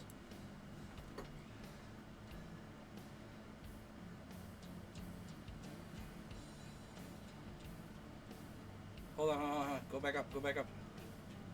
See that thing that says reset the default? Hold on, right here. Mouse and steering. Keyboard only. Oh, boy. You gonna play with me? I just got off. Oh, why'd you do that? Because I have to take a shower and go to bed soon. No, Everyone but... says happy 4th. Who? Everyone says happy 4th. Oh, happy 5th. Anthony says happy 5th. So...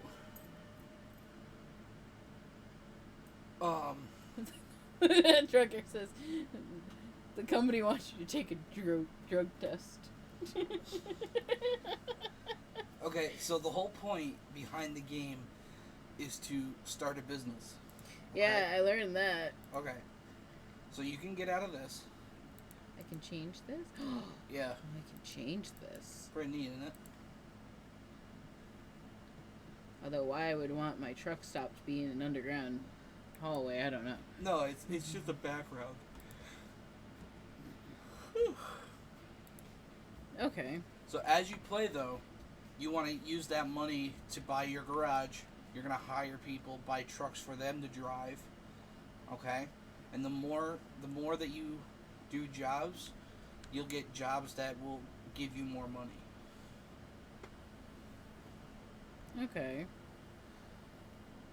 Oh my gosh, I can actually look around. Oh, yeah, move around with the mouse. You're not controlling it now. I can see where I'm going. I'm still having a hard time, like, learning how to park it. You might as well just keep going. You went past it. Yeah, but I gotta go this way. So, to stop, you just press like you were going reverse. I know. Oh, okay. I'm not yet used to how fast it goes. Oh, wait till you put a better... Excuse me. Wait till you put a better engine in it. Then it goes faster, and then you really don't know how to control it. Oh, you're supposed to stop. You can back up. There you go. Press enter. Now... Play it safe. Well, hold on. You can do where do you need it. You get more experience that way. Or you do let's play it safe. Or you do sorry, I'm in a hurry. You don't get any experience. You gotta try to back it up. Yep.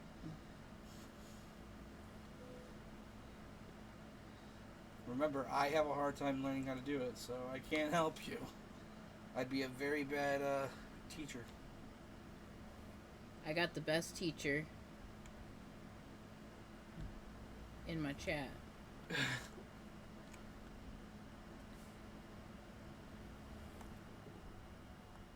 You just did damage to your truck. Yeah, I realize this. If you get to a part where, like, you don't feel like parking anymore, You just press enter, and you just won't get the experience. They'll just do the parking for you.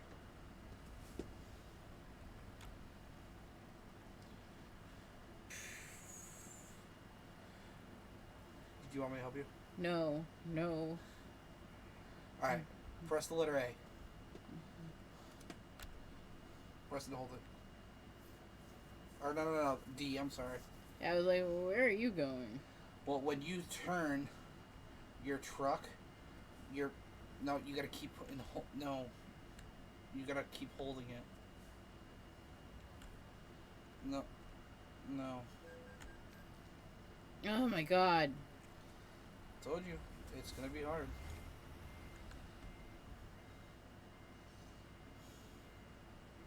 Now, there you go. No, yeah, there you go. Keep going. No. No. I'm gonna back into a vehicle. I'm aware of that. Back up. Stop. Ugh. Press and now go to the right. Turn right. That's left. That's left. Keep going all the way. Crank it. There you go. Now stop. Now, as you go, you want to straighten out the truck, and as you straighten the truck out, it's going to put it back into the parking spot. You're not...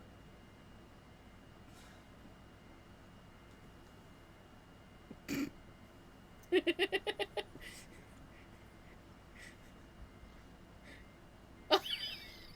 supposed to stop. I did. Alright, go that way again. Without crashing into the truck. I was trying to help you. Everyone was just like, just stop. I got 39 experience. I didn't do Yeah, a trucker says stop. You're fired.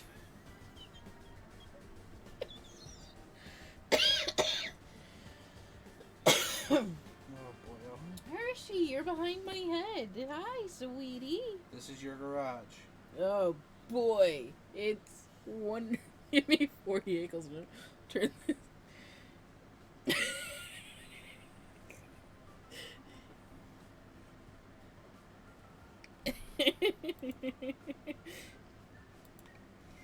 So you get the concept of the game, right? Yeah, I drive a truck. Right. So Oh, job market. Yep, and then you do quick jobs. Once you get enough money, you upgrade your garage, and then you can get people who you can hire people. A 3-hour, 44-minute drive. No. That's the offer expires. Oh, wait. So right now the time in the game is 11:02 a.m. Monday. They're expecting that to be there between 3:43 p.m. and 3:23 p.m. So click on it. It'll show you the route of where you got to go. See it? Okay. That's where you would have to go. And it wouldn't ask me to do a job if it wasn't impossible, right? Sometimes if you take too long, you end up losing money. No, I'm just saying, like, if the job was impossible, it wouldn't Right. ask me to do it. Yeah. So, like, this would take 4 hours and 11 minutes. Yes. But I'd be able to do it. Yes, you would make that time frame. Perfect. Taking the job. Now you got to pay attention to when you sleep and your gas.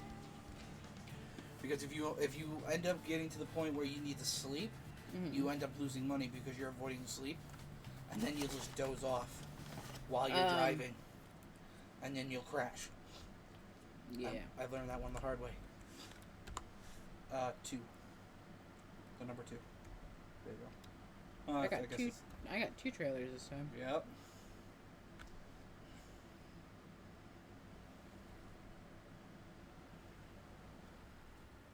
Yeah, it's hard to turn. You gotta really press and hold it to make the turns. Or you could turn with the mouse and go, wee! You could do that too. I think it would make it easier to back things up. So look, if you ever need a tow, you press F7. That shows you the percentage of the damage that you have No, to be I know. done. I figured that out. Okay. There's your the load that you're doing, expected, job income, how much you're making, stuff like that. So right now your cargo is cheese. 34,000 pounds of it. Yeah. So go. Oh, by the way, Joe and I found a flaw. You don't have to stop at stop signs. You don't get money taken away.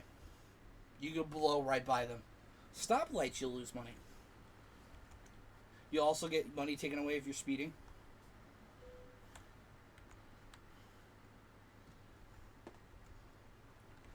Yeah, this thing is a whole ordeal. Whew, excuse me. You don't have to stop at stop signs. I'm a safe driver. See, my tires are behind the line.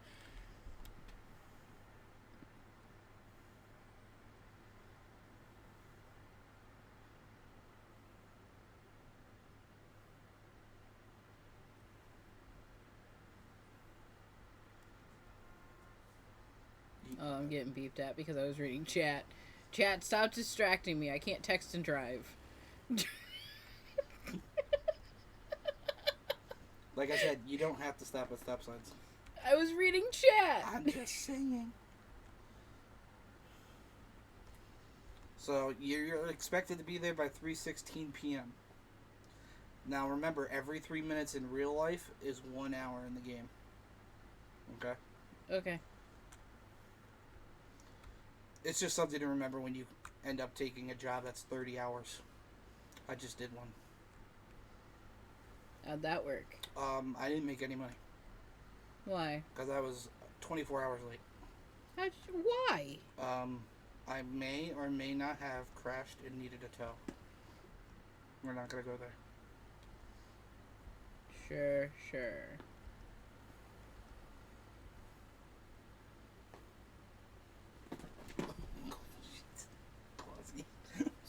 I'm sorry.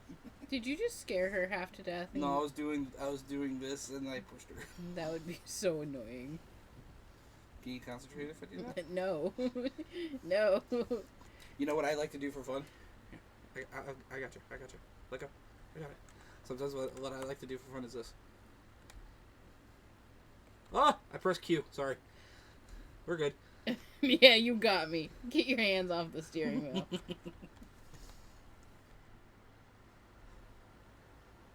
If you really want to get technical, you can use your directionals. How? These buttons right here. That's your left. That's your right. See? How do you turn it off? You just press it again. What button did you hit for that? This one right here. Next to the letter P. Bracket? Yeah, the two brackets.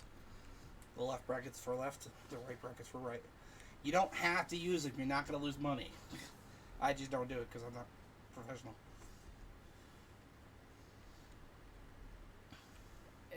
What do you mean? What the hell? I think they're asking where you are. Oh, you're not even paying attention to the road. I gotta stop texting and driving. If you want to know where you are, if you press M, it shows you the map. You gotta keep it between the lines. I know. Pay attention. I'm texting and driving. I can't text and drive. Pay attention. Got it? I'm only doing 70. And then you can take out loans from the bank, and then you can upgrade your garage and stuff. That's what I did.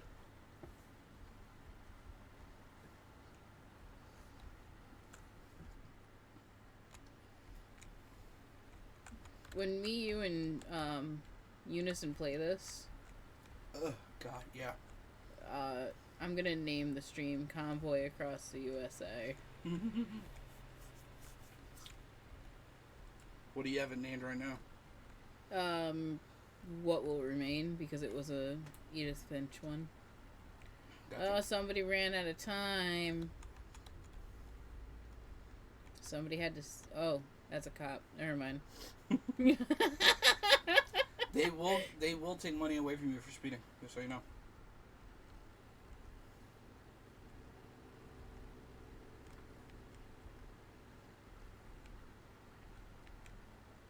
Please, internet gods, do not take this as a testament to my driving skill. This is not how I drive normally. That's what she wants you to think. No, that is the truth. I've been in the car with you. I do not drive like this. I beg that you're about to. You just.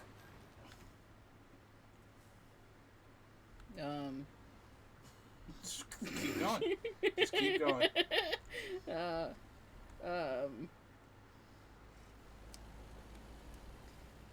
So you lost $180 because you rammed in the back of somebody. They brake checked me. That's their fault. I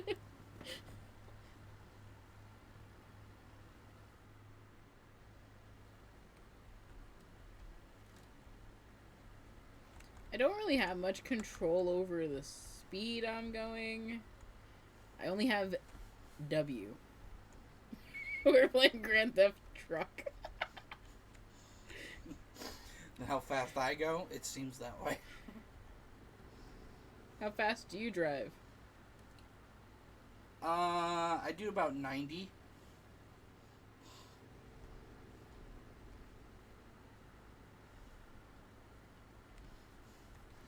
I think I bought this game, 2 days ago? Right? Yeah. Let's see how... What level are you now? 29. You guys hearing this? Moke bought this game 2 days ago and is level 29. I don't have a life. Let's see. Let's view the stats.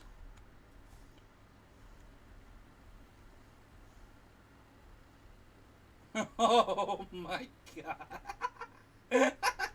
What? I have 22.3 hours logged into this game already, and I've been playing for 2 days. 3 days. Yeah.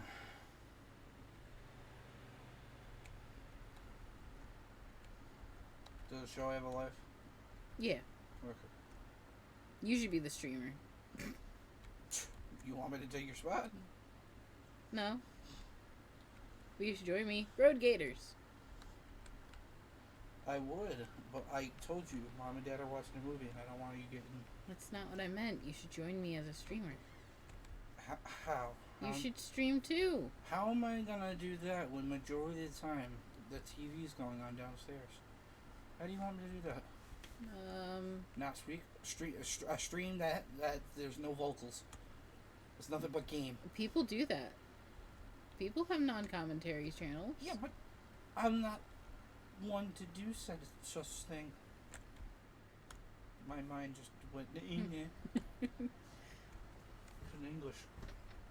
You couldn't English? English is not my forte. Not today? Quasi move. Get your butt out of the way. Get on the bed. Sweetie, is Daddy being mean to you? Not if I'm scratching her butt. Yeah, you like it, I know. I can't read what's being said. I'm sorry. Is this water or apple juice? Water. Ew. Were you expecting apple juice? Yeah, it was. Breaker 19, you're going to get pulled over by the bear. Let Moki drive so we can pick on him. And then LOL. Whoa. No need to pick on me. The bear has to catch me before they can pull me over. I'm the future truck driver of my generation. Are you? Not even close.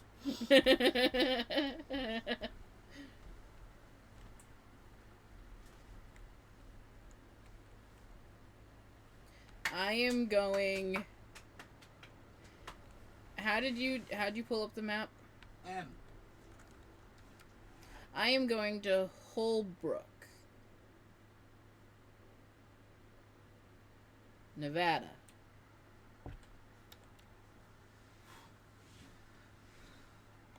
I've been to Washington, Oregon, California.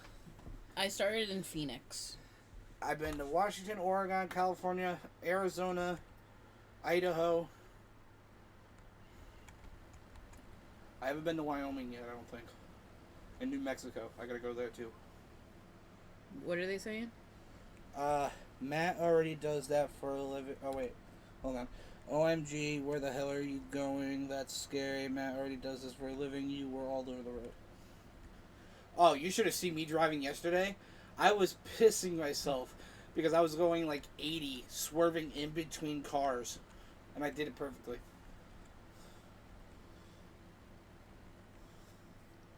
Truth be told, I really shouldn't be driving a truck. No, you shouldn't. Whoa, hey, now.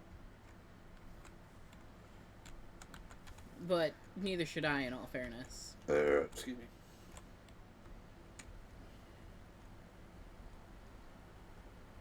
We want to see Moki drive. I gotta deliver this load. He can go take a shower, and then when he comes up, he can take over.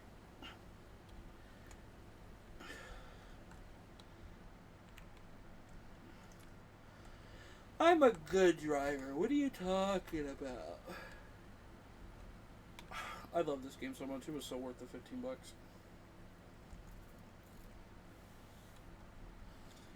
I can't wait for Montana to come out. I want them to put out all 50 states. That'd be great. But then again, how the hell are we going to get to Hawaii or Alaska?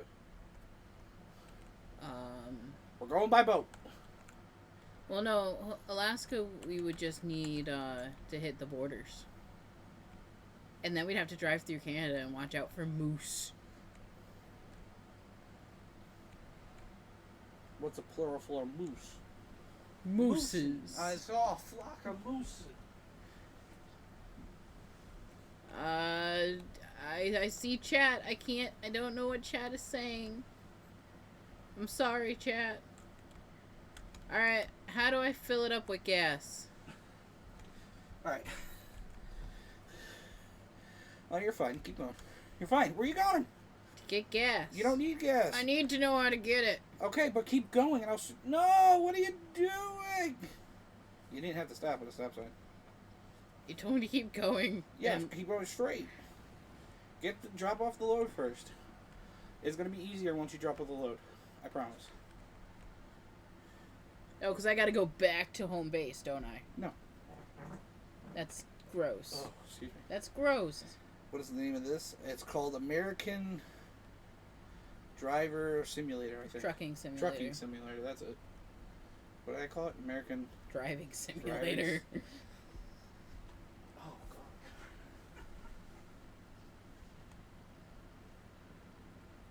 Sorry to leave you Sorry to leave you in the dust. That thing's about to go off. What thing? It scares Quasi.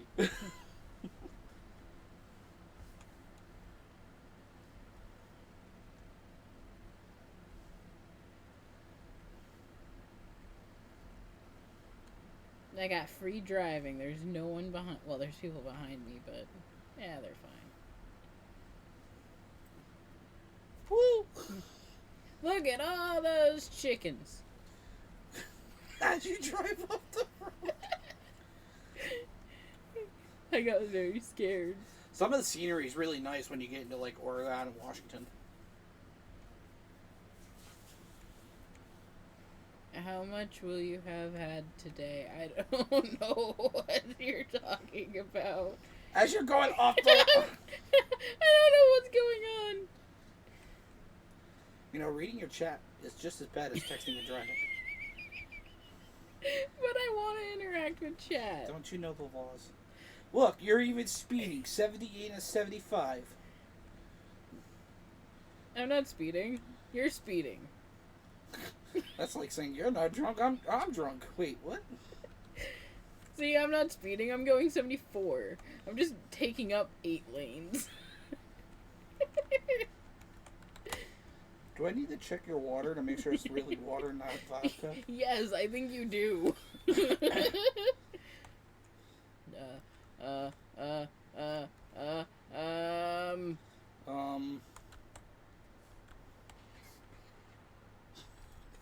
Clausy. Somebody tipped over. I seen a plane in the middle of the road. Guys, did you see that? I did it. I'm using the keyboard, which is not helping. I have very little control.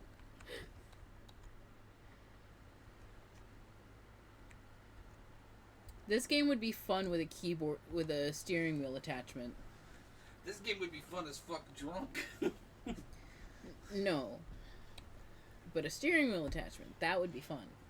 You know how much steering wheel attachments are? Mm-hmm. They're like $200. I know, and the one you'd want for this would be one of the ones that are really fancy, so you can do manual and all that fun stuff.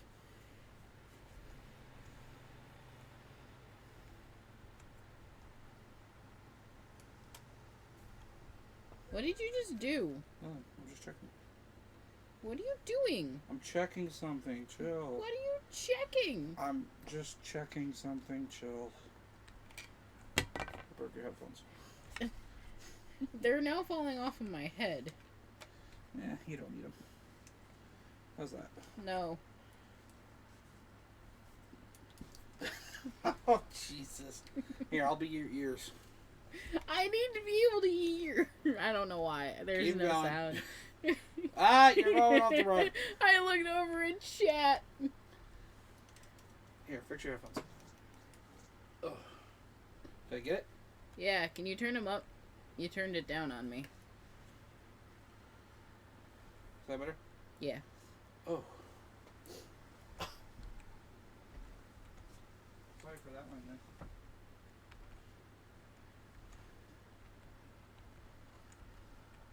Hey guys, we're almost there. You just got another 14 minutes.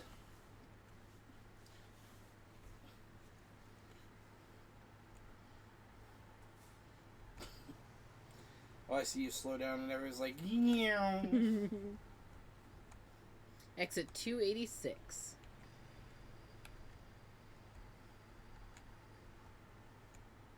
Oh, you got 51 followers. Yeah. That's awesome. Sedated Romeo followed me today. That's awesome. We're stopping really early. I don't want to hit the Do me a truck. favor. For shits and giggles, don't even stop. Just keep going. Full send it. Make sure you turn. Go. Turn. Go. Go. Violation. Just kidding. Oh, God. You know what else I found out? What makes it easier to turn? If you, like, when you know how you slow down by pressing back? Holbrook discovered. You hear me? Yeah. You know how you push back to stop? Yeah. Do that and turn at the same time. It makes it easier. You can make it. You can't make it. Oh, boy. My tires are on the line. As you crash into somebody behind you. Now they're before the line.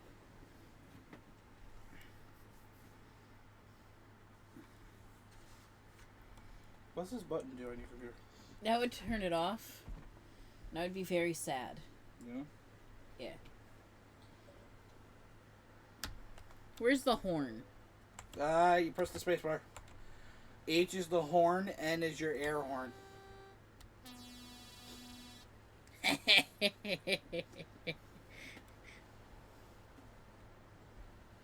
I'm gonna need to have an emoji made of this.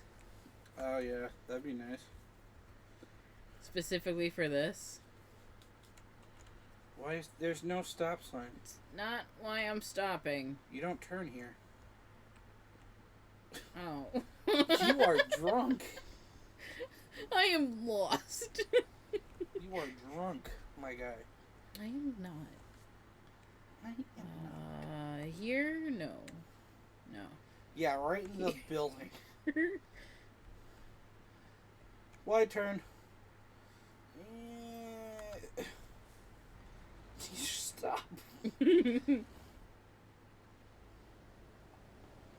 you want me to help you try to back it up? No. No, I got this. I got this. You couldn't back up a single trailer. You think you can do a double trailer? No. Right. I'm gonna pull it straight. That's if it gives it to you. It should, right? On the sidewalk. On the other side.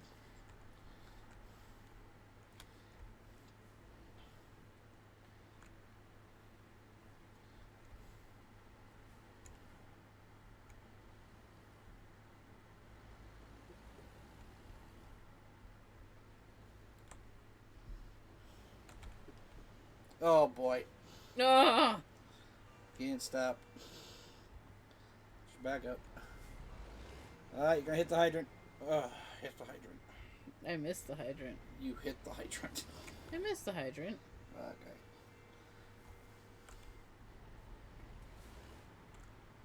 Step. There you go. Enter. Ah. Nope. Click on it. That's how you're going to do it. So press confirm. This is what you're going to do. Go all, yeah, there you go. Go all the way over. And then, okay. Now keep going straight. Go straight. You're not going to make the turn. You're right, and I'm trying to fix it. So you can make the turn? I don't know. What I was trying to tell you was going to help. There you go. Go straight. But stay over to the right as much as you can without hitting cars. God, if I was in a car and I saw that truck that close to my car, I'd probably shit myself. Keep going. Now, as soon as... Yeah, keep going and then turn it. Crank it. There you go. Now you're just going to straighten yourself out and get yourself to line up in there.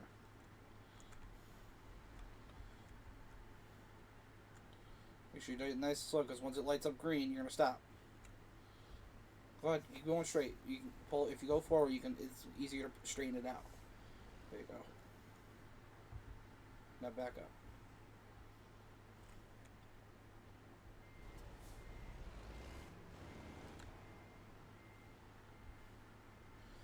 Keep going up. Go all the way up to the wall, because the back end is not straight yet. Don't turn. There you go. Now go.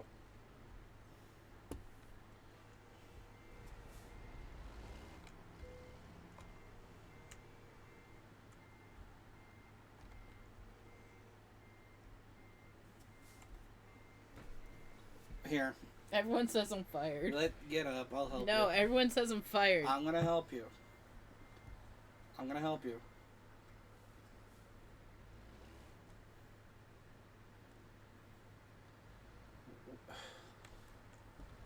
What are you doing? I don't know. I don't know. Alright. I don't know. Alright, get on. I'll help. I'll fix it. I don't know what I'm doing. I'll fix it. Or at least attempt to.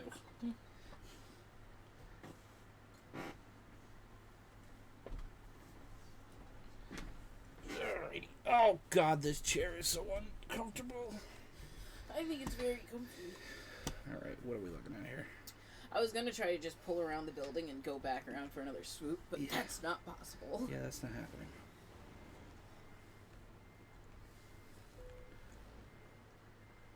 Yeah.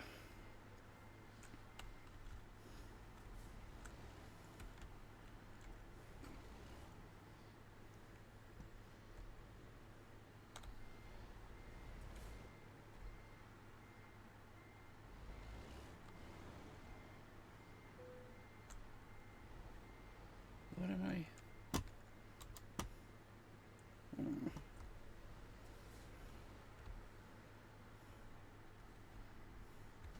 If you were smart, you would have disconnected the back trailer and disconnected the dolly and then backed into where you wanted to drop the front trailer. It doesn't work like that. Where they wanted it pulled in and cooked up the other trailer and done the same thing. Yeah, we could have done that if this was a realistic simulator, but this is not a realistic simulator. We might just have to bite the bullet and, you know, nope. Hit enter. Nope. You're gonna hit the forklift driver. Nope. Look at him, he just relaxed. He just like... We're gonna do this. We're gonna save this. How are you gonna save this? Don't question it. Just let it happen. Wall.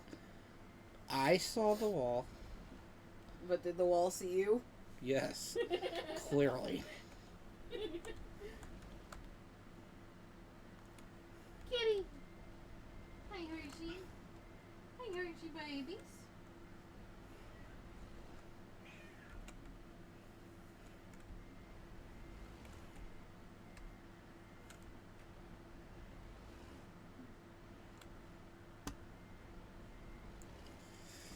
I hate to break it to you, Samantha. I don't know if there's saving this.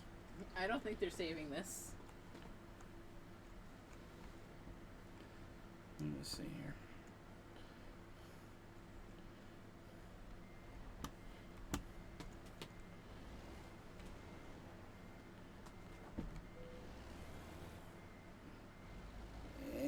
And there we go. That's what we wanted. How is that what we wanted? Because then we can just... I don't know. Yeah, there's no saving that. Guys, this was Moki was trying to park. Yeah, that's not happening. Hey, you got a skill set. What do you want to use it on? Hazardous. Well, you can't do hazardous yet. Long distance, which gives you up to 400 miles, plus 5% higher reward delivery distance. 25% bonus for delivery distances longer than 250. High value cargo. Fragile cargo. I don't know if we want to do fragile for you yet. Just in time delivery. Fuel economy. Helps you save. It saves you 10% of fuel while driving with a trailer. Let's do long distance. Okay. And apply. All right. Yeah, I got emails. What are my emails? The bank. We need money. We can help. And then it tells you about a truck. So you can buy your own truck. So what you can do is you go to the bank. You can take out loans. Right? And you can buy your own truck. So you're not using other people's trucks. But it is my truck, isn't it? No. It's not your truck. Oh. But I thought I bought my truck. No, you don't have a truck. Yeah, see, you don't even... You technically don't even... You technically don't Well, have how do I buy a truck? Okay, so go to the bank. We're going to take out a loan. Okay. Yeah. We're going to take out 130,000. Okay. Then we go to truck dealers. And there's only one right now. But you haven't gone anywhere. You're going to go to buy online. So you can buy this truck, which is what I have. Or you can use this truck. I did this one just because of how much money I had.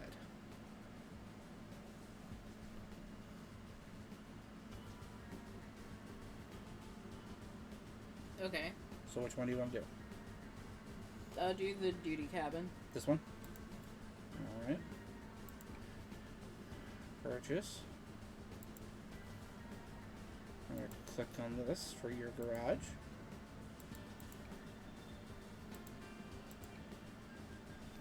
Thank you for your purchase. Congratulations, you've made your first purchase of a truck. Okay. Okay, so now this is where it comes into play, where Garage Manager. So technically, you're in the Phoenix garage is your very first garage.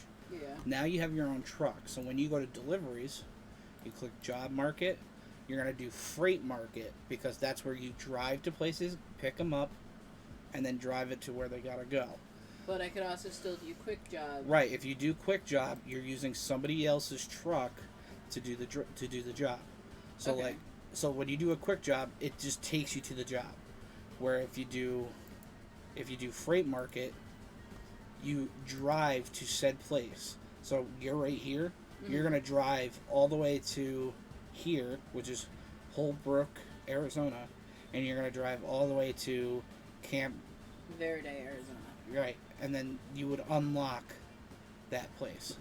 See how this shows up as yellow? Yeah. Because you went to those places. Okay. Because you can also, what you can do is you can do quick travel to said places. And this is how I would best learn how to do. So like if you wanted to go to Las Vegas, it's going to cost you $565. So, here, let me do a quick job real quick so everybody can judge me for my driving. Or you can go take a shower and then come back up. I will take my shower after this because I will end up going to bed. You what? I will end up going to bed because I have to work in the morning. Okay. Okay, what? You're hanging on me. I'm sorry. What are you hauling? That looks explosive. A pressure tank. That looks explosive. Don't die. Yeah, let's hope it's not filled. Alright, everybody's gonna start judging me because I don't stop for stop signs. You so don't stop at stop signs. You decide to take them out. You're right, I do. You folks on the road, I'll read chat. Oh, I could do both. No. I don't trust that. I could drive like this.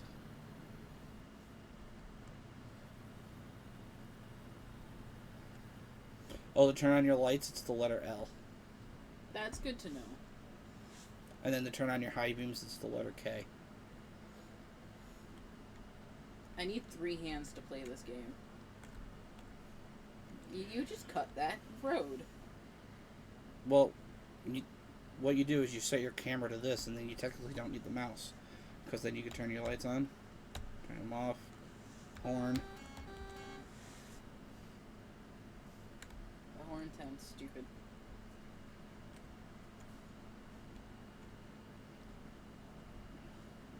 Drive, Moke, drive. See, my driving's not bad for 3 days. Oh, there we go. That's a view. Actually, they told you that this is not England. Listen. I think you should prove them wrong. You actually get a violation for driving on the wrong side of the road. Slow down or you're not going to make the turn. Oh, I'm definitely going to make the turn. You're in the bush. Yeah, I made the turn. You were in a bush. I made the turn. You're in a bush. Listen, if you look at the rhetorical analysis of that turn and the velocity of speed I was going, I made that turn. You were in a bush. Can't prove it. It's on stream. Oh, I crashed a car, apparently. Oops.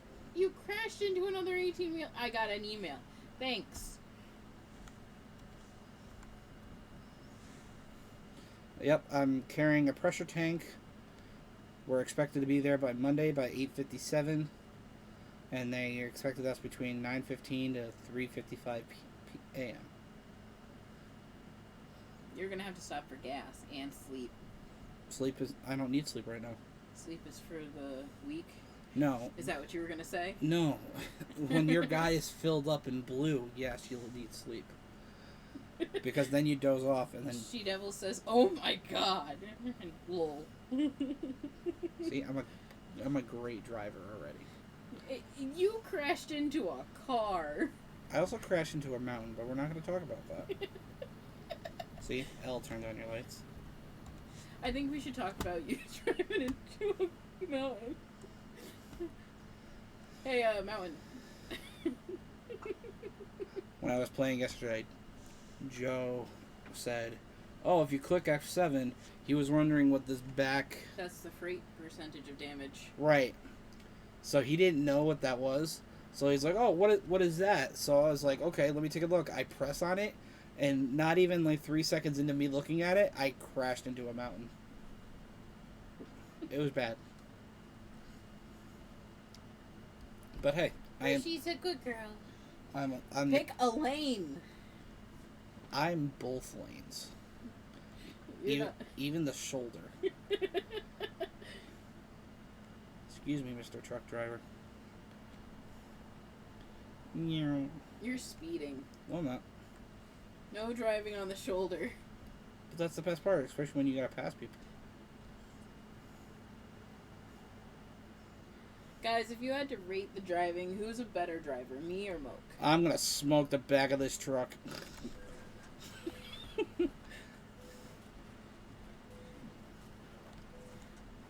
Look at that, I even missed the accident.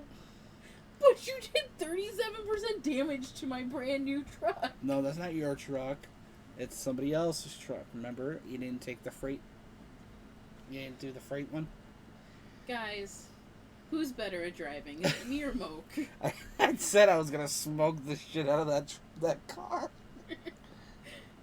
I was going, what, 87? Yeah. This is why you shouldn't speed. Listen, I got places to be, people to see.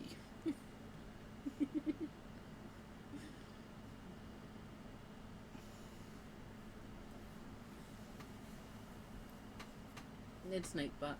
Moki almost tipped it over.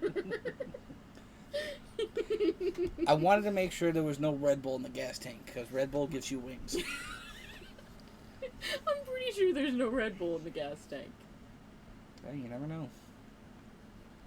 Considering how we haven't even put gas in it. Yeah, we're getting there. Let's take a look at the map. We're fine. You'll make it. We're good. Laughing while you're crying emoji. Laughing while you're crying emoji. Look at the view. Hey! Look at the view. If you cause me to crash, it's your fault. I wasn't doing it on purpose. My demon spawn hand down. What? Is that for who's the better driver?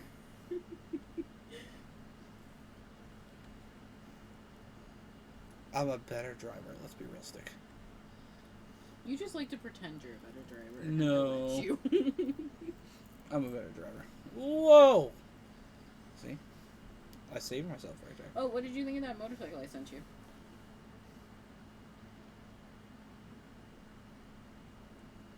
I sent it to you on Facebook Marketplace. And she says, yes, my demon spawn is a better driver, hands down. Because I don't nearly flip over my truck or hit stop signs. I don't hit stop signs. That was the first thing you did. I don't see anybody clipping it. Did anybody clip it? I didn't think so.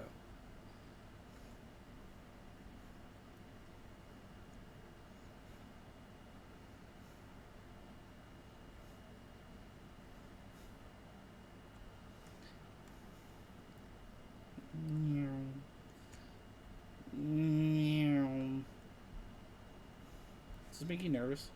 Yeah. It's making me nervous too.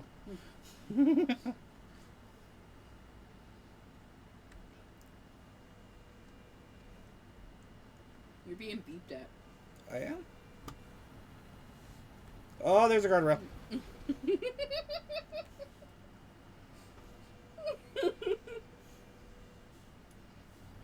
I'm not being beeped. Maybe. I can beep down too.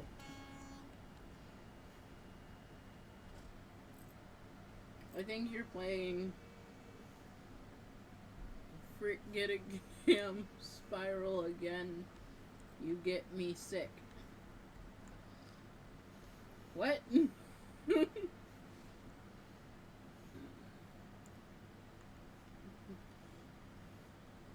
If I can figure out how to get the capture card to work, I will gladly play Spyro again. Yeah, look at that. Missed him. Engine malfunction. Yeah, we're not going to talk about that. I wonder why the engine is malfunctioning. We're not going to talk about that.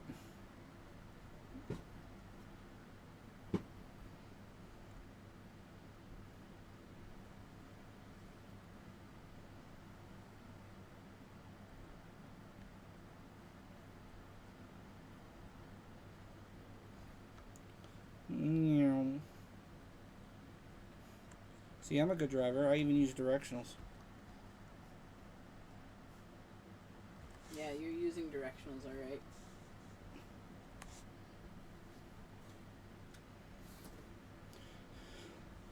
Got an hour and 52 minutes left to go.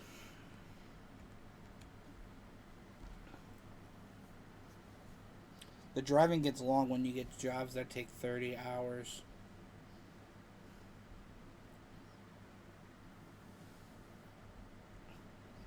I used my mirrors. Whoa. See, watch. I used my mirrors. He's driving in Smokey and the Bandit. Yeah, but he didn't use mirrors. I used my mirrors. See, look. You have one or two trailers. He has one trailer right now, but it's containing pressurized gas. It's just a pressure tank. See, I checked my mirrors. The mirrors are up above. Oh, yeah, about that. I have them up on the top of the screen. Oh, yeah. Would you look at that? Oh, boy. I almost missed the exit. You're going too fast. No, I'm not.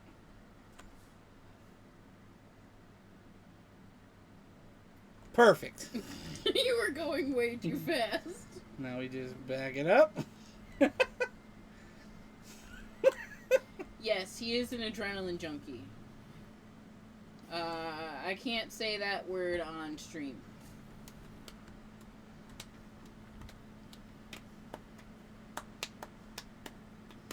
That truck just cut me off. You just cut off everybody in Nevada.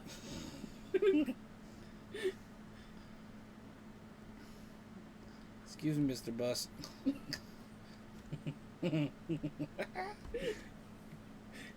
You can't say crazy.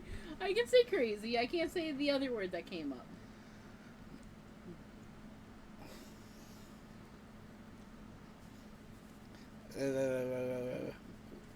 What are you doing?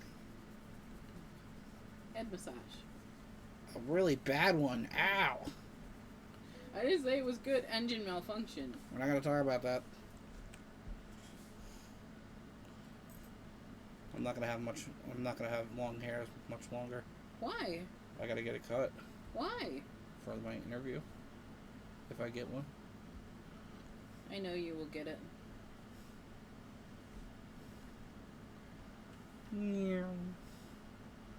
Ow. Ow. I can put your hair up in a bun. You could. I could get all of your hair in the bun. You have a hair tie? I do. Go get it. It's got to be back here, though. That's where it goes. Your engine malfunctioned again. Shut up. I know. I wonder why. No one's asking. Why are you doing that? Don't do that. Ah, there's a cone.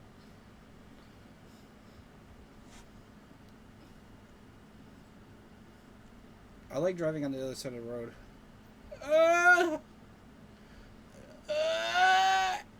We made it.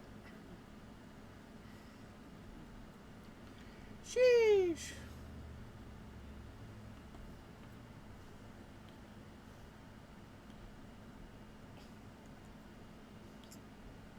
Not long enough to go back more? No. Damn. I could try. No, it's okay. Yeah, I'm gonna crash! Don't crash. We ain't crashed. We're live. We're good. Watch out for the black dog.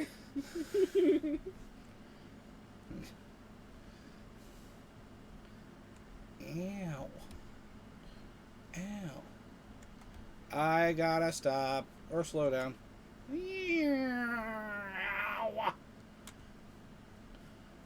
You know, it's gonna be your fault for me hitting the sign. You've hit so much other stuff, I don't think that's going to affect anything anymore. Your engine's going to give out before you can deliver that trailer. That is not true. I'm 25 minutes away. Easy.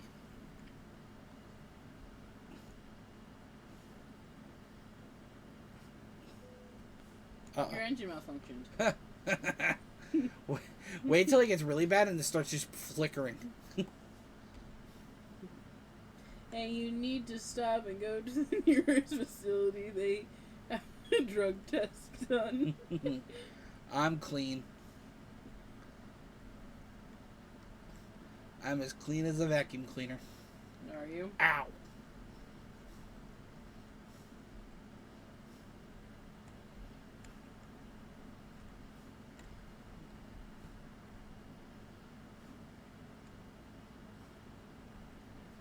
Yeah, in Chicago.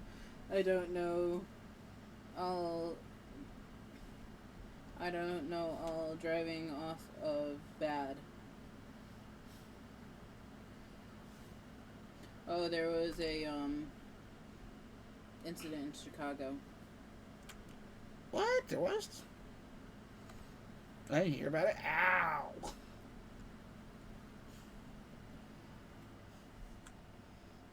It's gonna stick out more. Well, that's all the bun you get. Close enough. Look at that. They wanted us at what? 9:15? We're there by 9:30. We're 15 minutes late. Technically, we're not. They want 9:15 to 3:55 a.m. So we're technically there on time. Highland Park. Put it where they need it. Let's see you do it. You don't want to see that. Yes, we do. No, you don't.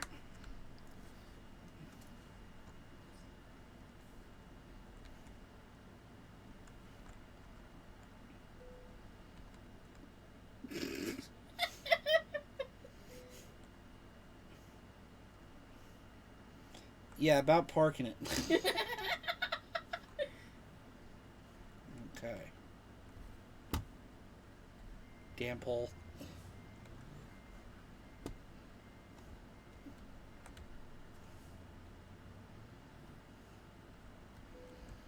Okay. We're gonna crank this as much as we can. And stop before we crash. Nope, that's not what I wanted. Fix it.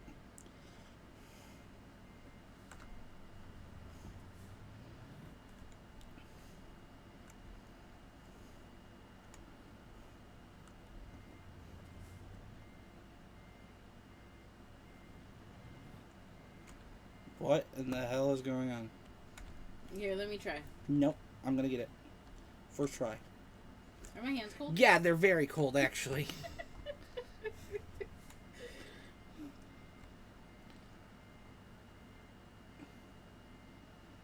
My thoughts go out to the families that were affected in Chicago. Chicago? Chicago? Look at that. Look at that. Backing it up. Don't hit that tank. Look at that. Look at that. You're gonna hit the tank. No, I'm not.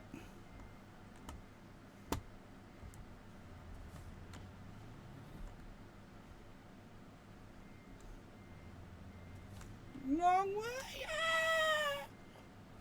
Woo. That was close. Sheesh. Sheesh. Sheesh. Oh. Hey, your engine malfunction. Shut up.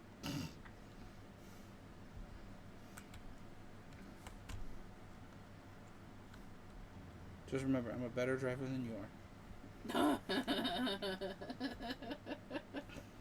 Chat, who's the better driver?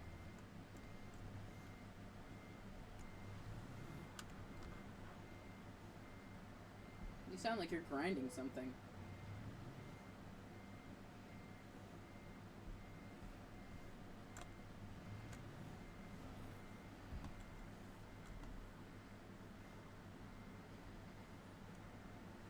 Six people permanently sleeping. 16 in the hospital, aged between 8 and 85. Damn. School.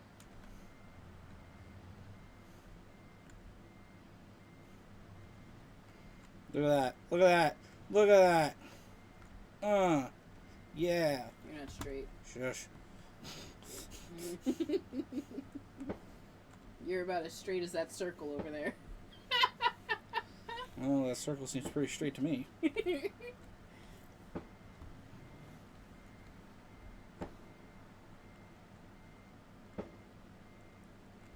not. Oh, look at that. It's giving it to me. Let's go. Alright. Oh, it was reasonable. Alright. I did $1,000 worth of damage. Yeah. Alright. Go take a shower. You go take a shower. I'll go take a shower, but then you're not taking a shower. Oh, God.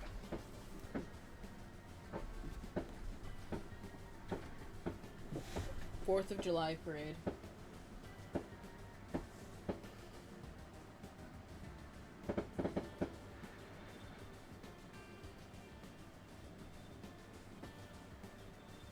Mary, have fun. 55 drives. Hey, later. at least I parked it. That's all I gotta say.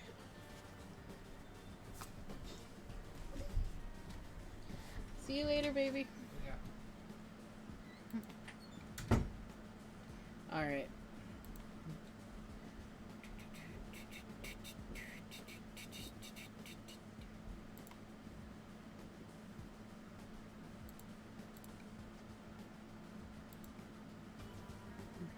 see.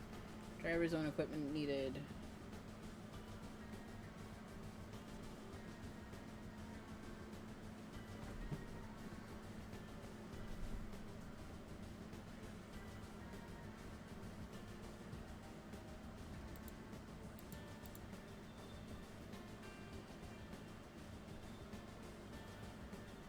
Some special, extra large, and heavy cargoes need to be hauled by a true professional.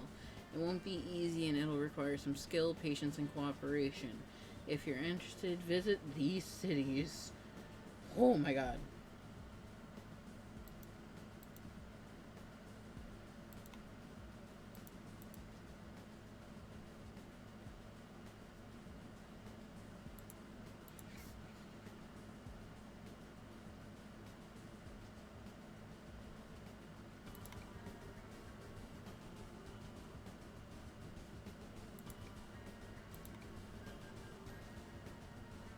We're gonna repay that. Okay.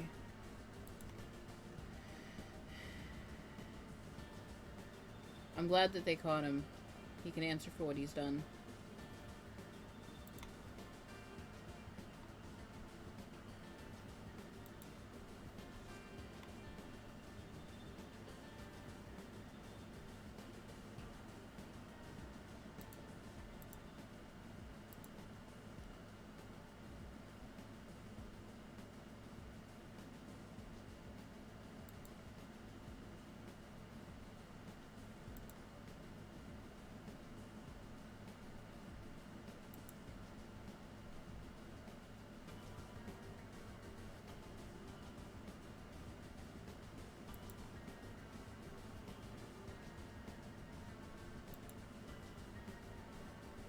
Well, I'm in Arizona, and I said I was in Nevada.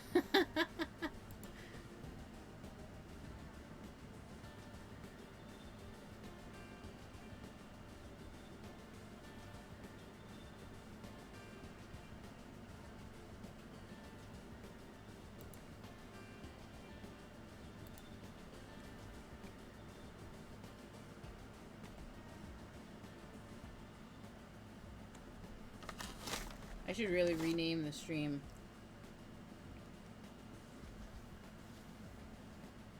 I'm glad that you were able to watch. Have a great rest of your night. Oh no, it's another double trailer.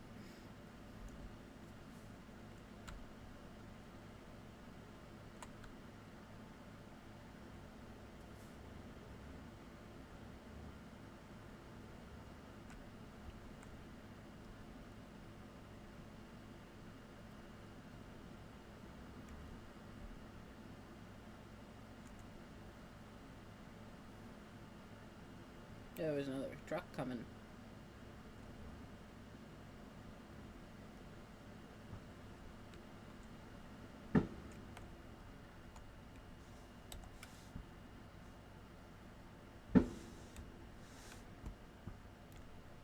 There we go, later on.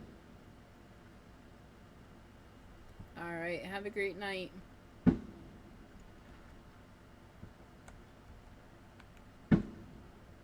The fireworks are starting.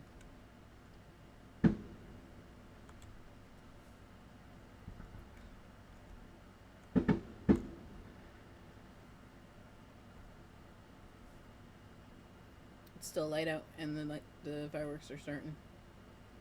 I took that corner way too sharp.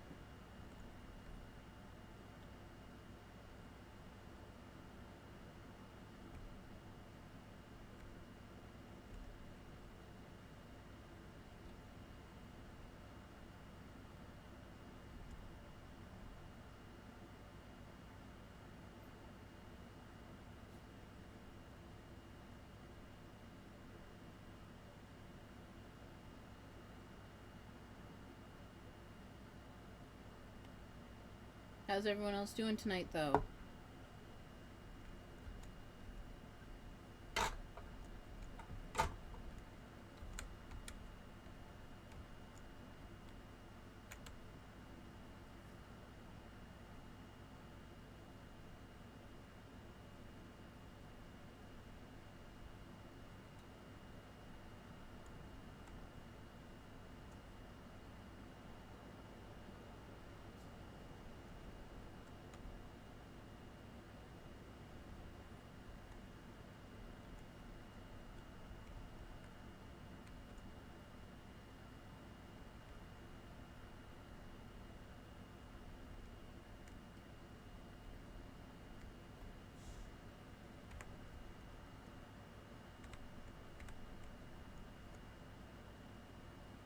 I even used the blinker this time.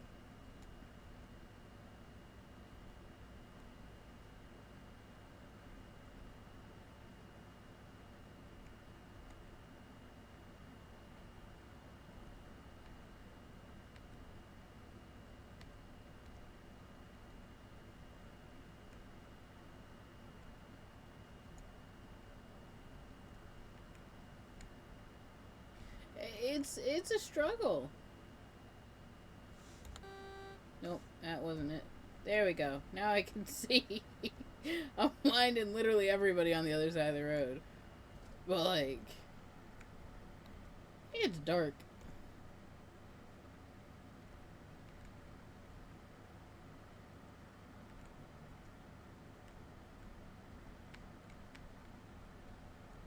Uh-oh.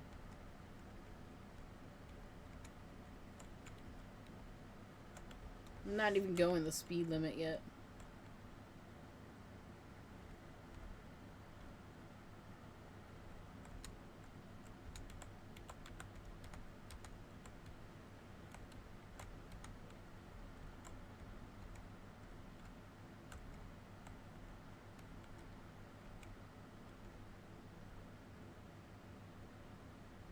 I'm gonna need to get gas this time, I think.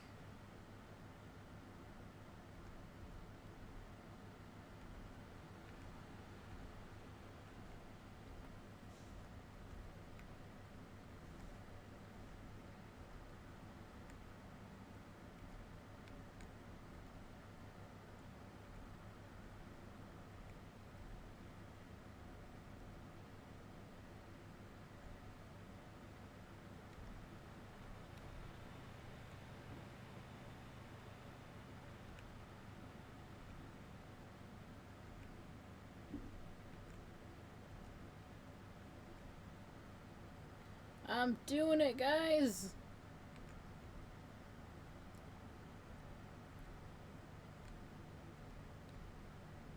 Kinda.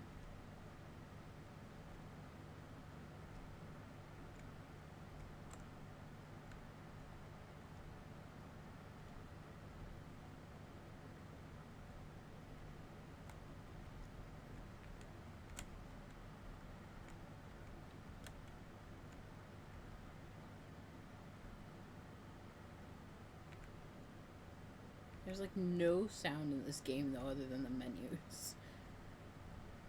Other than that, all you hear is the hum of your engine, and I love it.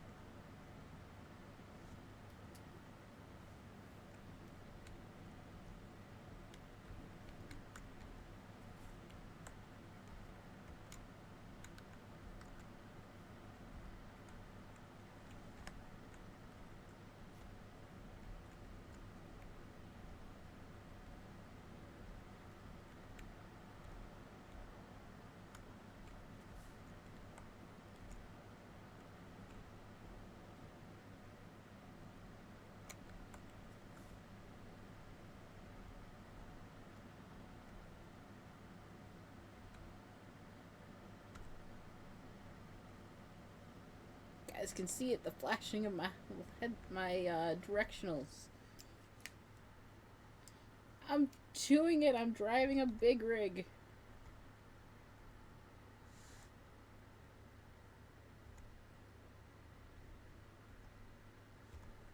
Day. Night.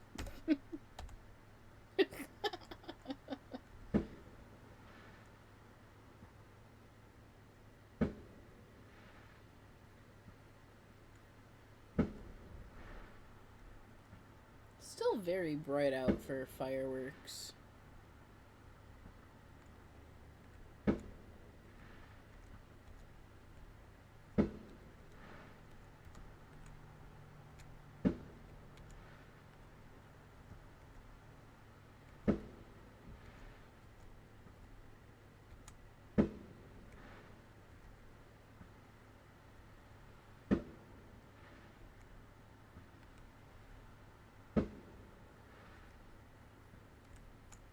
Yep, I'm in more than one lane.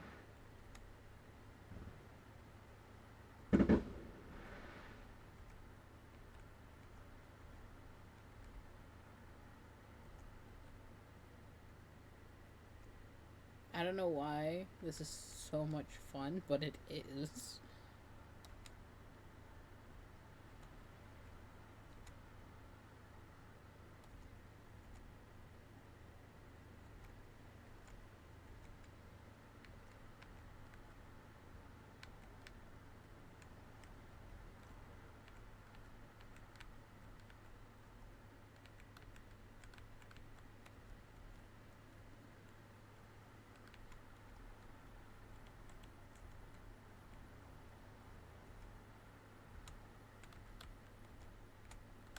The most cost-effective speed for any vehicle is 55 miles an hour. That's where you meet the perfect amount of gas usage to speed and distance gained.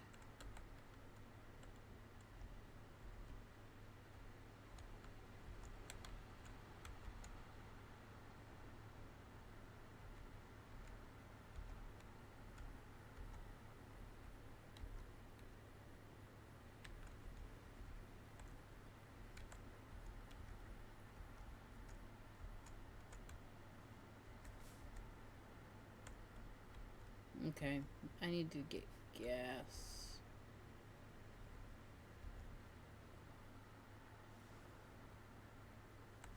Let's see.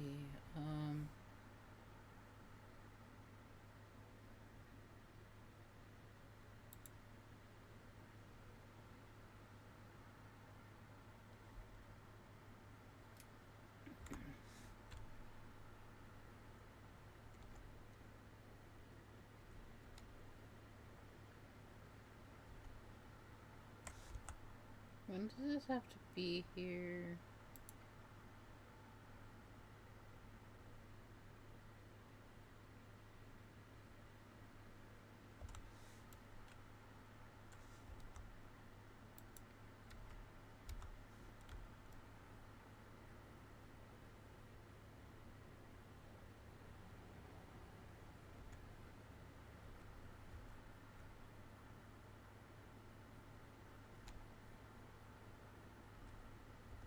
I don't know if I'm gonna make it.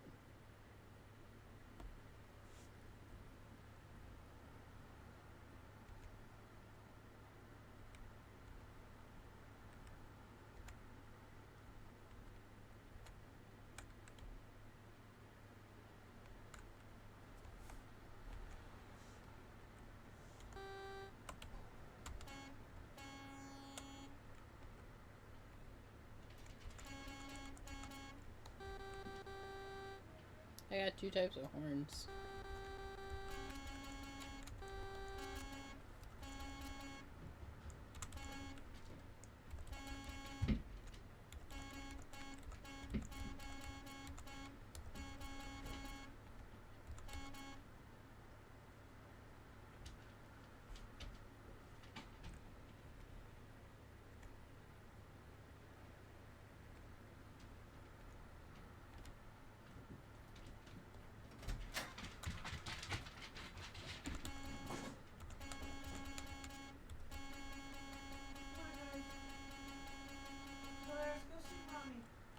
Polaris! Polaris, Bobby! Polaris! They're extremely scared.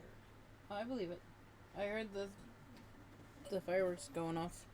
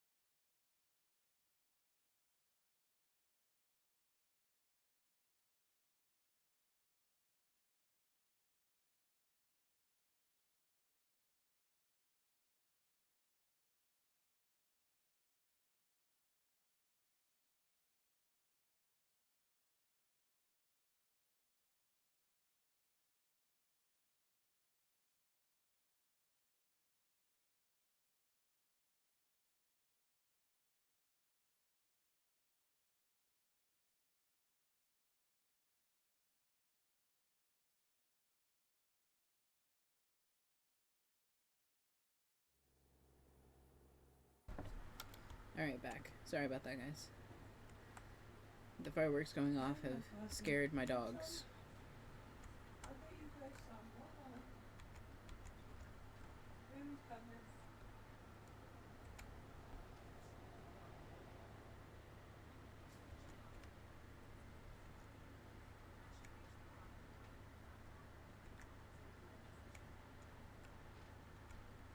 Guys ready?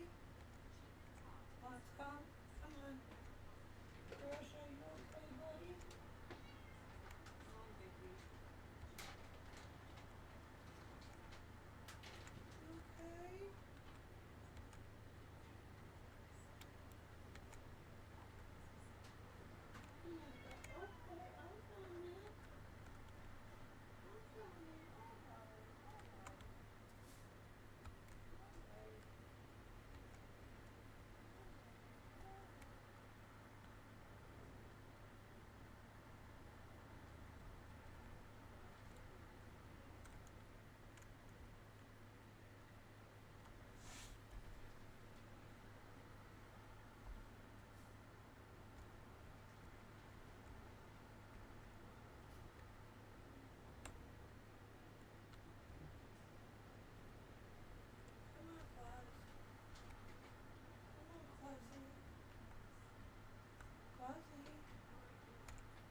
Come on, Quaz, Quaz. Come on.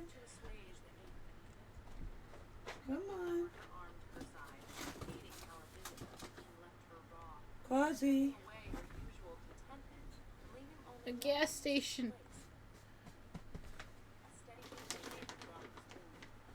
There you go, sweetie.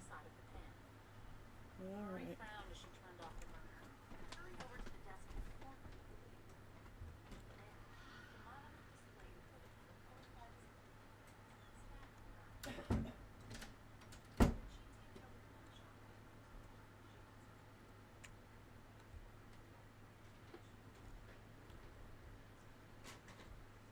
Okay, guys, it's all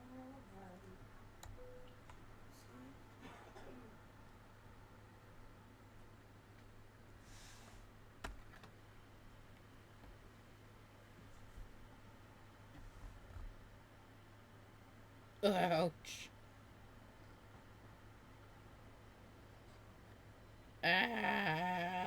The price.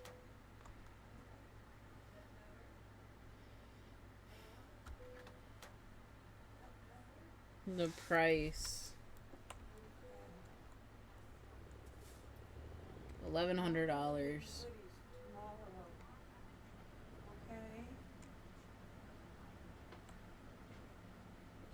How are you feeling? A little better?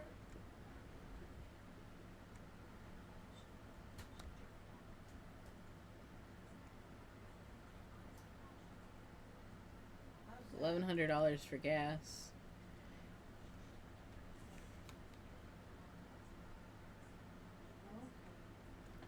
Alright, yeah, Trucker, you have a good night. Enjoy the rest of your evening and try not to let the fireworks keep you up.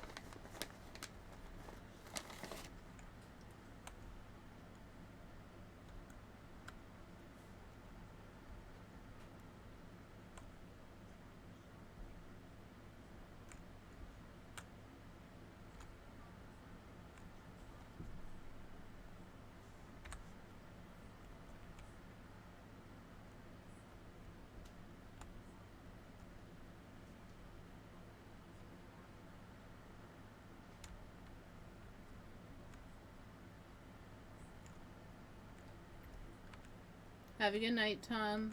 Good to see you again.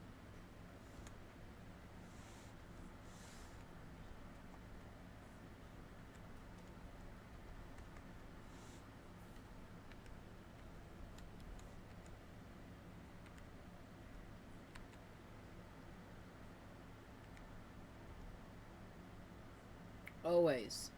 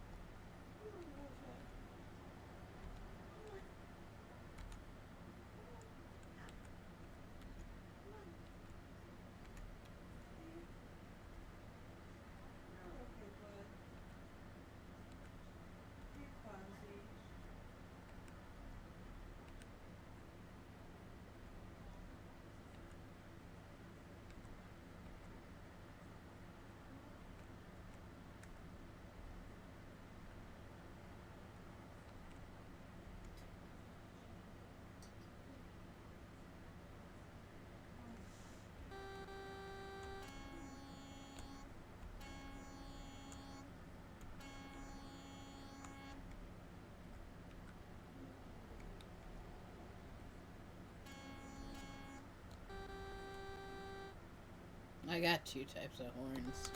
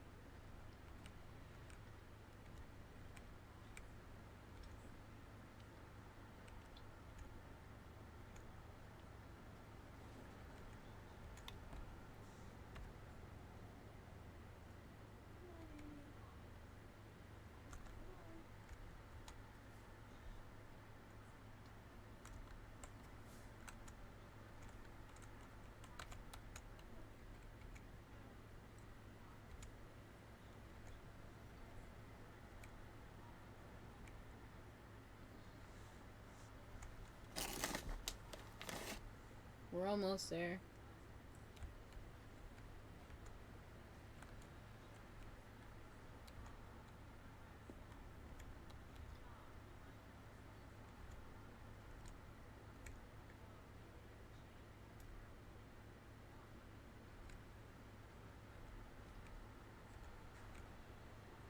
Once we finish this job, we'll call it for today, for the stream.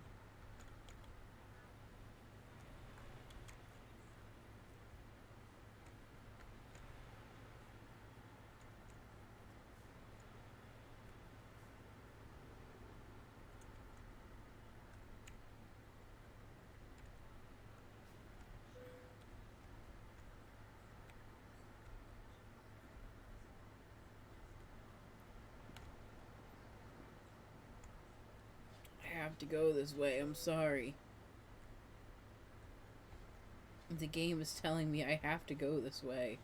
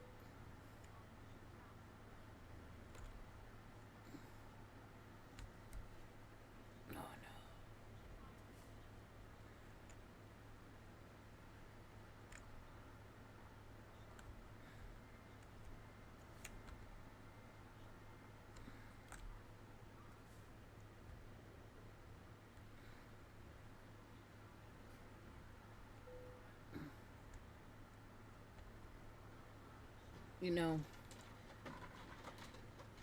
I think I will take it. Minimal damage.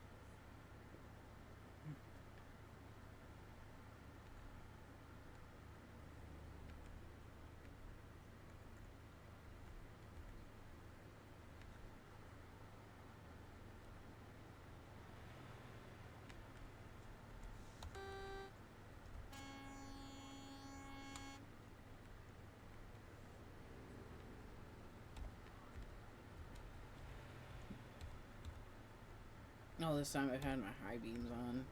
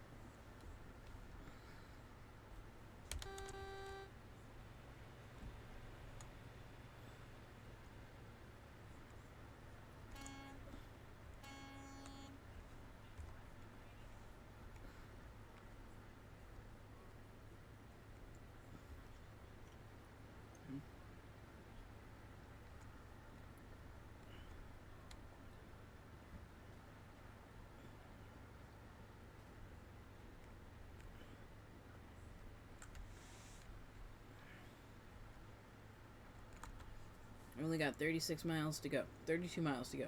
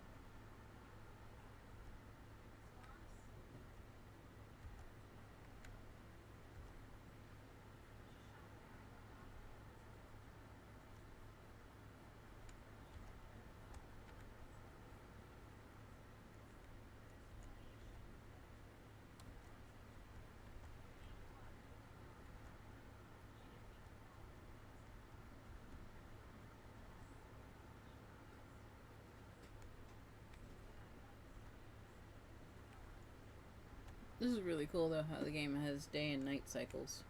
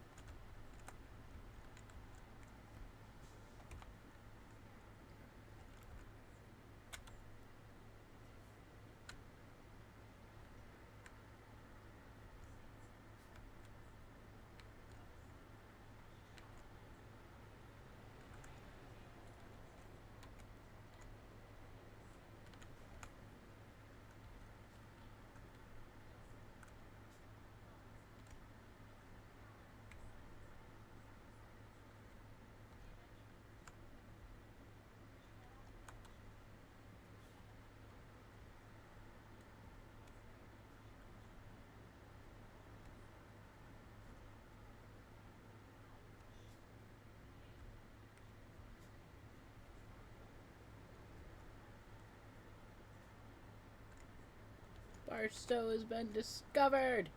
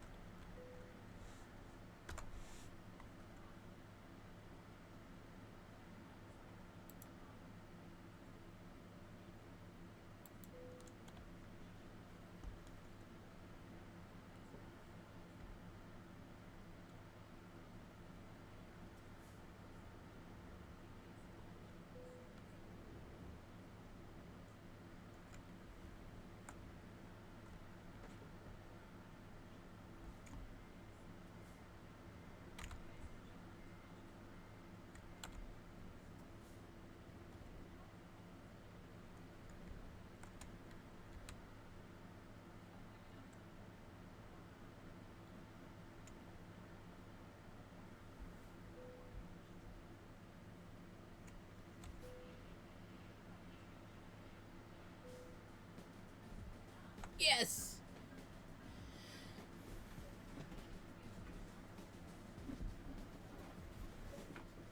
Alright.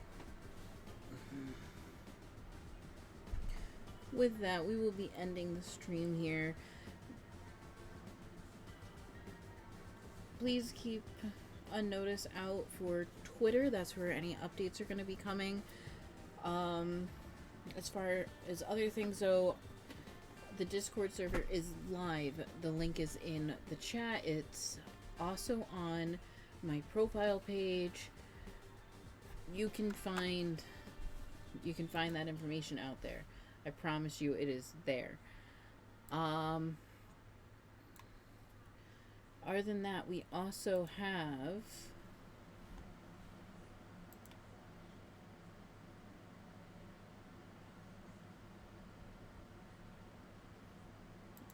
the YouTube, which is where you will find anything that has been no. Shh. You can't be playing.